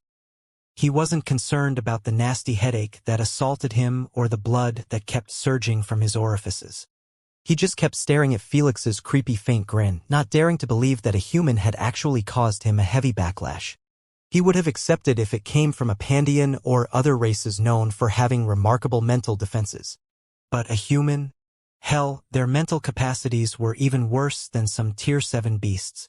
Alas, before he could regain his rationality over the absurdness of this situation, Felix lifted the dark stallion with his electromagnetism. Then he took a deep breath and hurled it as hard as he could towards Ant Official, who was still suffering from a mental backlash. Boom! The dark stallion broke through the sound barrier in a split second and appeared before Ant Official's face. Chess. His head got utterly erased by the passing spear, creating a bloody cloud. He could neither dodge it in time nor request for a surrender due to how close he was to Felix. It was safe to assume that his lack of intel about Felix had doomed him completely. How could he know that Felix's mental defenses had received one of the best possible upgrades in the universe? A shaman ritual, psychic shield ability by Thor, and lastly a whopping 10 hours ritual by the matriarch. Felix's mental defenses were enough to handle even Radiant Hive race players. He had already tested it in the UVR against them and survived their attacks. So, why would he bother hide within the Void Realm when a measly diamond-ranked player wanted to attack his consciousness space? That's what happened when you act smart for your own good, Felix said lazily while stretching his arm behind his shoulders. The viewers looked at Antificial's corpse and then switched back to Felix with their mouths left agape. The fuck is this? Phantom Eye almost popped out of his shadow from shock when he saw Antificial's end result. He saw the backlash's symptoms and realized instantly that Antificial's mental attack had been blocked successfully. He refused to accept that a human possess such an impressive mental defense. He knew that if it was him, he would have been killed instantly. That's why he almost never showed himself in front of players from the Hive race. Don't tell me that Landlord's mental defenses have also surpassed humans' limits? How is this even possible? It's difficult to enhance humans' mental defenses by even a little. Maybe he used a wish to get a fairy ritual? There were rumors that he has been spotted in the fairy dimensional pocket. Impossible. Even if he used a fairy ritual, it should be at best from a shaman fairy. Indeed. Many Origin bloodliners had received it and still can't even defend against mental attacks from Platinum-ranked players. I doubt even if he took the matriarch ritual, it would still not be enough to close such a chasm between humans and the Hive race. Heated discussions over Felix's mental defenses carried out throughout the stream chats and the stadium. Increasing mental defenses for a human to such a degree was simply unheard of. They were told by Sage Marshall that Antificial shouldn't have gone all out against Felix in his attack. But still, it should have been more than enough to break Felix's soul barrier like a sledgehammer smashed it. Even primogenitors doubted that Felix would have managed to get rid of one of his major weaknesses in a mere couple of years. However, because they knew that he had 4 primogenitors over his head, they believed that one of them had a hand in it. If it wasn't Lady Sphinx, then it should be Lord Cows. Heh! The pot calling the kettle black. Saurus sneered as he eyed Lady Sphinx and the other two. He believed that Felix must have been given a natural treasure to enhance his mental defenses by them or offered something to the fairy matriarch as a gift. Honestly, even if they did, it wasn't the same as giving an actual epic artifact like he did with Sunny. He knew so, but he still wanted to call them out. Go be a sore loser in some corner. Thor waved his hand at Saurus lazily, thoroughly ignoring him. You fuck. Be cool, brother Saurus. Be cool. Mananangle tried to calm him down. Increasing mental defenses or not, nothing matters before absolute power. You were right. Saurus calmed down after a deep breath. He was usually collected and not easily ticked off by Thor's insults. Alas, today was truly too shitty for him, making it impossible to control his temper. Mananangle was the same as him.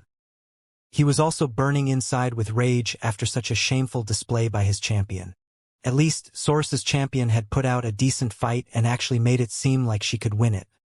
Meanwhile, Blood Coral died without even glancing at Felix's face. Knowing that Felix had increased his mental defenses to an abnormal level made him even more pissed. After all, the mental attacking scroll that he had given to Blood Coral might have failed and embarrassed him even further. His day was literally going much worse than Saurus, but he kept his rage bottled up due to a single reason. He was 99% certain that Felix was going to meet either a nasty end against Exodial or surrender. To be truthful, Felix's current easygoing attitude was putting a dent on his absolute confidence that he would lose this game. He had been proven wrong many times now by Felix. He started feeling doubtful if that cockroach could even be killed in the games. Get it together.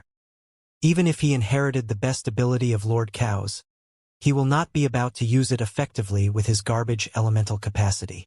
Mananangle assured himself. In this game, Felix had proven that he wasn't adequate to bring out Lord Cow's true powers of his element.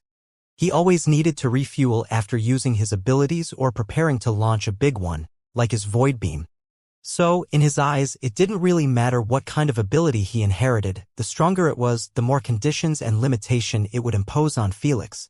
This would make it more useless to have than a weaker ability that could be used efficiently like Void Rift.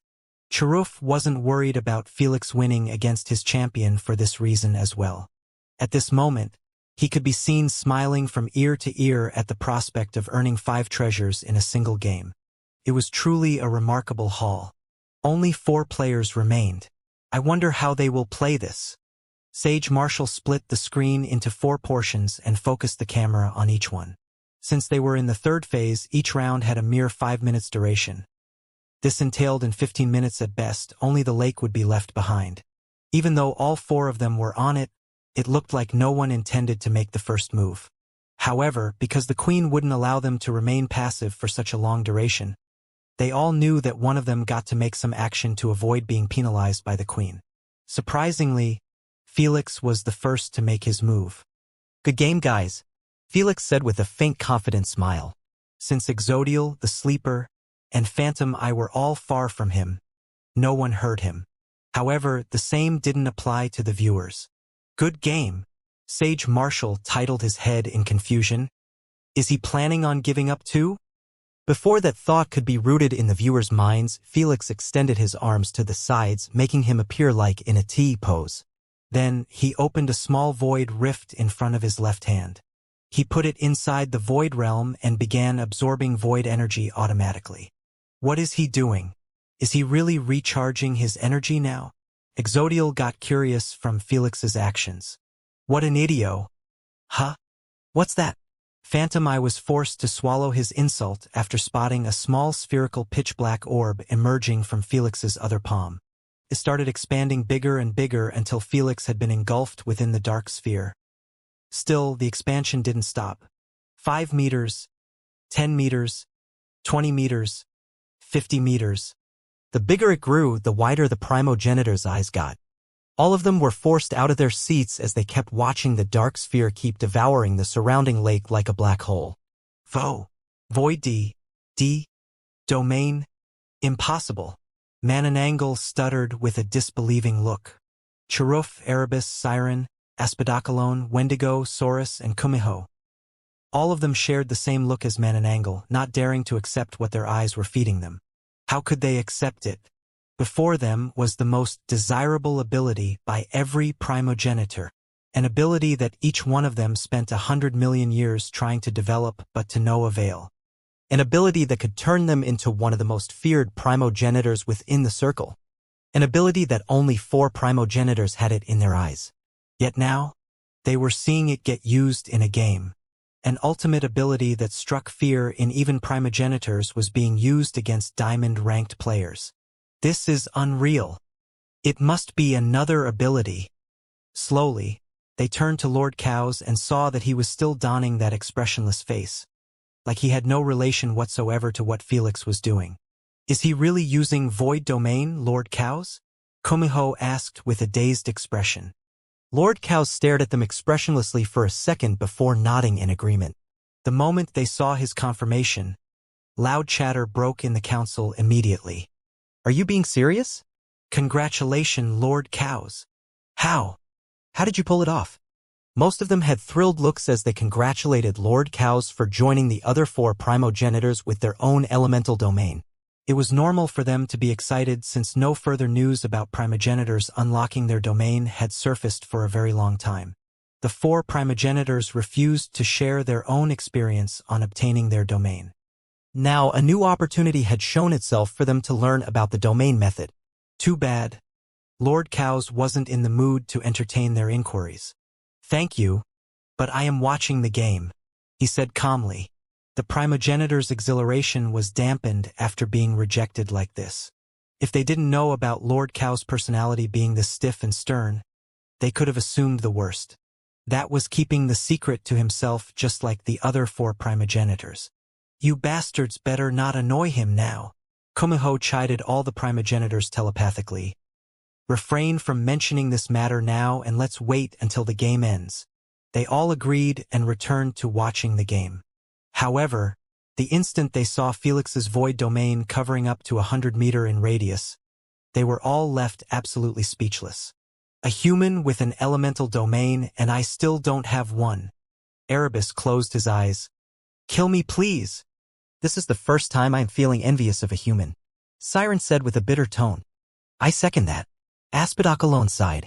While the neutral primogenitors reacted somewhat ashamed about themselves at the sight of Felix using an elemental domain, the Darkin faction members had a different reaction. For the first time, they felt some threat emitting from Felix. They knew that he could be squashed like a bug by them even though he had void domain. Still, the notion itself that he possessed an ability capable of harming them didn't sit right with them. When they thought about their champions and what would happen to them if they met Felix in the other games, they had gotten more certain about one fact. He needs to die as fast as possible, Mananangle said with a cold tone. Alas, the instant this thought crossed his mind, he felt like his back was being dug by 2 daggers.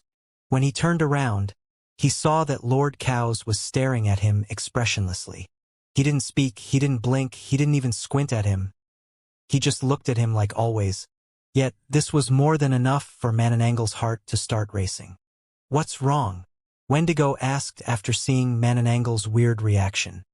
Lord Cows is backing the kid for real. Mananangle informed them we can't make a move on him personally or send subordinate after him.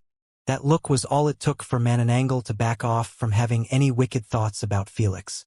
Lord Cows was already a terrifying monster that could wipe the floor with them clean. But after knowing that he possessed void domain, he didn't dare entertaining the thought of getting in his bad side. As expected, he had allowed him to inherit his void domain. Wendigo said there's no way he will allow him to get killed at our hands. Unbeknownst to them, Lord Cows cared more about Nemo's being than Felix's. He would never allow anyone to harm Nemo until he fulfills his destiny and become the new paragon of sins. Meanwhile, the players and the viewers were still trying to figure out Felix's void domain. That dark sphere feels too creepy. A bit terrified. Phantom I gulped a mouthful as he eyed the eternal darkness within the void domain. His gut feeling had assured him that a horrible ending await him if he got inside that dark sphere. Is that some sort of defensive ability by Landlord? Sage Marshall commentated with a curious tone. He had highlighted Felix inside the sphere, showing that he was still in the same T-pose. He wasn't standing in the center of the sphere but at the edge of it. That's because he needed to keep his hand within the void rift to fuel his domain continuously. The instant he interrupted the fueling, the void domain would disappear. Because the void domain consumed everything it touched, there was no way the void rift would remain stable within it. Felix had tested it in the UVR in a more realistic setting and realized that his void domain break down space itself. Naturally, Felix's symbiote suit and AP bracelet were the first to get erased by his void domain. But Felix didn't care anymore about keeping them. This was his final act, and he had planned for it since the moment he realized he was in a battle royal. Unbeknownst to any of this, Exodial kept staring at the void domain with his penetrative slits, feeling a bit intimidated by it. An ability by a human dares to intimidate me? Exodial growled in displeasure. It had been a very, very long time since his instincts warned him about something. He was always carefree and had his nose up in the sky, knowing that no one besides other dragons could pose a threat to him. Now, a human dares to make him feel threatened? Champion or not, he absolutely didn't care. Whatever, I'm getting bored anyway, Exodial murmured with a lazy expression. While he seemed lazy, his actions didn't portray the same feeling. He suddenly opened his jaws wide open while facing the void domain that was situated in the center of the lake. Then his throat started expanding larger while turning dark red through the scales. It's coming! Sage Marshall stopped talking about Felix's void domain and focused the camera on Exodial's mouth. It was turning brighter and brighter until Exodial's mouth began shimmering akin to a star. Meanwhile, within his throat a dark red flaming orb was revolving slowly on itself while absorbing the surrounding flames continuously. After a few seconds, this should be enough to pay my respects to his masters, Exodial thought while taking in a deep breath. Without an ounce of hesitation, he breathed out the dark red orb at the void domain. Fucking hell, what am I still doing here? Phantom I pulled back his head from outside the boulder's shadow the instant he saw the incoming dark red orb. He didn't dare to watch its aftermath. Meanwhile, the viewers could only stare at the falling dark red orb with held breaths and squinted eyes, expecting the screen to go completely white after the contact. Sadly, the void domain had disappointed their expectations. The instant the dark red orb touched its surface, it disappeared akin to a pebble falling into an ocean. The orb didn't cause a single ripple to emerge on the void domain surface. Seconds went by and still, nothing earth-shattering resulted from the contact. Huh? Am I tripping? Or the dark red orb failed to detonate? The hell is going on? Why did the orb disappear in that dark sphere? What kind of sorcery is this? The viewers were left completely dumbfounded and bewildered by what their eyes had just witnessed.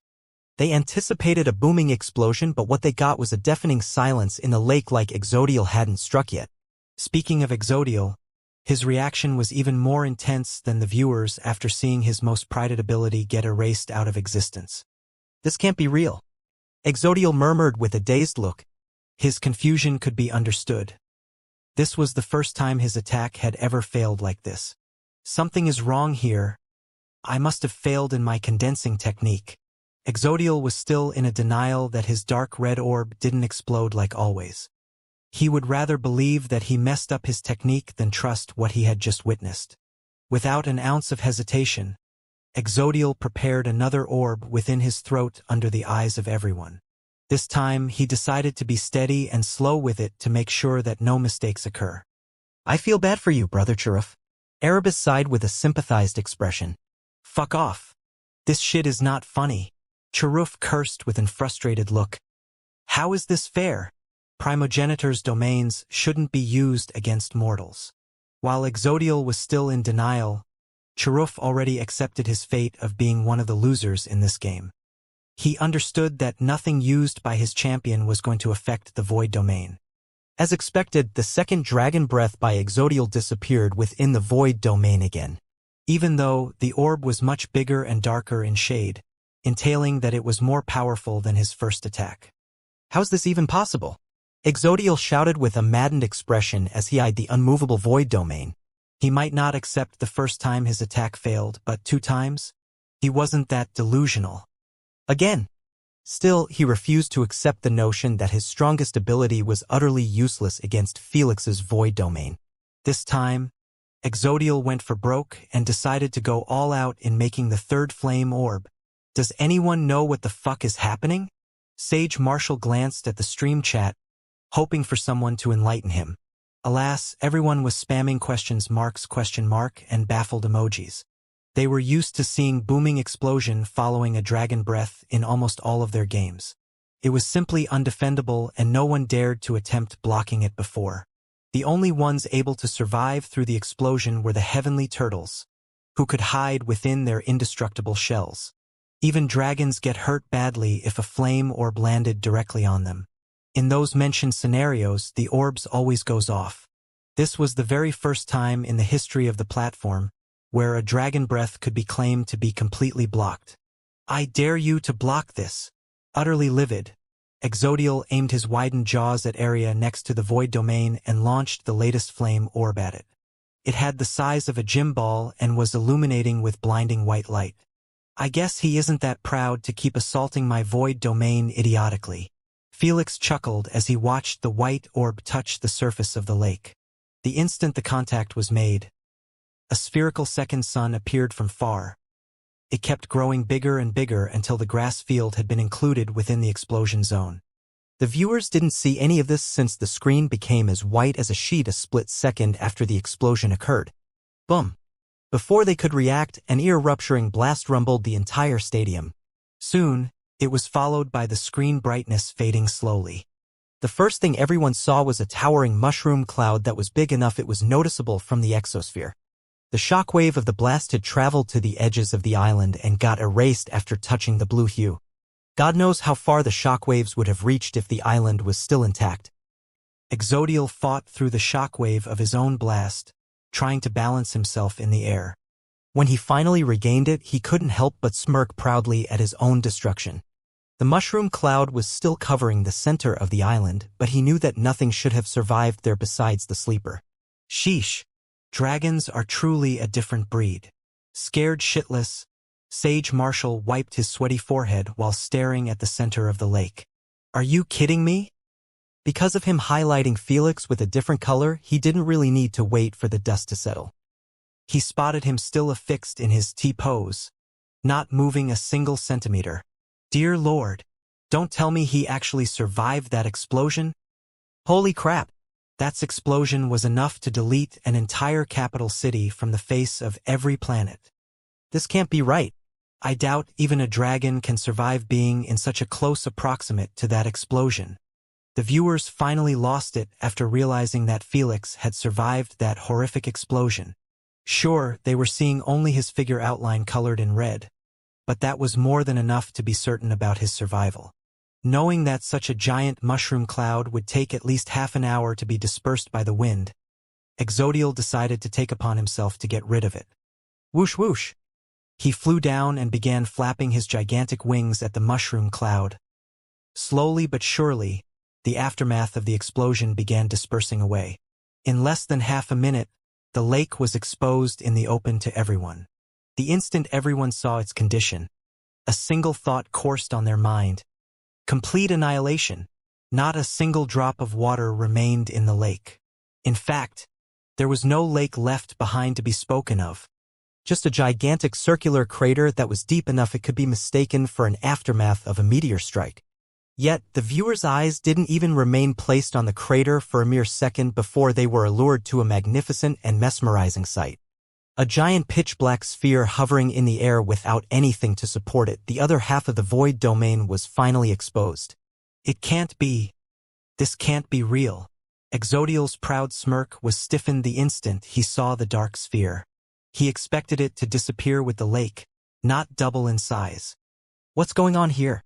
The sleeper murmured with baffled expression after digging himself from underneath the crater. When the explosion occurred, he hid within his shell and survived it without a single scratch on him. When he emerged from the ground, he expected to see Exodial alone instead of Felix's void domain floating right above his head. Alas, no one was there to answer his question.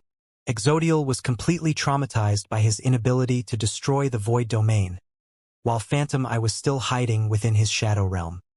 He didn't dare to peek after the first orb, knowing that Felix and the sleeper had both survived it.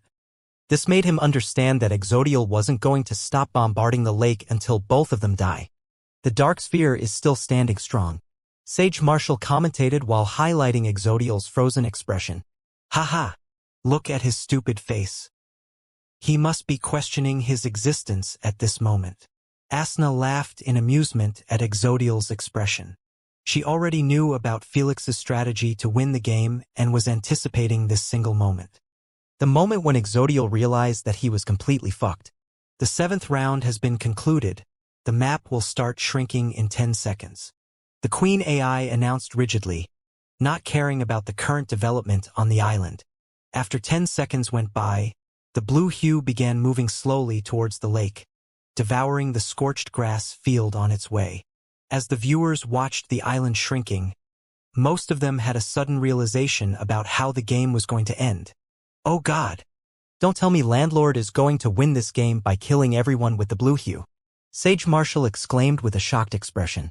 They could see that the dark sphere was powerful enough it was capable of blocking even Exodial's strongest dragon breath.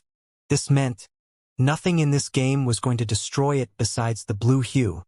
However, because Felix was standing at the exact center of the island, this entailed that the blue hue would reach him last. When the last 2 rounds ends and the blue hue stop at the edges of the lake, the game would go into overtime. It was common knowledge in Battle Royale games that the map would restart its shrinking process if no survival had emerged in 10 minutes. It was done like this to force out the last survival no matter what. Imagine if the island kept shrinking until it was completely erased. Who would get touched by the blue hue first? Was it Felix, who was standing at the center and had a smaller size, or those 2 behemoths? Brilliant! Fucking brilliant! The Fong laughed loudly as he banged the meeting table after understanding Felix's final plan. Felix's fans went absolutely mental at the thought of their idol actually clutching a victory against a dragon and a heavenly turtle. They went through a roller coaster of emotions in this game. They were eager for Felix's appearance in the game. They were glad that he was still capable just like in his previous games. They watched him run from a fight for the first time. Ever since then, they were doubting if he could live up to their crazy expectations and win against a dragon and an heavenly turtle. Majority of viewers in the Milky Way honestly were just satisfied with him reaching the end of the game and claiming a spot next to those two behemoths. In their eyes, even if Felix surrendered, they were more than okay with it. He climbed the furthest of any human did in the history of the galaxy. Now, they were told that he was actually going to win it.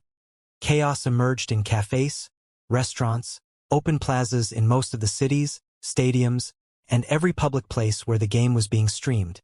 Some were crying their eyes out, some were breaking shit, some were shouting as loud as they could, some were hugging, and some were kissing. It was a buffet of emotions spilling out at the same time. When they saw that the sleeper was assaulting Felix's void domain with gigantic boulders, but to no avail, they started chanting Felix's name. Landlord. Landlord. Landlord. Landlord.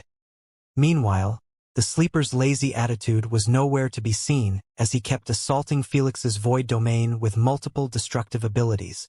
Alas, all of his abilities kept entering the void domain and not leaving again, like they were being thrown into a black hole. This kept agitating him because he understood the consequences of not being able to destroy the void domain. I can't lose at the hands of a human. He had absolutely no issue losing against Exodial since they were known to be eternal rivals.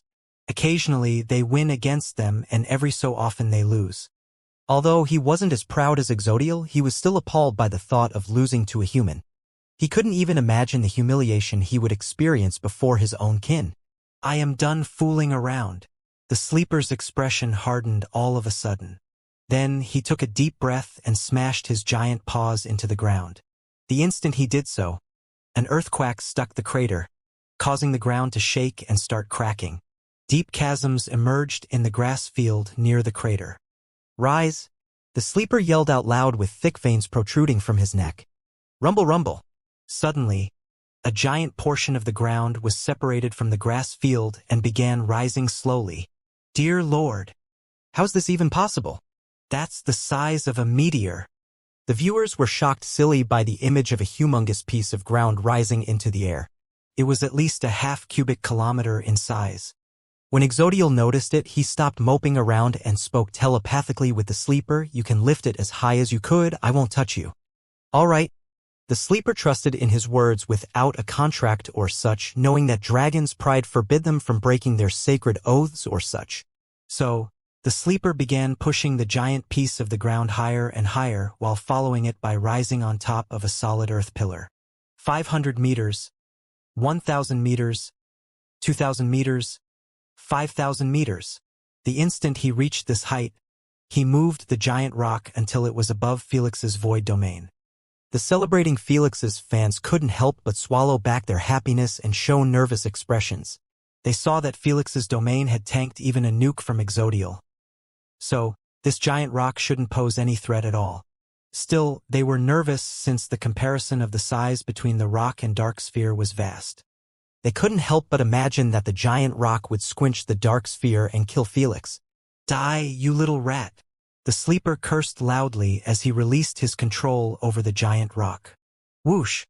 As it fell towards the void domain, it kept on accelerating each second until it was merely a few hundred meters above it. It had cast a giant shadow on the ground, confusing Phantom Eye. The hell?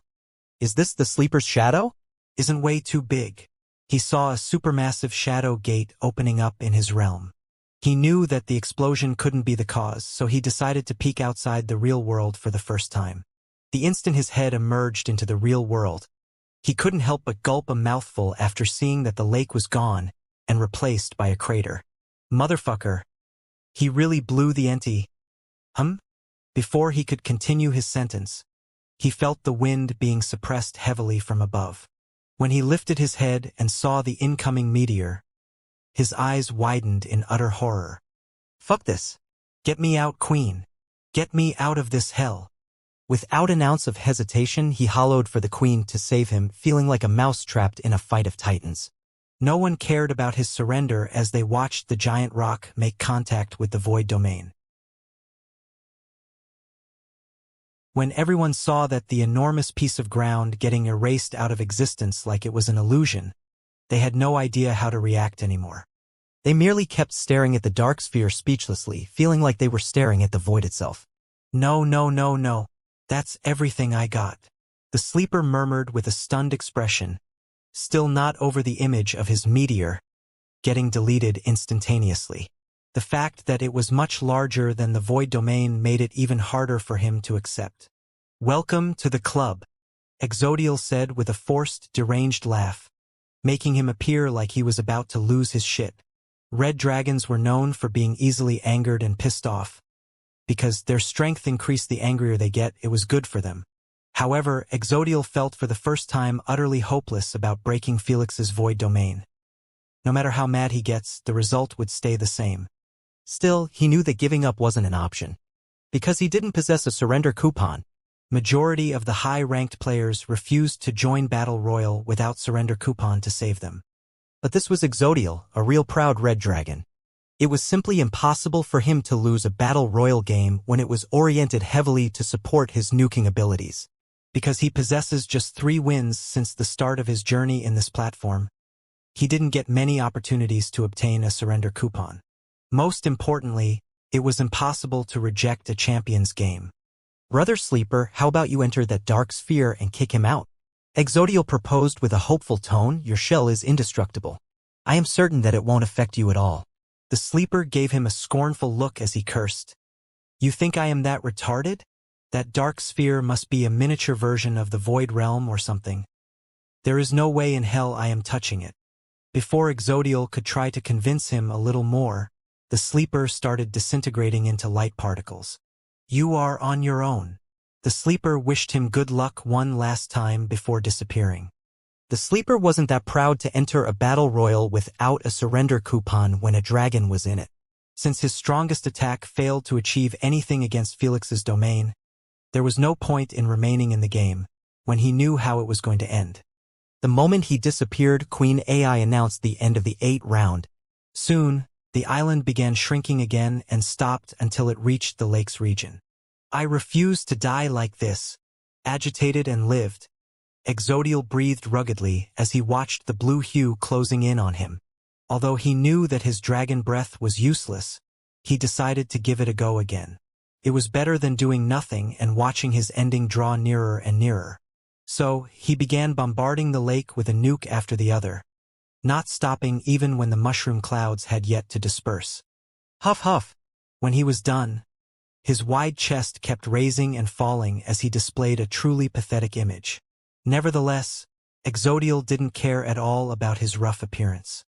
He went near the dark sphere and flapped his wings at it. "Please, please, please." Alas, when the dust settled, the void domain remained hovering proudly. "I am going to die." After seeing it, Exodial finally fell into utter despair. He knew that he was left with 2 options. Either wait until the blue hue erases him or go for a Hail Mary and dash through the void domain. He still hadn't tested his reflective scales, and he intended to leave them as a last resort. The 9th round and final round has been concluded. The map will start shrinking in 10 seconds. Queen AI's announcement truly came at the worst moment for Exodial. Alas, she didn't care about his existential crisis. The moment the time arrived, she pushed for the blue hue to continue doing its job. This time, the blue hue pushed through the crater zone, devouring it in a slow and painful manner for Exodial. He couldn't even fly into the exosphere or such since the sky had a ceiling. It was very high, but it was still blocking anyone from escaping the island's atmosphere. After the island stopped shrinking, the queen announced, "The game is going into overtime. You have 10 minutes to conclude your fight before the island will restart shrinking until nothing is left." This announcement was a death sentence to Exodial. It merely informed him that this was going to be his last 10 minutes. What's worse, he couldn't even bargain with Felix or such since this was a champion's game. So, he was left floating in the air and contemplating his life in utter silence, having absolutely no clue what to do next. He wanted to rage, he wanted to curse, but he was a proud red dragon. If he still had control over one thing, it would be the way he dies. "This is too heartbreaking to watch," Sage Marshall sighed. Even the rest of the viewers didn't know how to react to this situation.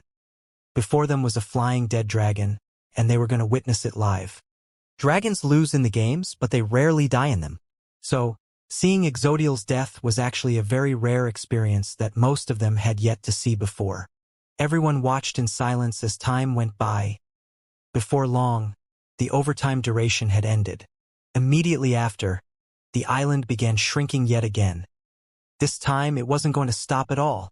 Landlord and Exodial have 3 minutes at best before the island get completely erased. Sage Marshall informed. He is actually going to win it. Olivia murmured with a dazed expression, feeling too surreal about everything. Just a few years ago, Felix was considered as the outcast of the family. An outcast who shunned everyone and everything due to not being able to accept his parents' death. An outcast who was believed to accomplish nothing in his life. Now he was going to create history in less than 3 minutes. 10 wins in a row. 7 more to go. 10 wins in a row. 7 more to go. Felix's fans were already celebrating early over his victory, feeling too overwhelmed by the thought of their idol winning the first diamond game for humans. Drinks on Just as Leo wanted to celebrate Felix's victory with a round of drinks, his eyes caught an unbelieving situation. Why? What is he doing? I don't get it. The viewers were just as shocked as him. Without warning, Felix had actually cancelled his void domain and entered the void realm. He did so the moment only 300 meters remained on the island's diameter. Everyone was confused by this since they knew that he had already secured the win. Even Exodial had accepted his fate and was waiting for the blue hue to give him courage to dash through the void domain. Google chance. Exodial's eyes brightened up after spotting the disappearance of the void domain. As long as the domain wasn't there, he could handle anything thrown at him by Felix. Unbeknownst to him or the viewers, Felix wasn't satisfied with just the win. He entered the void realm for a simple reason, to kill Exodial and claim the Dragon Slayer title. He didn't even need to do anything risky or fancy. Felix merely stood on the ground and began creating another domain in the void realm. In a few seconds, the void domain was big enough it would consume Exodial in a split second. Still, Felix waited for the island to keep shrinking even further. Fuck! Fuck! Fuck! Did he jump into the void realm to be more secure? Exodial's hope was shattered the moment he realized that Felix might not ever come out again. He wasn't even given the opportunity to dash through the void domain. Seeing that the blue hue was merely a couple of meters away from touching his large wings, Exodial was forced to land on the ground and minimize his size as much as possible. He curled up like a ball, not realizing that in the mirroring realm, Felix was waiting for him to take this decision. Search checkmate. Felix smiled coldly as he opened a giant void rift right on top of Exodial. The instant Exodial noticed the space fluctuation and saw the void rift emerging, he figured out Felix's aim immediately. Unfortunately, he wasn't given even a second to attempt and do something. The void domain was pushed out by Felix slowly and touched Exodial's horn. Then, there was no then, Exodial was turned into a memory in the minds of all viewers around the universe. That tiny touch was all it took for a proud dragon to be thoroughly wiped out from existence. Reflective scales? Perfect defenses? Reversed scale is the only weakness. None of that mattered to the void domain. Stunned and astonished, the spectators could only stare at the newly risen spherical void domain with parted lips, not having the proper words to describe this twist. They knew that Felix could be considered as won the game, but no one expected him to go further and beyond by slaying Exodial personally. Congratulations to the champion landlord for being the last executioner. The moment this announcement echoed twice, Felix was teleported to the stadium immediately, marking the conclusion of this game. Instead of appearing before everyone as naked as he was born, Felix donned himself with a misty pitch-black poisonous outfit, making resemble a nightmarish creature. For the first time in a long while, Felix opened his eyes to a deafening silence in the stadium. Even his hardcore fans were staring at him with stiffened expressions. He killed a dragon. He actually slayed a real dragon. Holy shit, holy shit, holy shit, holy shit. Sage Marshall stuttered with his palms shaking in agitation. The moment he took control over agitation, He brought the mic near his lips and howled with a feverish expression. Landlord has slayed a real fucking red dragoon. With that bellow that sent chills coursing through the viewers' spines. All of them were awakened back to reality. Hoo-hoo-way! Clap, clap, clap. The entire stadium was lifted upside down by the spectators' hysterical screams. Spits and drinks were showering everyone as they kept cheering like their lives depended on it. Their throats started to hurt like hell, but no one gave a crap about it. Surprisingly, it wasn't just Felix's fans that went absolutely frantic at the thought of a dragon getting slayed for real. Almost all spectators from many races felt absolutely exhilarated by Felix's achievement. Even the ones who were cursing Felix before and wanted him dead. They were finally slayed. Thank God. I can't wait to give them shit for it. While no one was willing to admit it, everyone wanted for the dragons to fall just once from their high horse. They knew that as long as the dragons remained unslayed in the platform, they would always behave akin to immortal gods. Felix had just proven that they were mortals just like everyone else. No one cared that it was a human who did it. They were just fucking glad that someone finally pulled it off. Dragon Slayer. Dragon Slayer. Dragon Slayer. Dragon Slayer. Before long, the chaotic noise of the spectators' screams and yells began to harmonize as a single chant. This chant kept echoing thunderously throughout every screen that streamed the game, creating an overwhelming picture that was hard to imagine. Who would have thought that most races would unite to celebrate the death of a dragon? They sure are happy about it. Felix smiled faintly as he waved his hand in appreciation for the love and support he was being shown. He wanted to avoid bursting their bubble and let them know that he didn't slay Exodial for honor or pride, but simply due to the many benefits it came with it. Benefits given by the dragons themselves. One would think that the dragons would feel humiliated or embarrassed if one of them got slayed, but it was the opposite. They celebrated the slayer and considered him to be worthy equal and a friend. One of the many benefits was being treated with the highest esteem when visiting any dragon clan. Time to bounce. Time to bounce. The moment Felix saw Sage Marshall falling down from the platform with an eager expression, he swiftly teleported back to his house. He might not show it, but he was mentally exhausted by using Void Domain for such a long time. Welcome back, my Dragon Slayer. Asna giggled while eyeing him from the couch. A few minutes before Felix won the game, she returned to the house to welcome him. Quit it, it sounds too tacky. Felix's eyebrows twitched as he walked past her. He entered the bathroom and saw that the bathtub was already filled with water. Asna, is this for you? Felix shouted. Yes, but you can use it. Asna shouted back from the living room with a faint blush. If Felix was in front of her, he would realize that she was lying and that the bathtub was actually prepared for him. Alas, thanks. Felix smiled widely as he relaxed in the bathtub, feeling like his muscles were being massaged by tiny arms. A few seconds later, Felix opened his eyes to the sound of the bathroom door being knocked. What do you want? Felix raised his eyebrows in surprise. Do you want to head out for dinner to celebrate your win? Asna's faint, uncertain voice resounded from behind the door. Upon hearing so, Felix couldn't help but gulp audibly.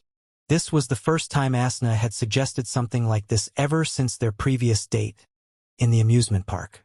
Felix always wanted to take her for dinner or such to further strengthen their romantic relationship before it died out. Too bad Asna was making it difficult for him with her usual bitchness. Sure, it's a date. Felix didn't hesitate to make the dinner an official date, knowing that Asna was too much of a chicken to admit that she liked him. No, it's not. I just want dinner. Embarrassed, Asna got defensive immediately. Either it's a date or we cancel it. Felix gave her an ultimate. Asna went quiet for a few seconds after hearing so. Just as Felix thought that she would reject it, Asna's faint voice resurfaced again. We leave at 8 p.m. Then, rapid footsteps noise was picked up by Felix, making him chuckled in amusement.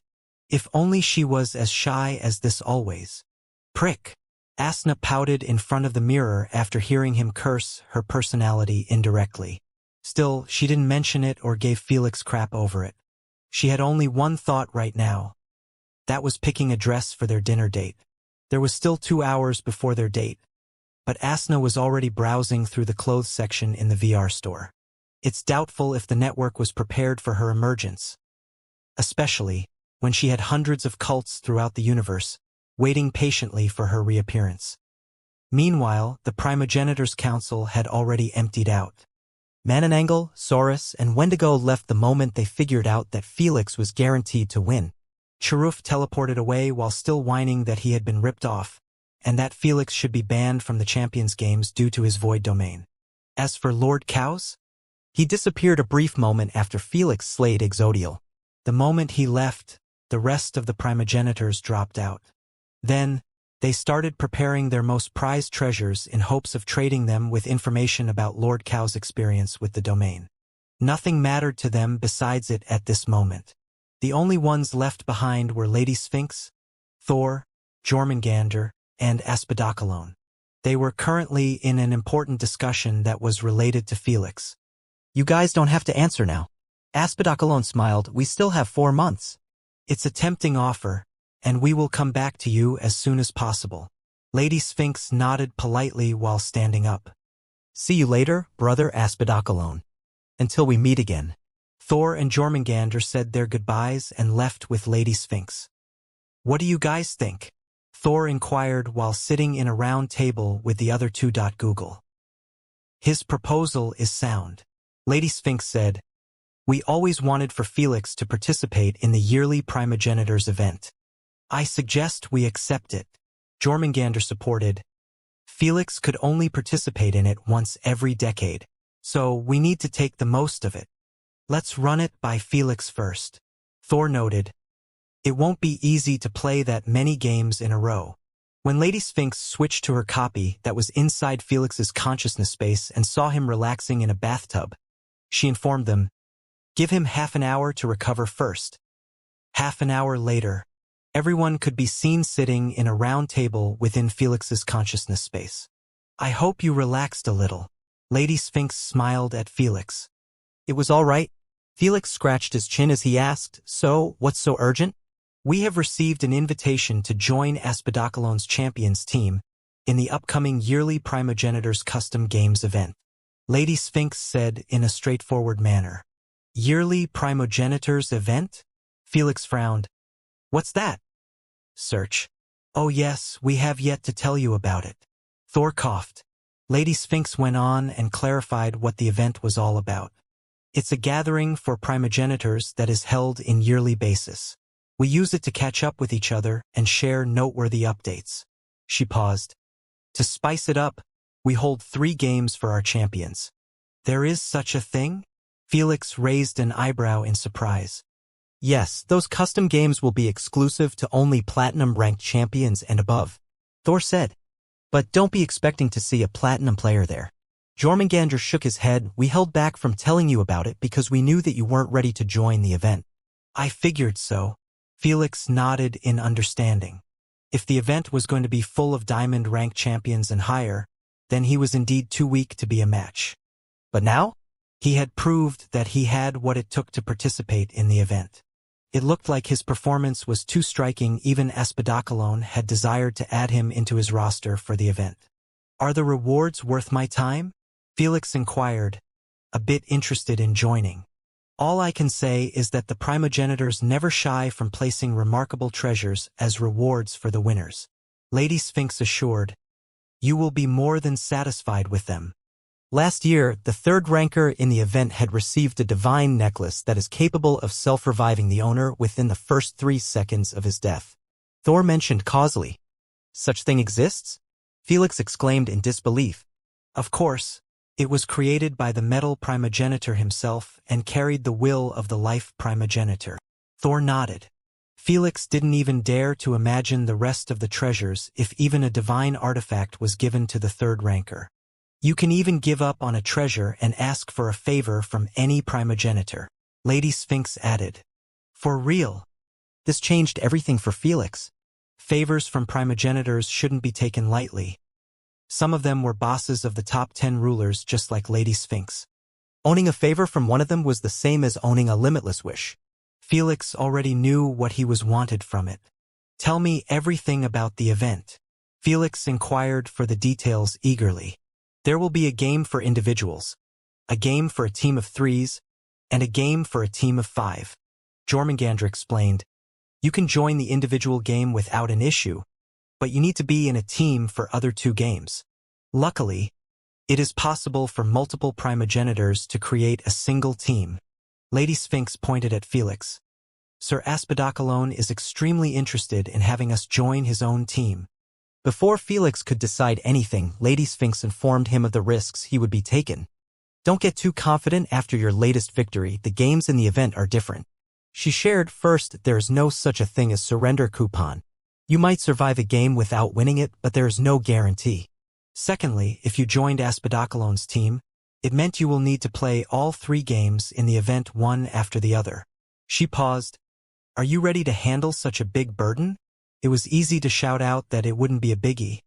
But Felix knew that was utter nonsense. He had never played 2 games back-to-back without taking a long break. Don't even mention 3 games. What's worse, they were games for champions only, and 2 of them were based on teams. Felix was so used to fighting solo, he knew that it would be tough to adapt to team play. Since the surrender coupon wasn't allowed, his safety net was removed. "I am down for playing in the individual game, but I prefer taking a bit more time to think about joining Elder Aspidocalone's team." Felix decided with a serious tone. "That's what we want to hear from you." Thur smiled. "There is no rush. We still have 4 months before the event starts. Plus, I am certain that the rest will be seeking to include you in their teams as well." Jormungandr chuckled. "They are now too occupied with pleasing Lord Cows to care about the gathering." "Indeed," Thor nodded. "Everyone will want to have you in their team instead of being against them due to your void domain." "I see." Felix nodded. "For now, just postpone accepting any of their offers. I still need to understand how hard the games will be. Telling you about it won't help you much." Lady Sphinx informed, "I have just emailed full recording of the previous events." "That's helpful, thanks." After receiving it, Felix exited his consciousness space and glanced at one of the videos. However, he didn't commit to watching fully now since he still had other matters to handle. He pushed the hologram to the side and rubbed his hands eagerly. "Queen, show me the list of my earnings." Winning wish. Diamond rank. Total streaming revenue, 1%, 2.2 trillion SC, with taxes. Unique title, The Dragon Slayer. Click to read all of its benefits. Game points collected solo, 4,000 GP. 2.2 trillion. Felix knew that the amount was going to blow him away due to the insane amount of concurrent viewers. But still, he absolutely didn't expect to cross over the 2 trillion marks. All of his games combined from both of his lives wouldn't even amount to 20% of this number. Phew. I don't even know what to say. Felix could only thank the paying viewers for showing such a large interest in his game. "Soon you will realize that coins are worthless." Lady Sphinx commentated, "When you reach a certain height, coins will not be able to help you get anything at all. Only treasures will be your currency." "I know," Felix sighed. Felix had assigned Malik to handle the purchases of his natural treasures around the universe by outsourcing from auction hunters. He had given her capital of 3 trillions in cash to buy as much as possible. Those hired auction hunters were now clearing auction houses throughout the entire universe from natural treasures with Felix's elements. Even with such a large capital, it felt like it was running empty a bit too soon. There were many expenses that needed to be paid to facilitate the purchases of those natural treasures. Bribes, deliveries, intel of items and auctions, paid services, and more. This without mentioning the exorbitant natural treasures in the auctions. Even when the hired auction hunters used his reputation to earn a few points, they get merely a little discount. So far, Malik had gathered more than 15 A-graded natural treasures and 50 B-graded. The expanse had reached 2 trillion in total. If Felix ever wanted to reach the 6th mark or higher in his Devourer cultivation system, he would need to keep the cash flowing 24/7. Felix had already decided that he wouldn't be replacing Lord Cow's bloodline until he reached the 6th mark at least. So, if he wanted to avoid being stuck at the 3rd stage of replacement for years and years, he had to use all sources available to buy natural treasures. Let's check the prize pool. Felix opened the prize pool list and began scrolling down while reading the names of the rewards. None of them were bad or cheap. There were plenty of rare artifacts that were worth 5 figures number of game points. There were also game coupons that were limited in number highly. Sold out already. Almost all of them were sold out even though the cheapest was priced at 5,000 GP. Felix didn't care about them too much since he was earning 5 coupon after each win due to his winning streak. Bingo! Soon, Felix reached an entire section for just natural treasures. As expected of a diamond-ranked pool, only grade B and a natural treasures were placed in it. Compared to the unreasonable prices in auctions, the prices here were more than fair. The graded natural treasures cost 3,000 while a graded cost 6,000. Thankfully, eliminating players in diamond-ranked games rewards players with 800 GP for each head. Since Felix had eliminated 5 players directly, he was awarded 4,000 GP. Let me get this, and also this. Felix spent half of his points on buying 3A graded natural treasure and 1B graded. Thankfully, he had been saving game points for a long while now. After being done with this, Felix clicked on his unique title, wanting to reread about the benefits provided. The dragons weren't cheap with their rewards at all. Permanent access to Icarius Galaxy. Obtaining a status of an esteemed guest. Receiving the same treatment as a dragon in the galaxy. Invitation to major ceremonies and gatherings. Everyone would die to possess just one of those benefits. In fact, most diamond-ranked players would use a wish in a heartbeat for one of those benefits. Unfortunately, even diamond-ranked wishes weren't capable of giving them such treatment. No one was given permanent access to the Icarius besides the upper echelon of the Alliance, workers, and slaves. As for visitors, they had a visa with a duration that depended on their status and reputation. Usually, it lasts merely a couple of months before expiring permanently. Even when they enter the galaxy, not a single dragon would be bothered to deal with them. Meanwhile, Felix would be welcomed with open arms and treated as a guest in all dragon clans. He was even invited to personal ceremonies and gatherings that were exclusive for dragons only. Yet, the best benefit actually being treated like a dragon in the galaxy. Icarius was known to be rich with natural treasures due to being one of the oldest galaxies in the universe. Since dragons were already too perfect, most of them didn't need to use natural treasures to further increase their strength. It happens automatically by simply growing old. This entailed that natural treasures were as cheap as dirt if purchased directly in the galaxy. However, that only applied if one was a dragon. Outsiders would still get ripped off immensely. Since Felix would be treated as a dragon, he would be able to purchase those natural treasures as cheaply as possible. Naturally, this applied to almost everything sold there. I need to head there when I am free. Felix grinned faintly. I can't miss such a free opportunity to clear out their natural treasure stock. Since the title benefits were permanents, Felix didn't feel too rushed to head there. He still had other matters to handle. For now, he requested Queen AI to open his profile interface. Name of the participant: Unpaid Landlord _6996. Age: unknown. Address: unknown. Integration level: unknown. SG platform: Universal Individual Supremacy Games. Rank: Peak Tier Platinum. Games played 0-10. Wins 0-10. Loss 0-0-0. Win streak 0-10. Click to obtain rewards. Loss streak 0-0-0. Eliminations 0-68. Felix ignored the rest and pressed on his win streak icon. Luckily, this time 4 coupons were common and 1 was rare. Nice. A format-changing coupon and a tier advancement coupon. Felix smiled. Although he wasn't given another surrender coupon, Felix was still satisfied. Without further ado, Felix used the tier advancement coupon to push his rank into Diamond. Tiering. Congratulations on being promoted to Diamond rank. A large notification appeared in the middle of the room, followed by small fireworks in its background. One step further, Felix smiled faintly.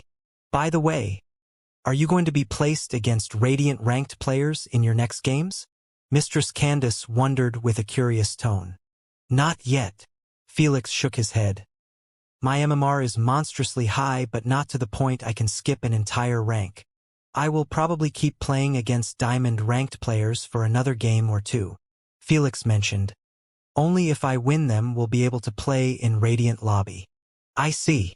Although Felix had won a Battle Royale game, it didn't mean that he could not lose his next 2 games against Diamond-ranked players. After all, he didn't play even with peak-ranked diamond players. Those were players who needed just a little boost to push themselves into Radiant rank. In other words, they were as dangerous as Radiant-ranked players. Sunny was just a little taste of what Felix going to be dealing with in that rank.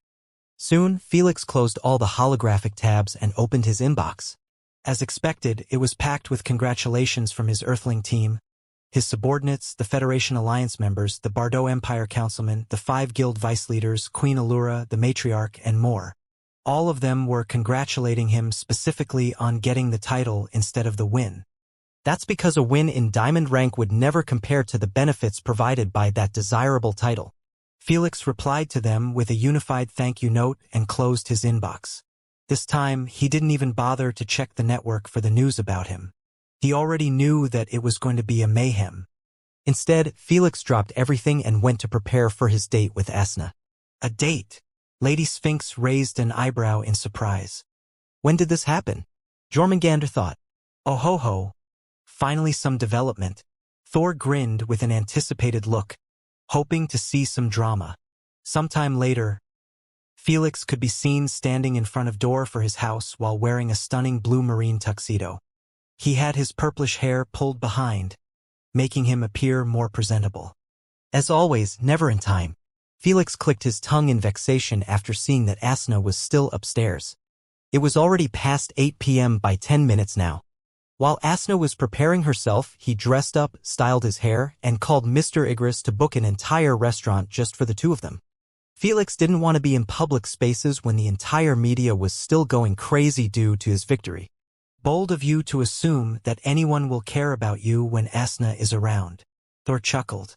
Felix wanted to retort, but he had no words for it. He still hadn't forgotten about what happened when he visited the movies with Asna. People literally fainted due to her otherworldly beauty. It was simply too much for anyone to handle. Fine. I also want to avoid interacting with Asna's worshippers. They creep me out.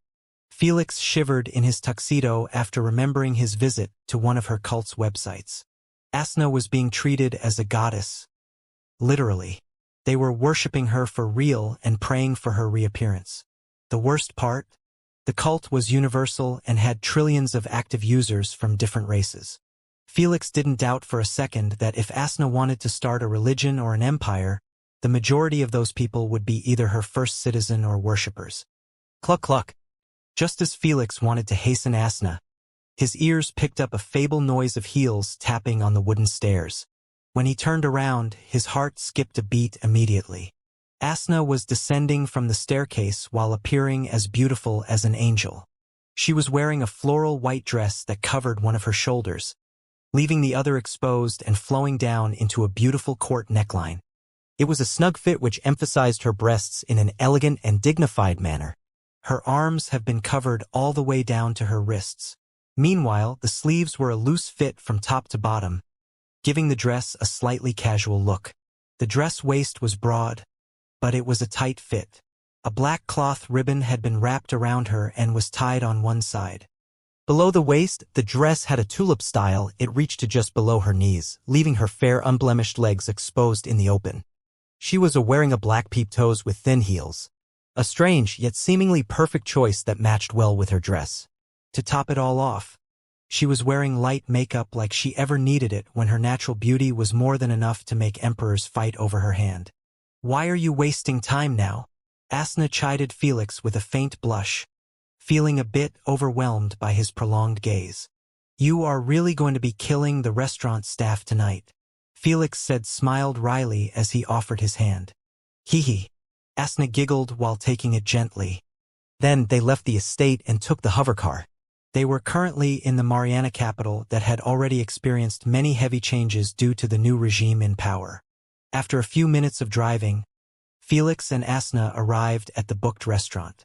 It was a 2-story restaurant that was located in a hidden alley, making it hard for anyone to actively seek finding it. This was one of many fancy restaurants owned by Felix. Mr. Igris had recommended it heavily to Felix after hearing that he had a date. From the outside, it gave a casual and modern vibe with its large glass windows and minimized style of decoration. Yet, the inside of it still appeared elegant and well-designed. This was to Felix's cup of tea. Let's hope the food is as good as its appearance, Asna said as she locked her arm around Felix without her realization. We will come. When they reached the glass door, it was opened by a waitress that had her hair made into a bun. She seemed unable to remove her eyes from Asna's face, even when she was welcoming them inside. No need to guide us to our table. Felix spared her from dealing with Asna. He took Asna with him and walked to the staircase. After climbing them, they were met with a single table placed in the center of a finely decorated roof. The table was already prepared with 2 expensive bottles of wine, glasses, plates, and a small flower vase in the middle. As for the roof, it was also part of the restaurant, as most of the client prefer eating under the moons and stars. Felix pulled the seat for Asna in a gentleman manner and waited for her to get comfortable. Only then did he sit in front of her. So, what do you think? Felix coughed. I had only an hour to prepare it, so don't be too harsh. I love it. Asna smiled as gazed at the glimmering stars and the 2 giant crescent moons. I am glad. Felix picked one of the wine bottles and asked, red or white? Red. Felix popped it open with his fingers causally and poured half a glass for both of them. This was supposed to be the job for the waitress, but Felix didn't want her to end up ruining their date by spilling it over Asna or something. He knew that Asna's current appearance was a mental attack. To your win. Asna smiled as she clicked her glass with Felix's. To us. Felix chose a better toast. To us. Asna murmured as she clicked his glass again. Seeing her get all embarrassed made Felix chuckle a little. You really have changed, Felix said while reminiscing on his first day with Asna. Did I? Asna titled her head in confusion. Being forgetful now, huh? Felix mentioned. I don't know what you are talking about. Asna shrugged her shoulders. How about your freedom? Felix said you used to be obsessed with splitting our souls. Yeah? I almost started to believe that you have stopped thinking about it. Well, Asna murmured, what if I don't want it anymore? What? Felix almost spat his wine all over her after hearing so. Even the primogenitors were left at loss for words at her response, not expecting it one bit. Is it that shocking? Asna justified her decision while eyeing the stars and the moons. I am now enjoying my life in the UVR. It has everything that I desire. Stop talking nonsense. Felix gave her a harsh look. You can enjoy the UVR even when freed. Don't settle just because something is hard. Don't you trust in my capabilities to free you? Felix knew that freeing Asna was almost impossible. He was already told that the spirits and soul's guardian was residing in the spirit realm. Asna had told him that he was the only one capable of splitting their souls permanently without damaging either side. Even Lady Sphinx was unable of achieving so. The problem was that the spirit realm wasn't accessible by the living. Lady Sphinx had already tried thousands of methods to enter it, but to no avail. In fact, she was banned from even staring into the spirit realm with her spiritual vision. She gets kicked out the instant she peeked at it. With Felix's insane upgrade to his mental capacity, he was now capable of unlocking the 3rd level of his truth vision. Unfortunately, he wasn't capable of sustaining his spiritual vision for a mere millisecond. How could he free Asna when he wasn't even capable of peeking into the spirit realm?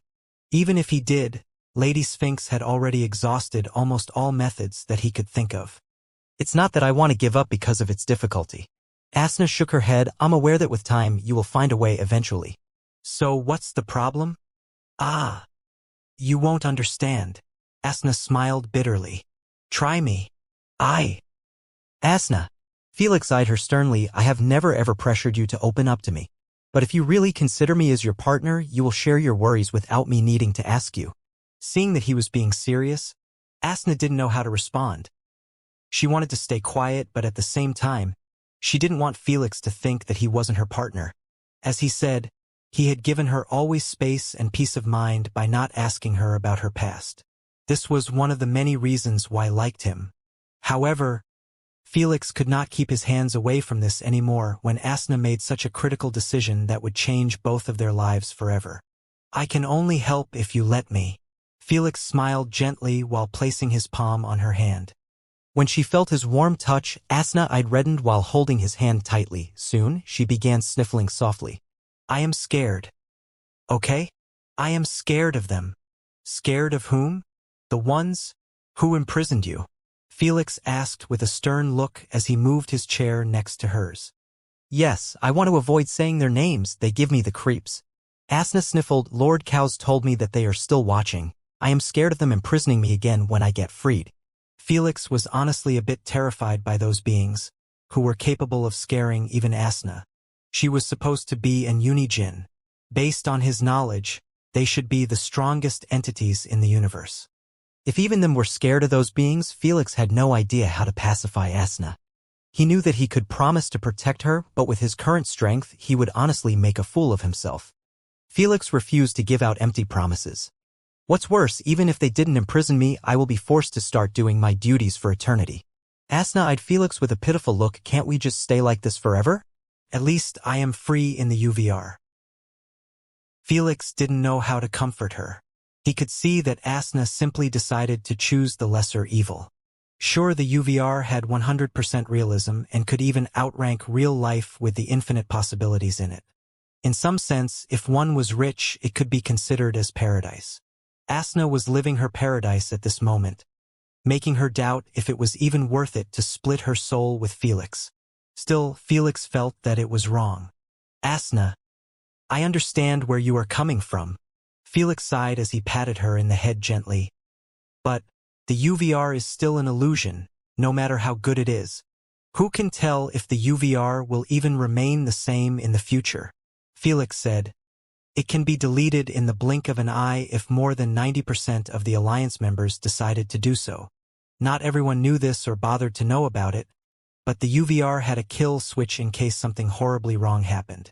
Is this the world you want to make as home? Felix smiled bitterly. I know it's not ideal, but what can I do? Asna leaned against Felix's shoulder, feeling somewhat hopeless about her situation. For now, you don't need to do anything or make any decision. Felix caressed her hair gently as he advised. We have plenty of time before I find a method to enter the spirit realm and contact the spirit's guardian. Only when we reach there and you have all the cards can you make your decision. Felix refused to promise her protection, or he would kill those coming after her. He would rather be realistic and give her actual useful advice than a false hope that he was capable of changing her fate. He wasn't a monster to take advantage of her momentary weakness and openness to strengthen their relationship through empty words. Still, Felix was capable of promising her one thing. Regardless of what decision you make then, I will be at your side until death do us apart. Felix smiled faintly as he lifted her chin. Deal. Asna's heart raced at the sound of Felix's promise. One of the unmentioned reasons was that she didn't want to lose Felix after they split their souls. She wanted to avoid admitting it out loud, but she was attached to Felix heavily now. She simply couldn't imagine her life without him being by her side. Felix had just assured her unsettled heart that he wasn't going anywhere. He might not slay her enemies. He might not be strong enough to even protect her like some sort of prince in a fairy tale. But he was going to stay by her side through thick and thin forever. That's all Asna wanted to hear from him. Felix. Asna stared at his mesmerizing, sincere eyes and couldn't help but lean forward with her eyes closed shut. Felix could only watch her gorgeous face approaching him slowly with a stiffened expression. Before he could react, her glossy, enticing lips connected with his lips softly. Time stopped when his lips met hers, but the flutter in their hearts only intensified. Asna's heart pounded in her chest while her body felt limp. She could only focus on how soft and sensational he felt against her mouth. Felix kept his eyes wide open, still blanking out at the notion that his lips were touching Asna's. Usually, he would be the active part in kissing. But when it came to Asna, the most beautiful woman in the universe, his expertise had failed him. He could only watch Asna pulling away from his lips. What did I just do? Asna touched her parted lips with widened eyes, not daring to believe that she had actually kissed Felix.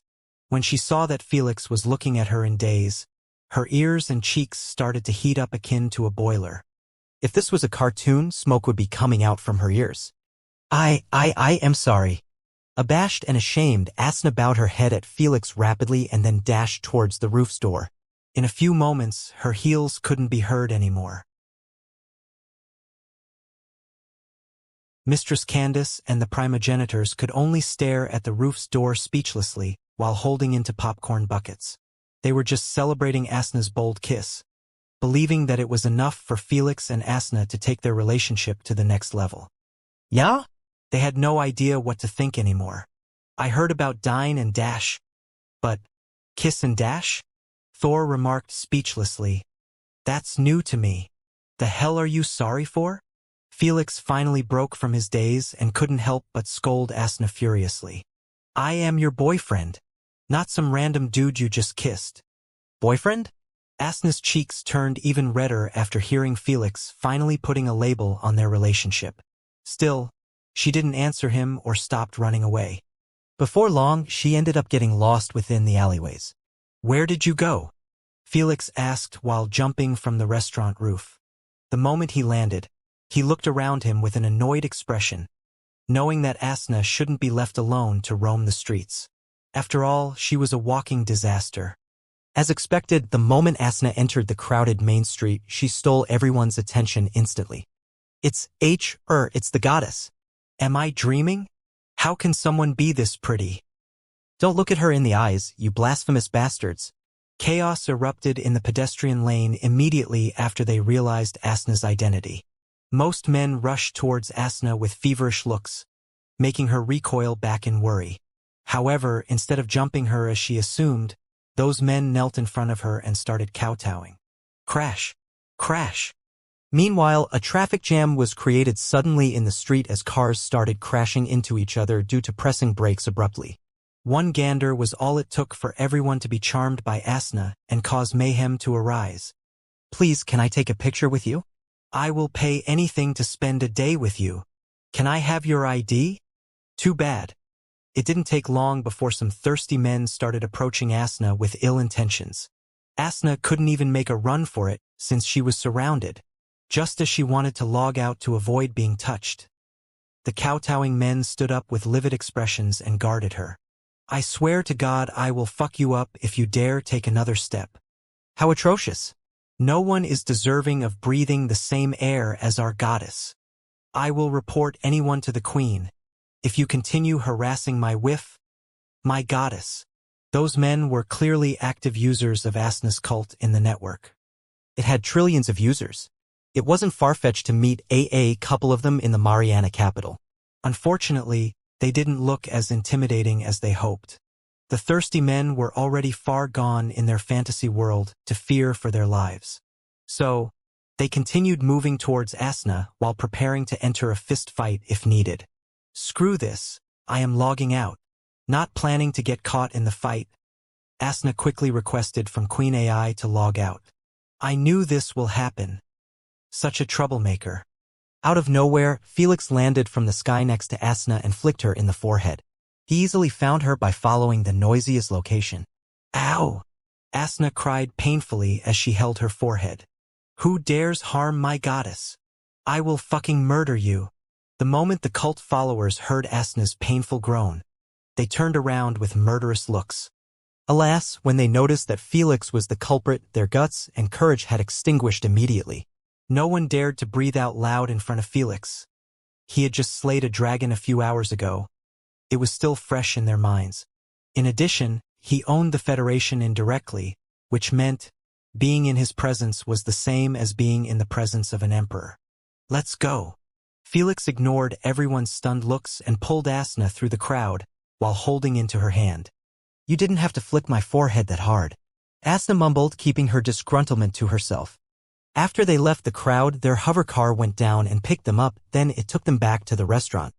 Felix wasn't going to let Asna's freak out after her kiss ruin their date. She took a step forward towards the right direction, and he was going to make sure that she wouldn't regress again. 2 hours later, Felix and Asna returned home while locking hands. Their fingers were intertwined, making it safe to assume that it went well in the restaurant. It was really a smart decision by Felix to strike the iron while it's hot and continues their date even after Asna's freakout. They didn't do anything dramatic or such. They just talked until Asna started feeling more comfortable again and stopped worrying over her first kiss. When the date was about to end, Felix made sure peck her in the lips to let her know that her kiss wasn't going to be the last. Another date next weekend? Felix inquired as he watched Asna climb the stairs. Her perky rear and curves really drew him in, but Felix controlled his demons, knowing that sleeping with Asna required a lot of work and time.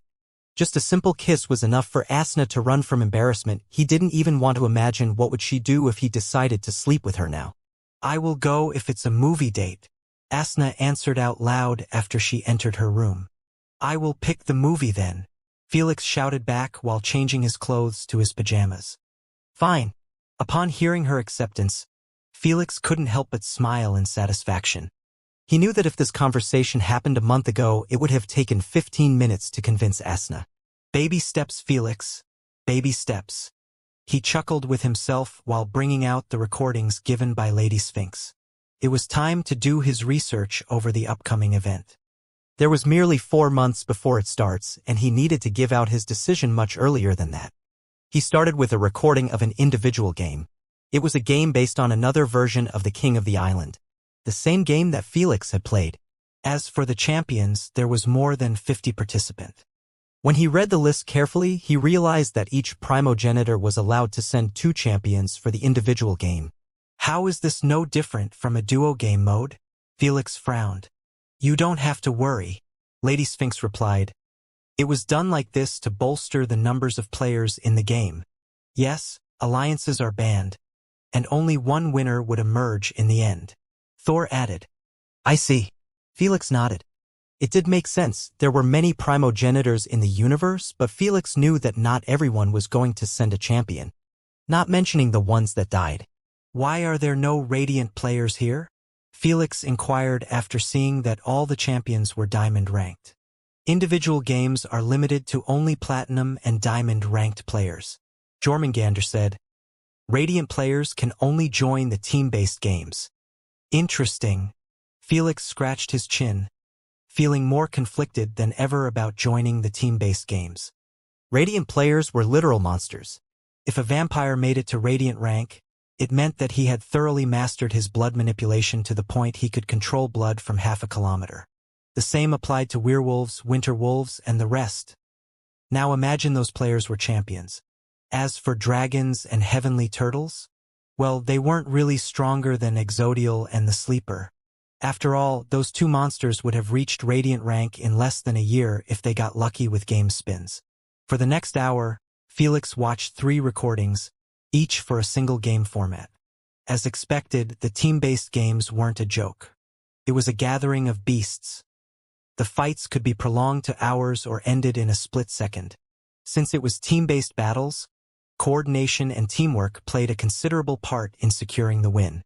So, the 3 versus 3 game is tournament-based format while the 5 versus 5 game will be random. Felix concluded from analyzing the majority of games picked. When he saw that most of them didn't have an execution mechanic, he started to feel more inclined about joining them. He had Void Domain with him. This entailed that if shit hit the fan, Felix could always hide within it for safety. No one could do anything to him then. Yet, the thing that motivated him the most was the Decade Clause. Felix was informed by Lady Sphinx that primogenitors could not use the same champion in the event for another decade. It was done like this to keep the event always interesting and filled with new champions. The primogenitors didn't want to keep watching the same faces fighting each year. This signified that if Felix joined the individual game only, he would be locked out from the event for 10 years. It was truly a waste of a massive opportunity to get primogenitors' favors or divine treasures. You can train harder and join the next events. Lady Sphinx said no one is pressuring you to join this particular gathering. I know, but I doubt that a couple of years of training will be enough to destroy Radiant champions. Felix shook his head. Felix already thought about joining the next year event or the one after it. But he soon realized that there wasn't much to improve that could make a huge impact. His external poison manipulation would take at least decades of effort to increase its range from his petty 20 meters to half a kilometer like them. If he mastered the conversion technique and was allowed to unseal his lightning inscriptions, he would still be at the starting point of that element. As for his physical strength, Felix needed to reach 6th mark and replace Lord Cow's bloodline to actually obtain a drastic enhancement. But if he did so, he would lose his void abilities and most importantly, his void domain. He could not etch both void domain and void immunity. It was a no-brainer that Felix would pick void immunity. From the moment Felix decided to integrate with Lord Cow's bloodline, he realized that it was simply a passing element. Nimmo was the bet, not the element. So far, Nimmo was still growing and discovering his abilities. Felix was confident that Nimmo would not disappoint him. Right now, Felix felt that his void domain was his safety net against Radiant players. He didn't want to join the event without it. Not until he was certain about his strength. "Can't you help him out with void immunity?" Thor asked Lady Sphinx with a serious tone. "He just won you 2 monoliths and another noteworthy treasure," Jormungandr mentioned. "I believe he earned at least an attempt from you." Usually Thor and Jormungandr wouldn't make such requests or bother Lady Sphinx with them. After all, she knew what she was doing. However, this was void domain, one of the ultimate abilities of primogenitors. They could not stand by and watch Felix erase it forever with a single thought. "You guys are thinking too lowly of me." Lady Sphinx glared at them. "You think I haven't been working on it?" "Ha! For real?" "You didn't say anything." Lady Sphinx gave them an irritated look and said, "Since the moment he unlocked it, I have been researching on ways to help him keep it. I am doing it for myself as well." "What do you mean?" "If he kept it, I will have more time to explore his domain and figure out a method to create my own." Lady Sphinx shared with them her plan.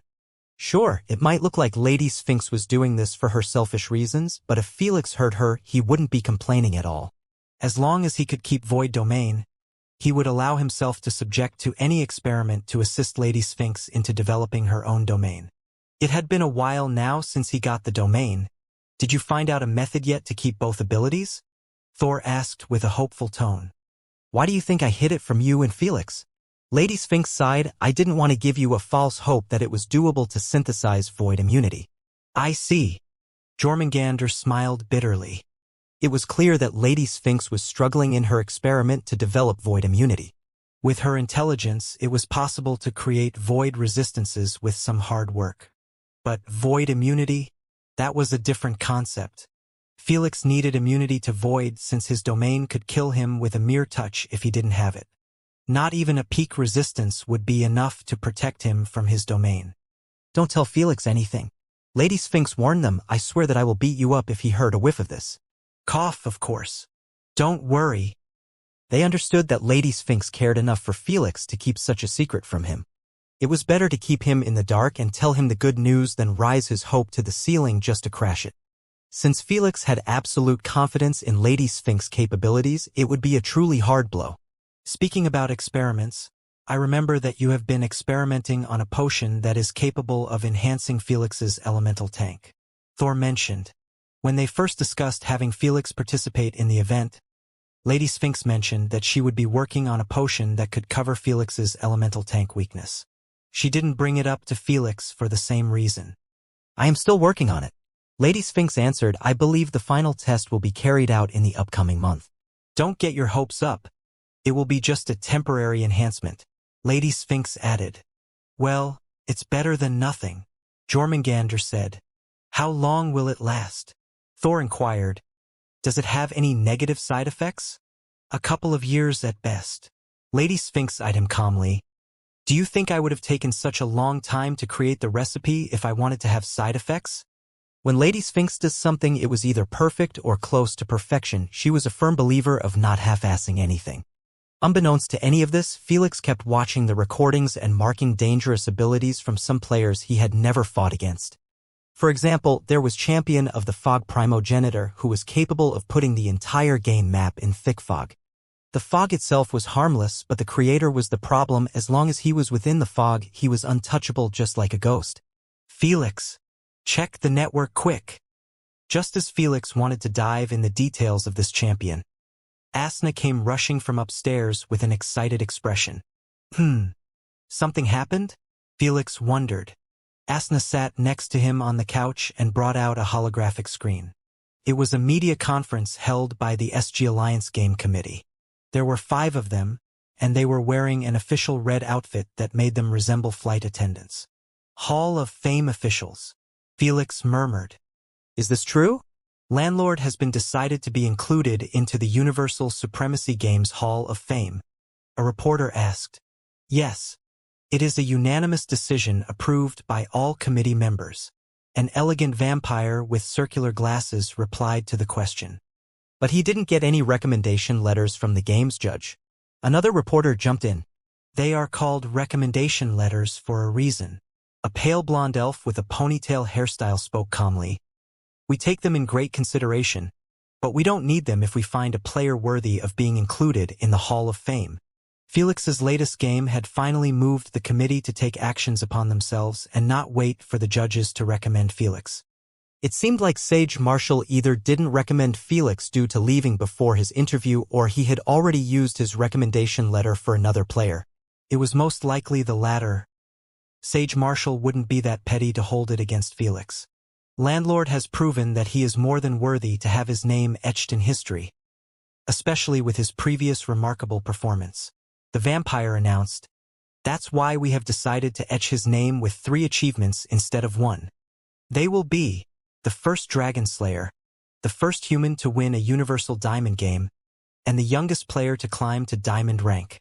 The pale elf disclosed with a faint smile. Seriously? Doesn't that mean he will be placed higher in the rankings? That's huge. The other Hall of Famers will protest on your decision. How do you feel about that? The reporters exclaimed loudly at the announcement. Knowing that most Hall of Famers had been included with a single achievement at the start. The Universal Hall of Fame wasn't just there to etch names and be done with it. In fact, it was a ranking of the best throughout the history of the platform. The only way to climb such a prestigious ranking was getting more noteworthy achievements. Well, it happened at last. Felix smiled while opening the SG Alliance main website. He went to the Hall of Fame tab and pressed on it. An ancient designed list was displayed before him, showing hundreds of names. It started with the number 1 ranker and ended with a player who was ranked at 500. Where did they place you? Asna growled. It better be in top 50 at least. Gimme a sec. Felix typed his full SG ID in the search bar and pressed enter. Immediately after, his name got highlighted at the top of the list with his 3 mentioned achievements. 19. Not bad, Felix expressed. He was really satisfied with his placement in the ranking. This was the most prestigious Hall of Fame for individual games. To be ranked as 19 from 500 players throughout the history of the platform was truly an honor. The ones ahead of him had plenty of achievements under their belts. The first ranker was actually the 4th Ancestral Dragon. He had more than 20 achievements written next to his name. It might seem like a lot, but most of those achievements weren't really that extraordinary. For example, the Ancestral Dragon was the first to blow the game map into oblivion. It would have been spectacular in the old days due to the platform having many loopholes, but now, it was impossible to do it. Each map was designed with a threshold for destruction to protect the game map. There were many achievements that were just like this. Achievements obtained by taking advantage of the platform's early days. Yeah? It was an achievement on its own just to be included in the Hall of Fame. Still, there were a few achievements that were great enough they garnered Felix's respect. Hee. All of them are dead but you. Asna laughed in a sinister manner. Well, it isn't easy to stay alive for over 2 million years. Felix commentated while eyeing the deceased mark placed next to those names. He was the only one alive in the top 50 list. Queen, what do I get for this rank? Felix inquired. Players weren't wishing to enter the Hall of Fame for merely pride and honor. It was for the benefits accompanied by their rank. Queen AI went forward and displayed all the benefits accompanied by his rank. Permanent 20% discount to anything purchased in the prize pool. Permanent 30% increase to your wishes limitations imposed by your rank. A prestigious Hall of Famer badge with your name and rank on it. Direct access to the 5th layer of the blocked information within the UVR. Authority to offer a single recommendation letter for players to join the Hall of Fame. Not shabby at all. Felix smiled with a pleased expression. Since he was ranked pretty high in the list, it was only natural that the rewards would be exceptional. For the Hall of Famers at the bottom of the ranking, they merely get 2% discount on the prize pool items and a badge. You must be pissed. Asna chuckled while poking him in the cheek cutely. Why? You already wasted half of your game point. FCK me. Felix covered his face in agony after being reminded of his latest purchases. If he had bought the natural treasures with the discount, he would have saved enough game points to buy another one. Next time, don't leave the game too early. Asna laughed at his misery. Felix could only blame himself for not waiting a couple of minutes at the end of the game. He was so used to not getting recommended to join the Hall of Fame, he simply stopped thinking about it. Ah, feels bad. Felix leaned against Asna's chest and pouted cutely. I need some comfort. In your dreams. Asna pushed his face away from her chest, knowing that he was up to no good, not wanting to give him more opportunities to take advantage of her. Asna swiftly went to the staircase. Tisk, what's the point of having her as my girlfriend if she can't even comfort me? Felix mumbled in annoyance while returning to watching the event recordings. Did you say something? Asna narrowed her eyes at him akin to a hawk from the stairs. Nothing. Felix coughed. Thought so. Asna blew him a kiss to tease him and returned to her bedroom. While they were being lovey-dovey, the news of him joining the Hall of Fame had gone viral on a universal scale, especially when he was ranked in the top 20. It should have happened much earlier. He was robbed of so many astonishing achievements in his past games. Games in the human platform branch do not count, unless you want him to join the lesser Hall of Fame. Congratulations, landlord. You have done us proud. It was only natural that his fans would feel thrilled by the news. None of them were that surprised by the announcement. After all, if Felix didn't make it to the Hall of Fame after slaying a dragon, then the entire platform should be boycotted for discrimination against humans. Felix received many congratulation messages from Olivia and the others close to him. He was even invited to a party that was held in the UVR to celebrate it. Seeing that it was being made by Olivia and his grandfather, Felix decided to take part. Do you think he will be mad at us? Olivia asked with a worried tone while eyeing a 3-layers birthday chocolate cake. Don't worry. Felix has matured and experienced hell in his journey. Robert patted her in the head. If he can slay a dragon, overcoming his trauma of birthdays should be doable too. Let's hope so. I don't want to upset him in his party. Olivia murmured while placing candles on the cake. Unbeknownst to Felix, Olivia and Robert were taking advantage of the party pretense to hold Felix a birthday party. He would turn 24 in 3 days. Robert always wanted to celebrate Felix's birthday.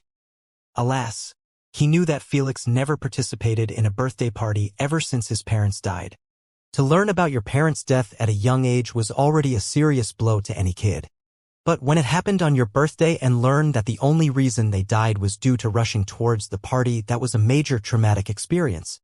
Ever since then, Felix never mentioned birthdays, hosted his own, or participated in another one. Truly pained Robert to see Felix like this.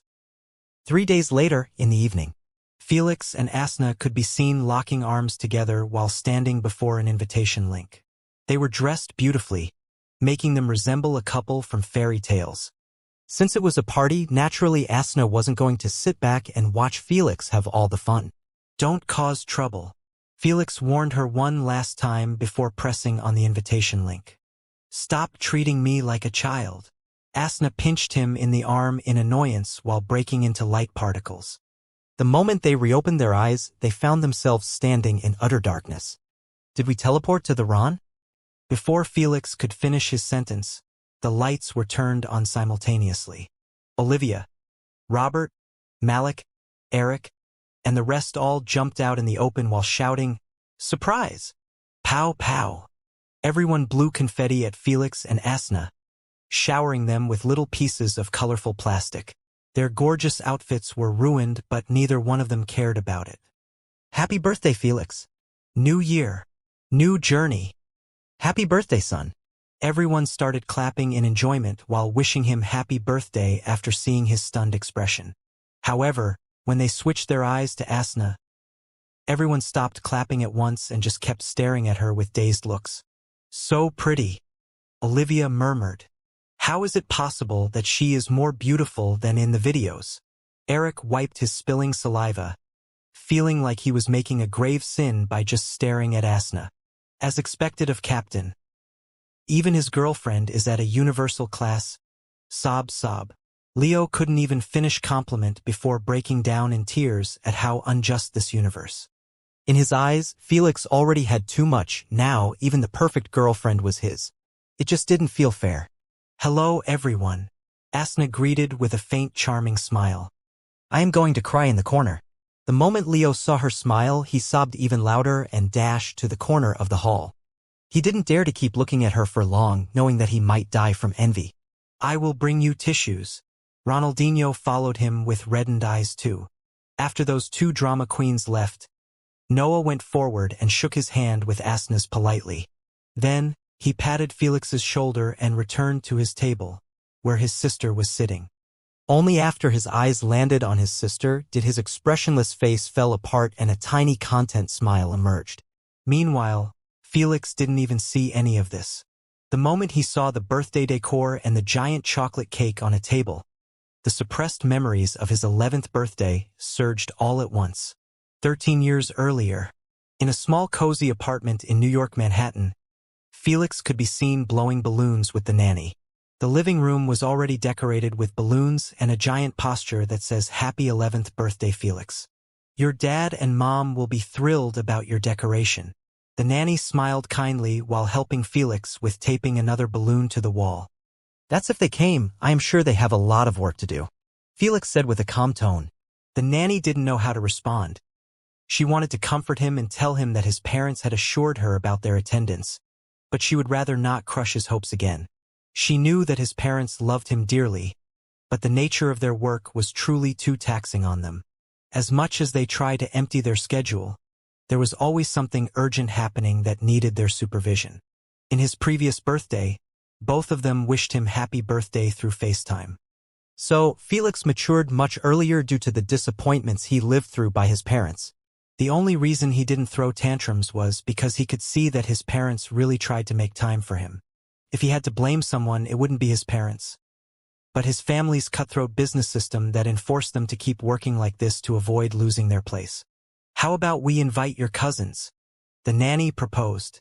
No, they are too stuck up, Felix replied. Even little Ollie?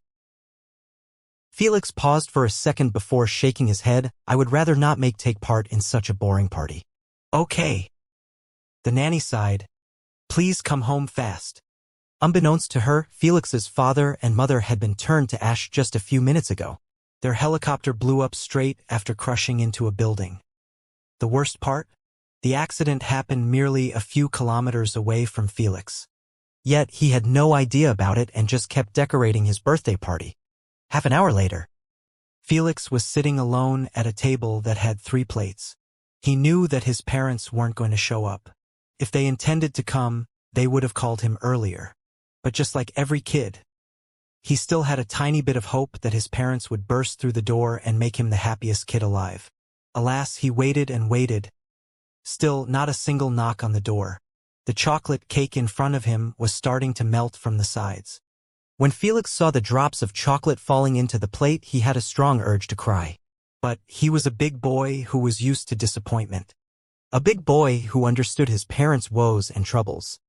I am big boy, I am a big boy.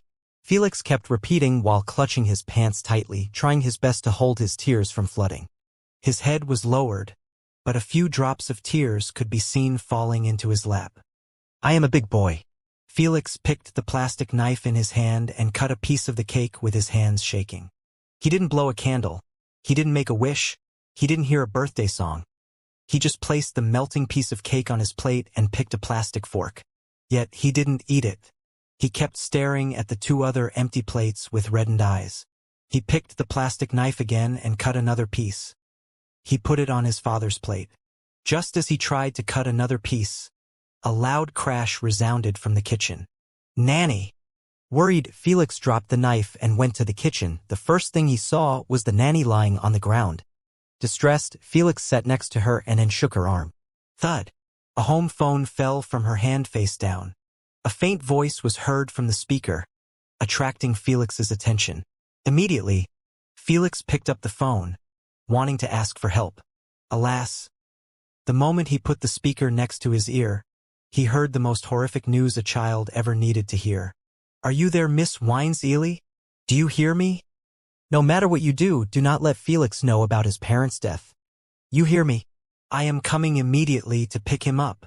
Robert's agitated and pained voice boomed as loud as thunder in Felix's ears. Grandpa? What are you talking about? Upon hearing Felix's trembling voice, Robert went quiet all of a sound. Grandpa! Felix knew that he was still there. He could hear his rugged breathing from the speaker. Felix, pass the phone to your nanny. A few seconds later, Robert requested with a gentle voice. She is on the ground. I think she fainted, Felix informed. I see, please splash some water on her face to wake her up. Robert tried his best to avoid mentioning Felix's parents. Okay. Felix placed his hand in a glass water and splashed it on the nanny's face. In a few moments, she opened her eyes and saw Felix's dazed expression. When she spotted the phone in his hand, her heart sunk to the bottom of her stomach. Thank you, young master. She quickly stood up and hugged Felix gently with her eyes watering. She stopped herself from crying and took the phone from Felix's hands. Elder, it's me, she said. Good thing you are okay. Robert sighed. Pack up and wait for me. I am taking a flight as we speak. Understood. Cluck. Robert hung up the phone without mentioning the accident again. Let's go eat your cake. It must have melted by now. The nanny held Felix's hand and took him to the dinner table. When she saw that he had prepared 2 pieces for his parents, she finally couldn't hold back her tears anymore. I am sorry, I am so sorry, I am so sorry. She hugged him tightly and kept apologizing while crying her heart out. Sorry about what? Felix was smart enough to connect the dots from what Robert said and his nanny's reaction. But he was still in a denial, refusing to accept the horrendous reality before him. Tell me, why are you sorry? Is it for the birthday party? You were scaring me, Nana. Felix kept speaking with a traumatized expression and tears flooding down his chin uncontrollably. I am so sorry, you don't deserve this. You don't deserve any of this. Alas, the nanny merely kept sobbing while caressing his golden hair, not having the guts to tell him that his parents were gone on his birthday. What's worse, they died while rushing towards his birthday party. Nanny and Robert knew that if Felix caught wind of this, he would blame himself for their death. Too bad. That's ended up happening even when Robert delivered the news a week later. How could Felix ever celebrate a birthday after this? Who could celebrate a birthday when your parents died in it? In his eyes, celebrating it was the same as celebrating the death of his parents. Felix, are you all right? Asna asked with a worried tone after seeing a single tear falling down Felix's cheek. When Robert and Olivia saw it, they couldn't help but start to regret holding this birthday party for Felix. It was forever since they saw Felix cry. They knew if he cried, it only meant that he still hadn't moved on from his parents' death on his birthday. Oh, this? It's just a new face exercise. Felix chuckled while wiping his tear with his sleeve. Gramps. Little Ollie, what's up with those looks? Felix scolded jokingly, are you regretting celebrating my birthday after everything I have done to you? How selfish. When they saw that he was being all chirpy and happy, they honestly didn't know if he truly wanted to celebrate or just masking his pain. Unbeknownst to them, that tear wasn't out of sadness but happiness. The memory of his parents' death sure stung his heart like hell, but when he saw how crowded his party, he felt at peace. His girlfriend was holding his hand. His family was here. His teammates were making fun of Leo. His subordinates were looking at his respectfully, and even his masters were watching over him kindly. Compared to his empty birthday party 13 years ago, he truly had gained countless people at his side. Felix might have lost his parents, but he had gained many people who loved and cared for him as a friend, as a family, as a student, and lastly, as a lover. Come on, cue the music and let's get this party started. Felix clapped his hands while walking towards his grandfather. He gave him a big old hug and whispered in his ears, I am fine, Gramps.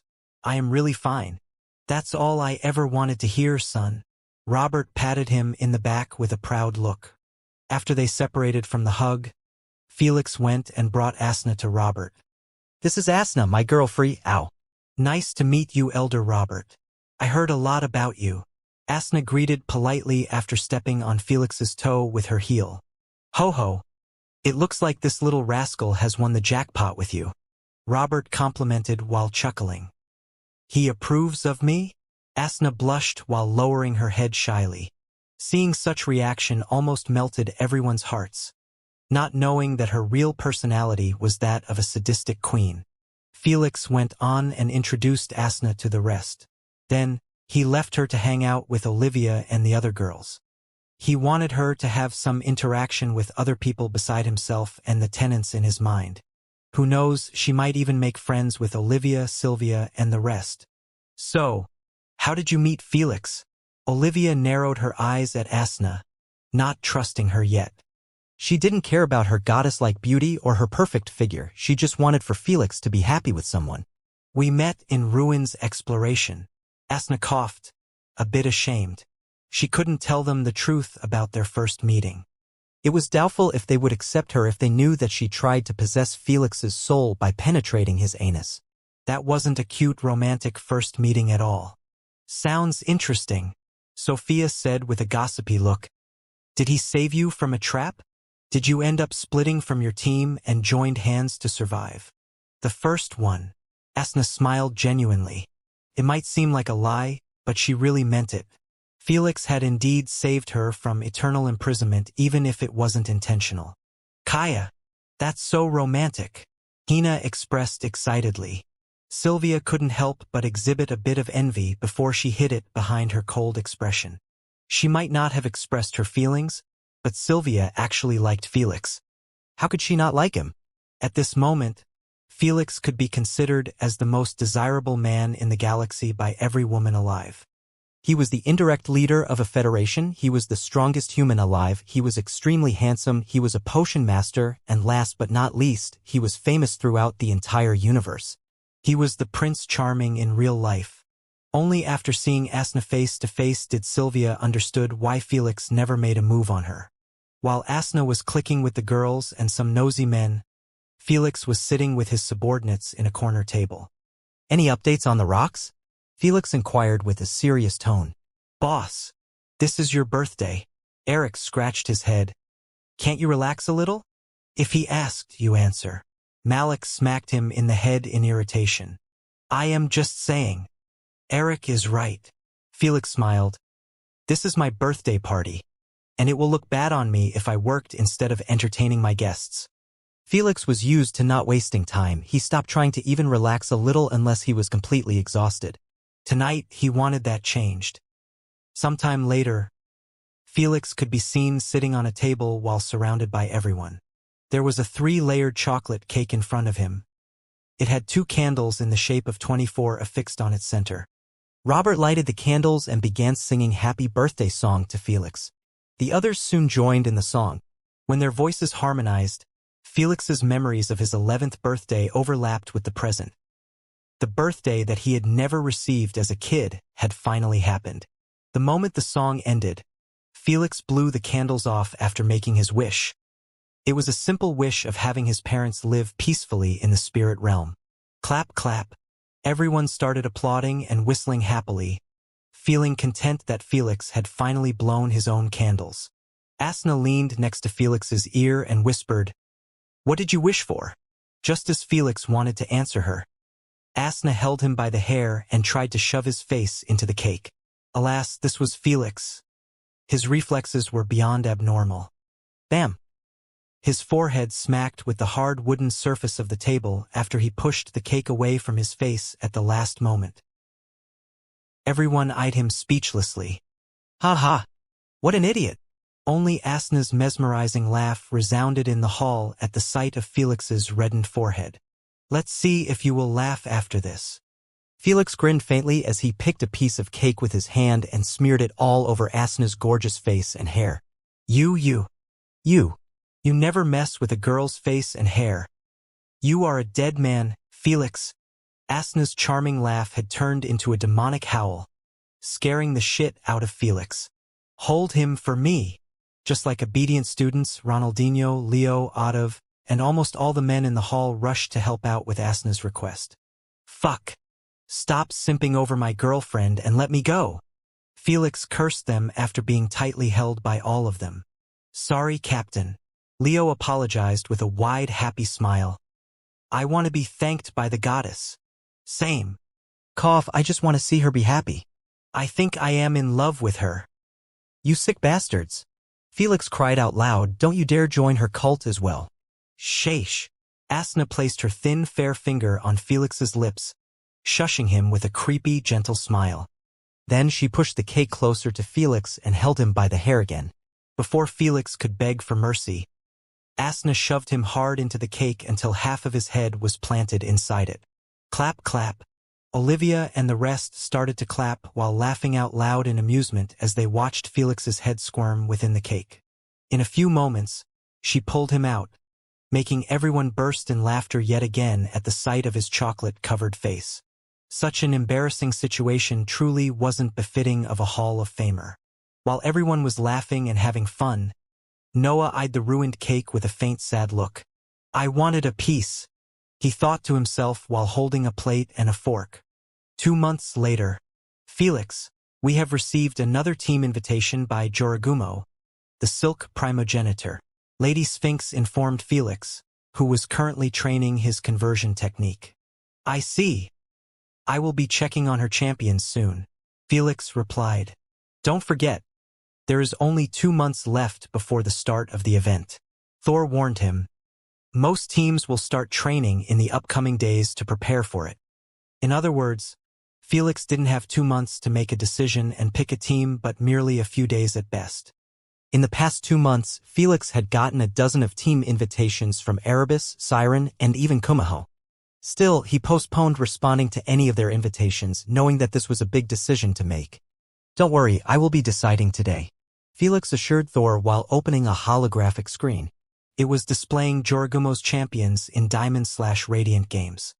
Spiderkin, I have yet to fight against one, Felix commentated while watching highlights of humanoid spiders with different sizes, shapes, and abilities. The race was called Spiderkin for a reason. It consisted of all spider species in humanoid forms or even monstrous forms. When it came to their population, they surpassed humans by many digits. However, the majority of them were considered from weak breed due to their thin ancestral bloodline. They could be considered as the commoners within the Spiderkin. As for the real upper echelon, they consisted of clans that perverse their ancestral bloodline purity at all cost, making them able to inherit silk manipulation and other enhancements if they were gifted. The champions before Felix were the current most gifted clan members. They weren't to be underestimated at all. Silk is truly a flexible element. Felix could only wonder as he watched those champions putting their opponents into silk cocoons just to crash them from within. Silk was already an extremely tough and durable material. In fact, it was 5 times stronger than steel while still enjoying the benefits of being soft and flexible. Now, imagine if silk was hardened or solidified. Even Felix knew that it would be hard to break it apart with just his physical strength. I can't ally with them. Still, Felix didn't see himself joining their team. With his void abilities, he would be forced to keep worrying about touching his teammates with them. Their silk manipulation was astonishing, all right, but their physical defenses consisted of hardened scales. Felix knew that even void seekers would cause them great harm if it landed on them. I guess I am back to the first invitation. Felix smiled wryly. Already told you so. Asna yawned lazily while lying on the couch next to him. Aspidocolone's team consisted only of heavenly turtles. With their indestructible shells and tough skins, Felix knew that he wouldn't need to worry too much about them. Even if a void seeker landed on them during the chaos, it wouldn't be capable of harming them at all. They only needed to worry about his void domain and void beam. Did you make your mind? Lady Sphinx inquired. Yes. Felix nodded while closing the hologram. Okay. I will contact him now, Lady Sphinx said. A few days later, Felix and his masters could be seen standing on a spacious arena with empty audience stands. Next to them was Aspidocolone in his humanoid form. I am glad that we have you in our team, child. Aspidocolone spoke with a kind elderly tone while patting Felix's head. The pleasure is mine, elder, Felix replied respectfully. Suddenly, 5 gigantic flashes of light appeared on the arena in front of Felix and the others. A second later, they turned to be 5 gigantic heavenly turtles. They didn't all appear the same. One of them was much larger than the rest and had a brown earthly shell on her back. Another one had a longer neck and a snapper mouth. Yet, the most unique one was a turtle with a spiky shell. "Good morning, elders." All of them bowed their heads respectfully, then they eyed Felix with various looks. Some were curious, some were disinterested, and some were outright ignoring his existence. "It looks like some of them are still not convinced about having you join them." Asna giggled. "They will be convinced soon." Felix grinned wickedly while staring at them in the eyes. "Introduce yourselves to your new teammate." Aspadakalon wasn't concerned about the friction between his champions and Felix. He didn't set up a meeting in an arena for no reason. "I am Zulud. My SGID is Rotspawn. I am a mid-tier Radiant player." The heavenly turtle with the long neck and snappers introduced nonchalantly. "I am Waka, but you can call me Barbieclaw. Also a mid-tier Radiant player." The biggest turtle of them spoke with a gentle feminine tone. "Slagwing, high-tier Radiant," the spiky turtle said while staring at Felix coldly. Felix picked up a tint of hate from his tone, making him unable to discern if he was simply a racist or hating on him for a different reason. "Weber here, but you can call me Cloudface. I can't wait to talk to you about your void abilities." "Oh, and I am a low-tier Radiant player." A heavenly turtle with a thick short neck introduced happily. "Nina, high-tier Radiant." The last turtle spoke with a lazy tone, like she was going to sleep at any given moment.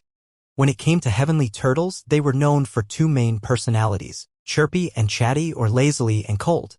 Those two truly portrayed the stereotype to perfection. As for their ranks, Felix already knew that Aspadakalon would bring only Radiant players with him. After all, it wasn't that hard for heavenly turtles to reach that rank. "Nice to meet you, everyone." Felix introduced himself with a faint smile. "I am Felix Maxwell and known as Landlord. I don't mind referring me with either names. Currently, I am a low-tier diamond ranked player." "Nice to meet you." Excited, Weber waved his gigantic paw. Meanwhile, the others didn't even bother to spare Felix a polite nod, especially when they heard about his rank. "Now that we have gotten rid of the introductions, how about a little spar to enliven the atmosphere?" Aspadakalon proposed. Agreed.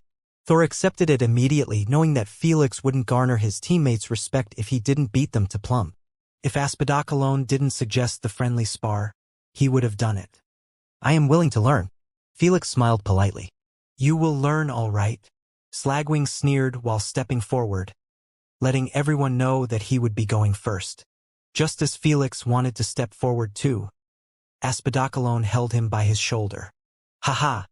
Don't be too rush, everyone." Aspadakalon chuckled. "This is a friendly spar, so there should be some rules to help you learn more about each other." "What do you propose?" Jormungandr inquired. "Little Felix should not use his void domain and my champion will not dig underground," Aspadakalon said. "It won't be much of a fight if you defended yourself with the void domain or my champions hid underground." "The fuck? How is this bullshit fair?" Asna cursed instantly. "Be chill, I expected as much." Felix still had the same polite smile even after hearing that he would be banned from using his strongest ability. "Hee, it's actually good that they brought it on their own." Asna snickered. "Now, when you thrash them, they will not have an excuse." "Do you agree to the rules?" Aspadakalon asked. "Yes." Slagwing nodded with a hidden grin. He would be lying if he said that Felix's void domain didn't scare the shit out of him. He had watched the Sleeper's useless attempts against it. Most importantly, he saw what happened to Exodial when he touched the void domain. "I don't mind even if they went underground." Felix cracked his neck while approaching Slagwing. "His ending will be the same either ways." "Ha ha ha." Bold words. "I love it." Aspadakalon laughed out loud. The same couldn't be said about his champions. All of them gave Felix a frigid stare, feeling like he was belittling them in front of their ancestor. "You better wipe the floor clean with him." Rotspawn stressed telepathically. "Don't disappoint me, Slaggy, or you can forget about your date with me." Barbieclaw threatened. "Just make it quick. I don't feel like fighting at all today." Nina yawned. "You guys don't have to worry too much."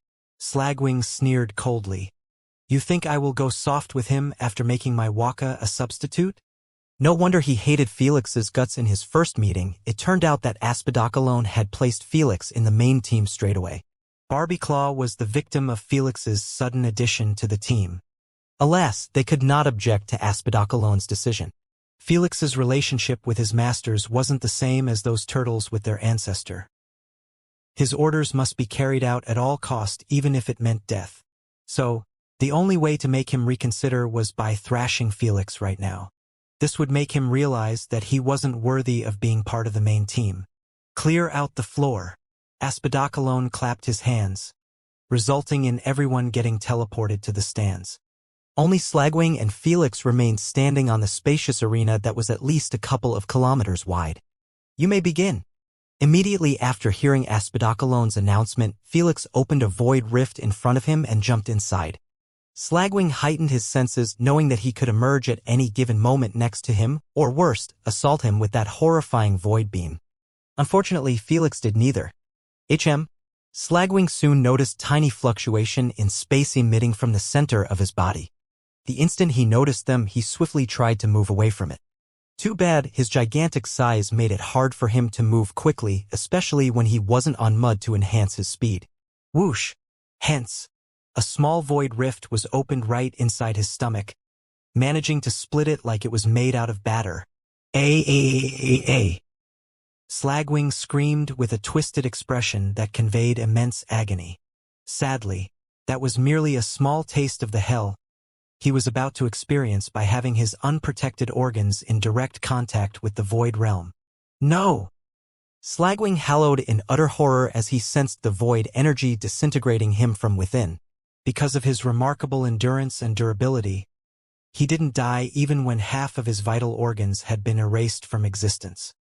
Aspidocalone and the rest of his champions could watch Slagwing screeching in pain while being covered in void energy. He resembled a dead elephant being devoured by a swarm of flesh-eating locusts. After a couple of seconds, nothing of Slagwing was left behind besides some drops of blood and a tiny void rift. It wasn't even bigger than a baby's fist. Yet, it was enough to wipe out a heavenly turtle in mere seconds. A moment later, Felix opened a new void rift next to it and stepped causally into the arena while wearing the same misty black poisonous outfit. He uncovered his face from the poisonous mist and turned towards Aspidocalone and his champions. "Who's next?" he asked calmly. "Cough. That was hardly a fight." Thor scolded Felix from afar. "This is a spar. Don't end it too fast." "I will try." Felix scratched his nose. "Ho-ho, not bad at all." Aspidocalone's eyelids twitched at their shameless interaction. Whoosh! A moment later, Slagwing was revived on the stands, next to his teammates. When they looked at him, they saw that he was shivering slightly while staring at Felix. He really was traumatized by Felix to the point he forgot about his mission to seek justice for his girlfriend. Pathetic! Barbieclaw scoffed at the embarrassing sight of her boyfriend. "Did you even study his abilities properly?" Rotspawn frowned. Unlike Slagwing, he understood that Felix had 3 abilities that needed to be watched for: Void Beam, Void Domain, and Void Rift. He had seen how Felix used his Void Rift to attack Sunny.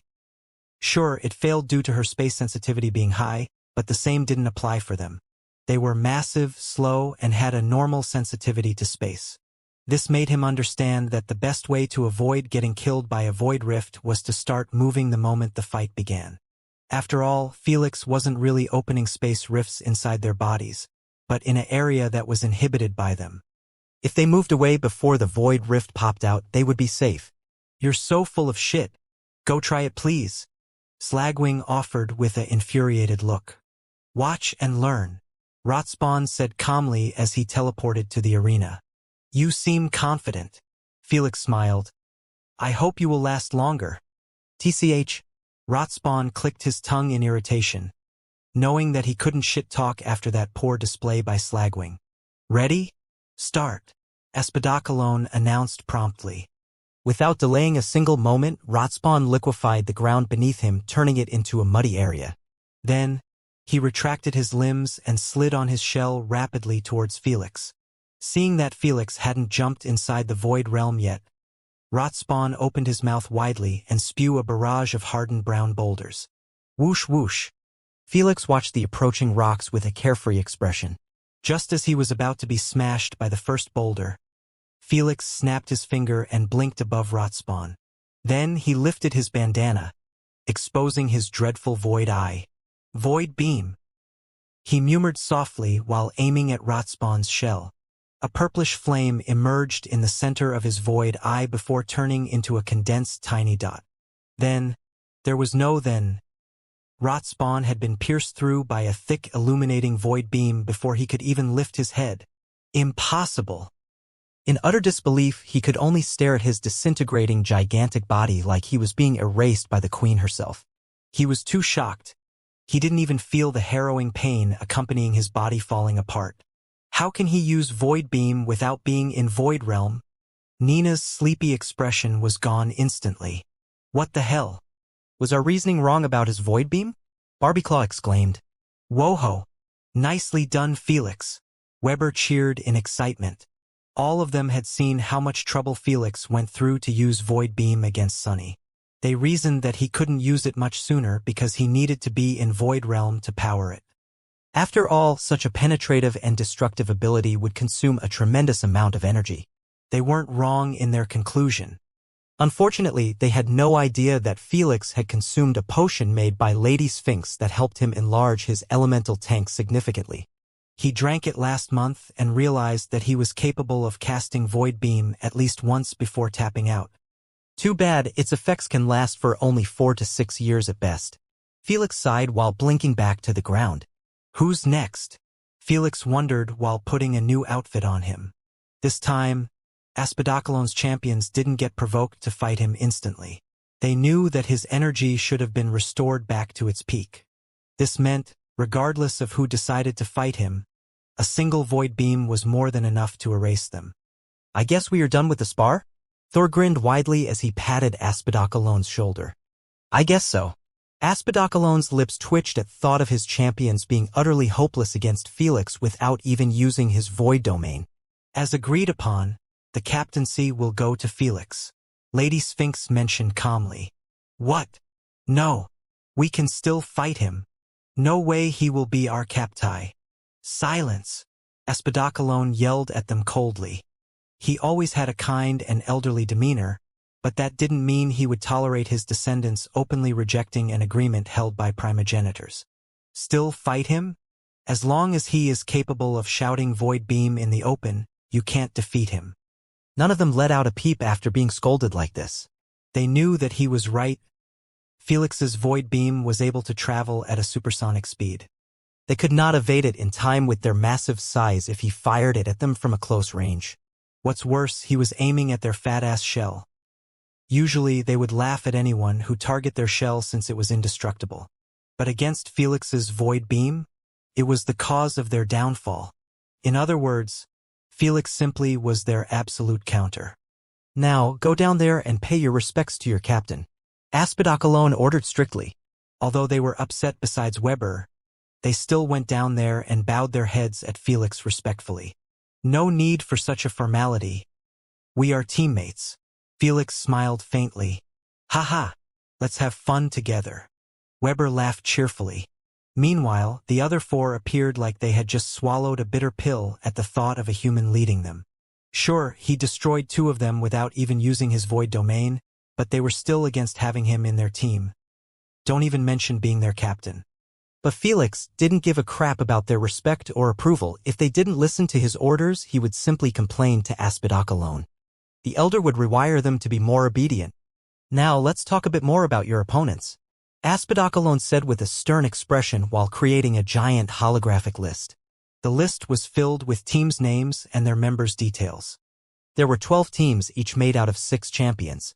Every team belonged to a primogenitor. There were some teams that had only one race, such as Charuf's team. It was made out of 6 red dragons. Some teams were mixed completely, creating a perfect synergy. Saurus' team, Mananangle's team, and Wendigo's team were the perfect example. All of their teams were mixed with vampires, Astrians, and lastly, gremlins. Because they were part of a single faction, this would boost their chances of winning at least one game. If they ended up against each other or such, The champions were forced to fight at the peak performance even if it was against their ancestors' team. The prizes will be made public during the starting ceremony. Asphodel ordered, for now, I need you to spend the next 2 weeks studying every champion in those teams. Felix and the others nodded in understanding. After those 2 weeks, we will be conducting practice fights with their copies. Asphodel said, I want nothing less than a perfect winning streak. Understood. Yes. Meeting dismissed. Asphodel waved his hand at them, kicking them outside his private room. Then he turned to Lady Sphinx and said, Have you heard? Lord Osiris might be joining this gathering. It's just a rumor. Lady Sphinx said. Who knows? He might take part and bet a few monoliths from his collection. Asphodel shrugged his shoulders. Lord Osiris, the Death Primogenitor, was known for owning the second largest collection of monoliths after Lady Sphinx. Unfortunately for Lady Sphinx and Asphodel, he never bothered to even communicate with them, don't even mentioning trading his monoliths. What's worse, he was even more isolated than Lord Cow's, making it impossible to reach out to him. I doubt he will take part in the festivities even if he decided to appear. Thor smiled wryly. He is really dead inside to enjoy such events. True. Well, one can only dream. Asphodel chuckled. Although Lord Osiris didn't have champions or any known descendants like Lord Cow's, he could still make his bets on other teams and champions.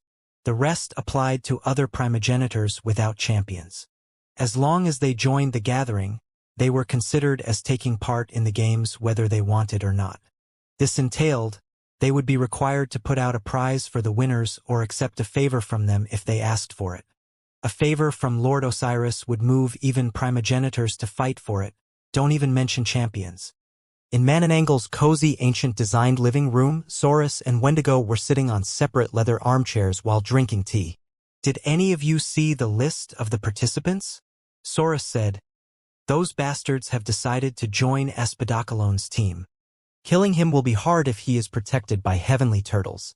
Wendigo mentioned. We still need to try our best. Mananangle mentioned the event will be the best place to get rid of him since he can't use surrender coupon. Indeed, having heavenly turtles as his teammates can be a little beneficial to us. Saurus mentioned he won't be able to use his void domain if he is close to them. True. Heavenly turtle sizes could reach up to 60 meters at best. Felix naturally couldn't use his void domain when next to such giant creatures. Still, I believe our best shot will be in the individual game, Mananangle said. We will have 6 players all aiming to kill him first. In individual game mode, alliances and telepathic communication were blocked since primogenitors were allowed to send in 2 players. However, it didn't mean that players couldn't focus on a single target. Make sure that your champions understand that their primary target is that little shit. Wendigo said coldly, it doesn't matter if they lost or died, just kill him. That goes without saying. Naturally. In the eyes of the Darkin faction members, as long as Felix stayed alive, he would always be that tiny splinter stuck between their nail. They just had to get rid of it if they wanted their lives to return to normal. 2 months later, Felix could be seen sitting with his legs crossed above Weber's head. The rest of the team were lining up next to him, resembling a bunch of giant statues. If seen from afar, Felix wouldn't even be spotted, yet he was the captain of those 5 titans. Felix had clicked it off with Weber's easily compared to the others due to his chatty and chirpy personality. As for the rest, well, they were forced to get accustomed to him whether they liked it or not. Today will be for the ceremony. Be on your best behavior. Asphodel warned while floating in front of Felix and the rest.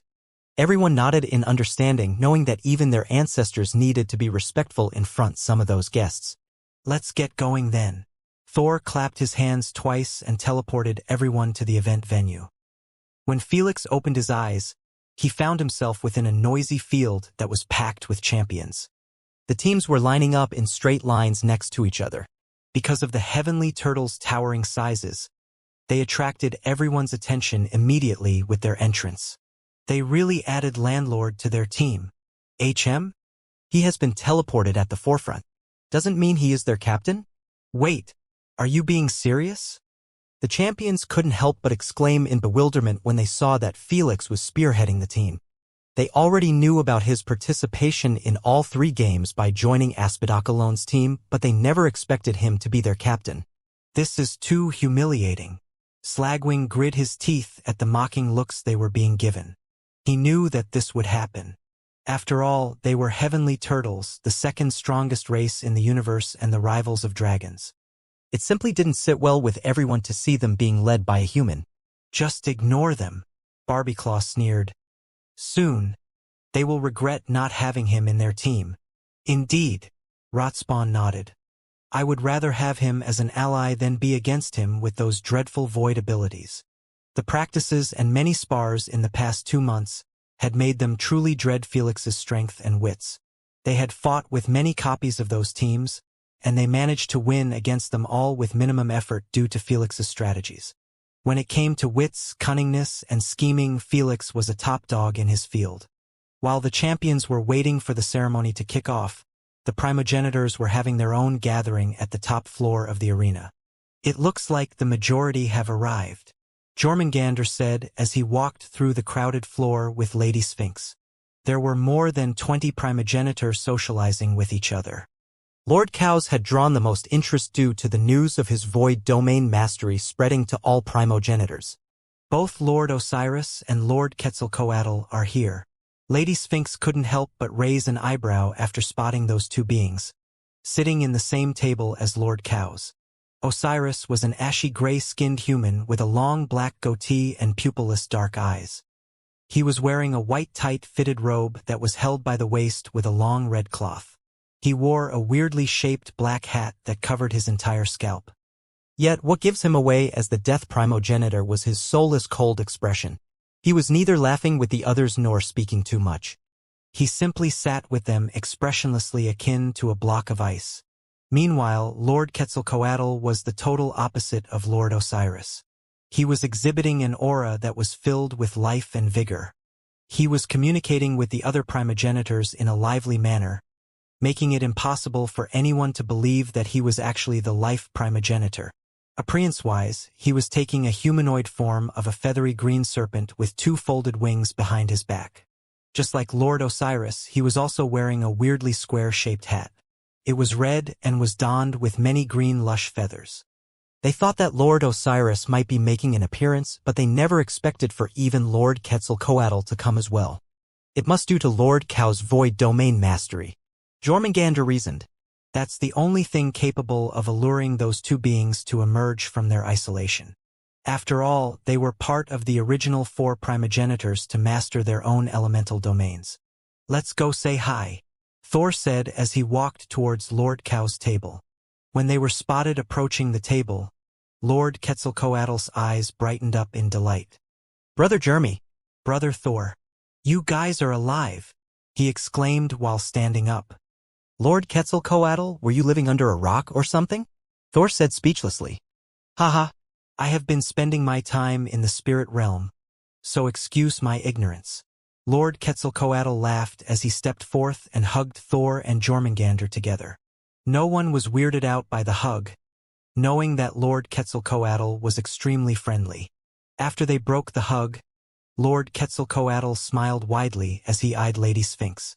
Then, he approached her with his arms wide open, wanting to give her a hug too. Don't even think about it. Lady Sphinx placed a palm on his face and shoved him away. TSK, my intentions were honest. Lord Quetzalcoatl clicked his tongue after being denied. Of course they were.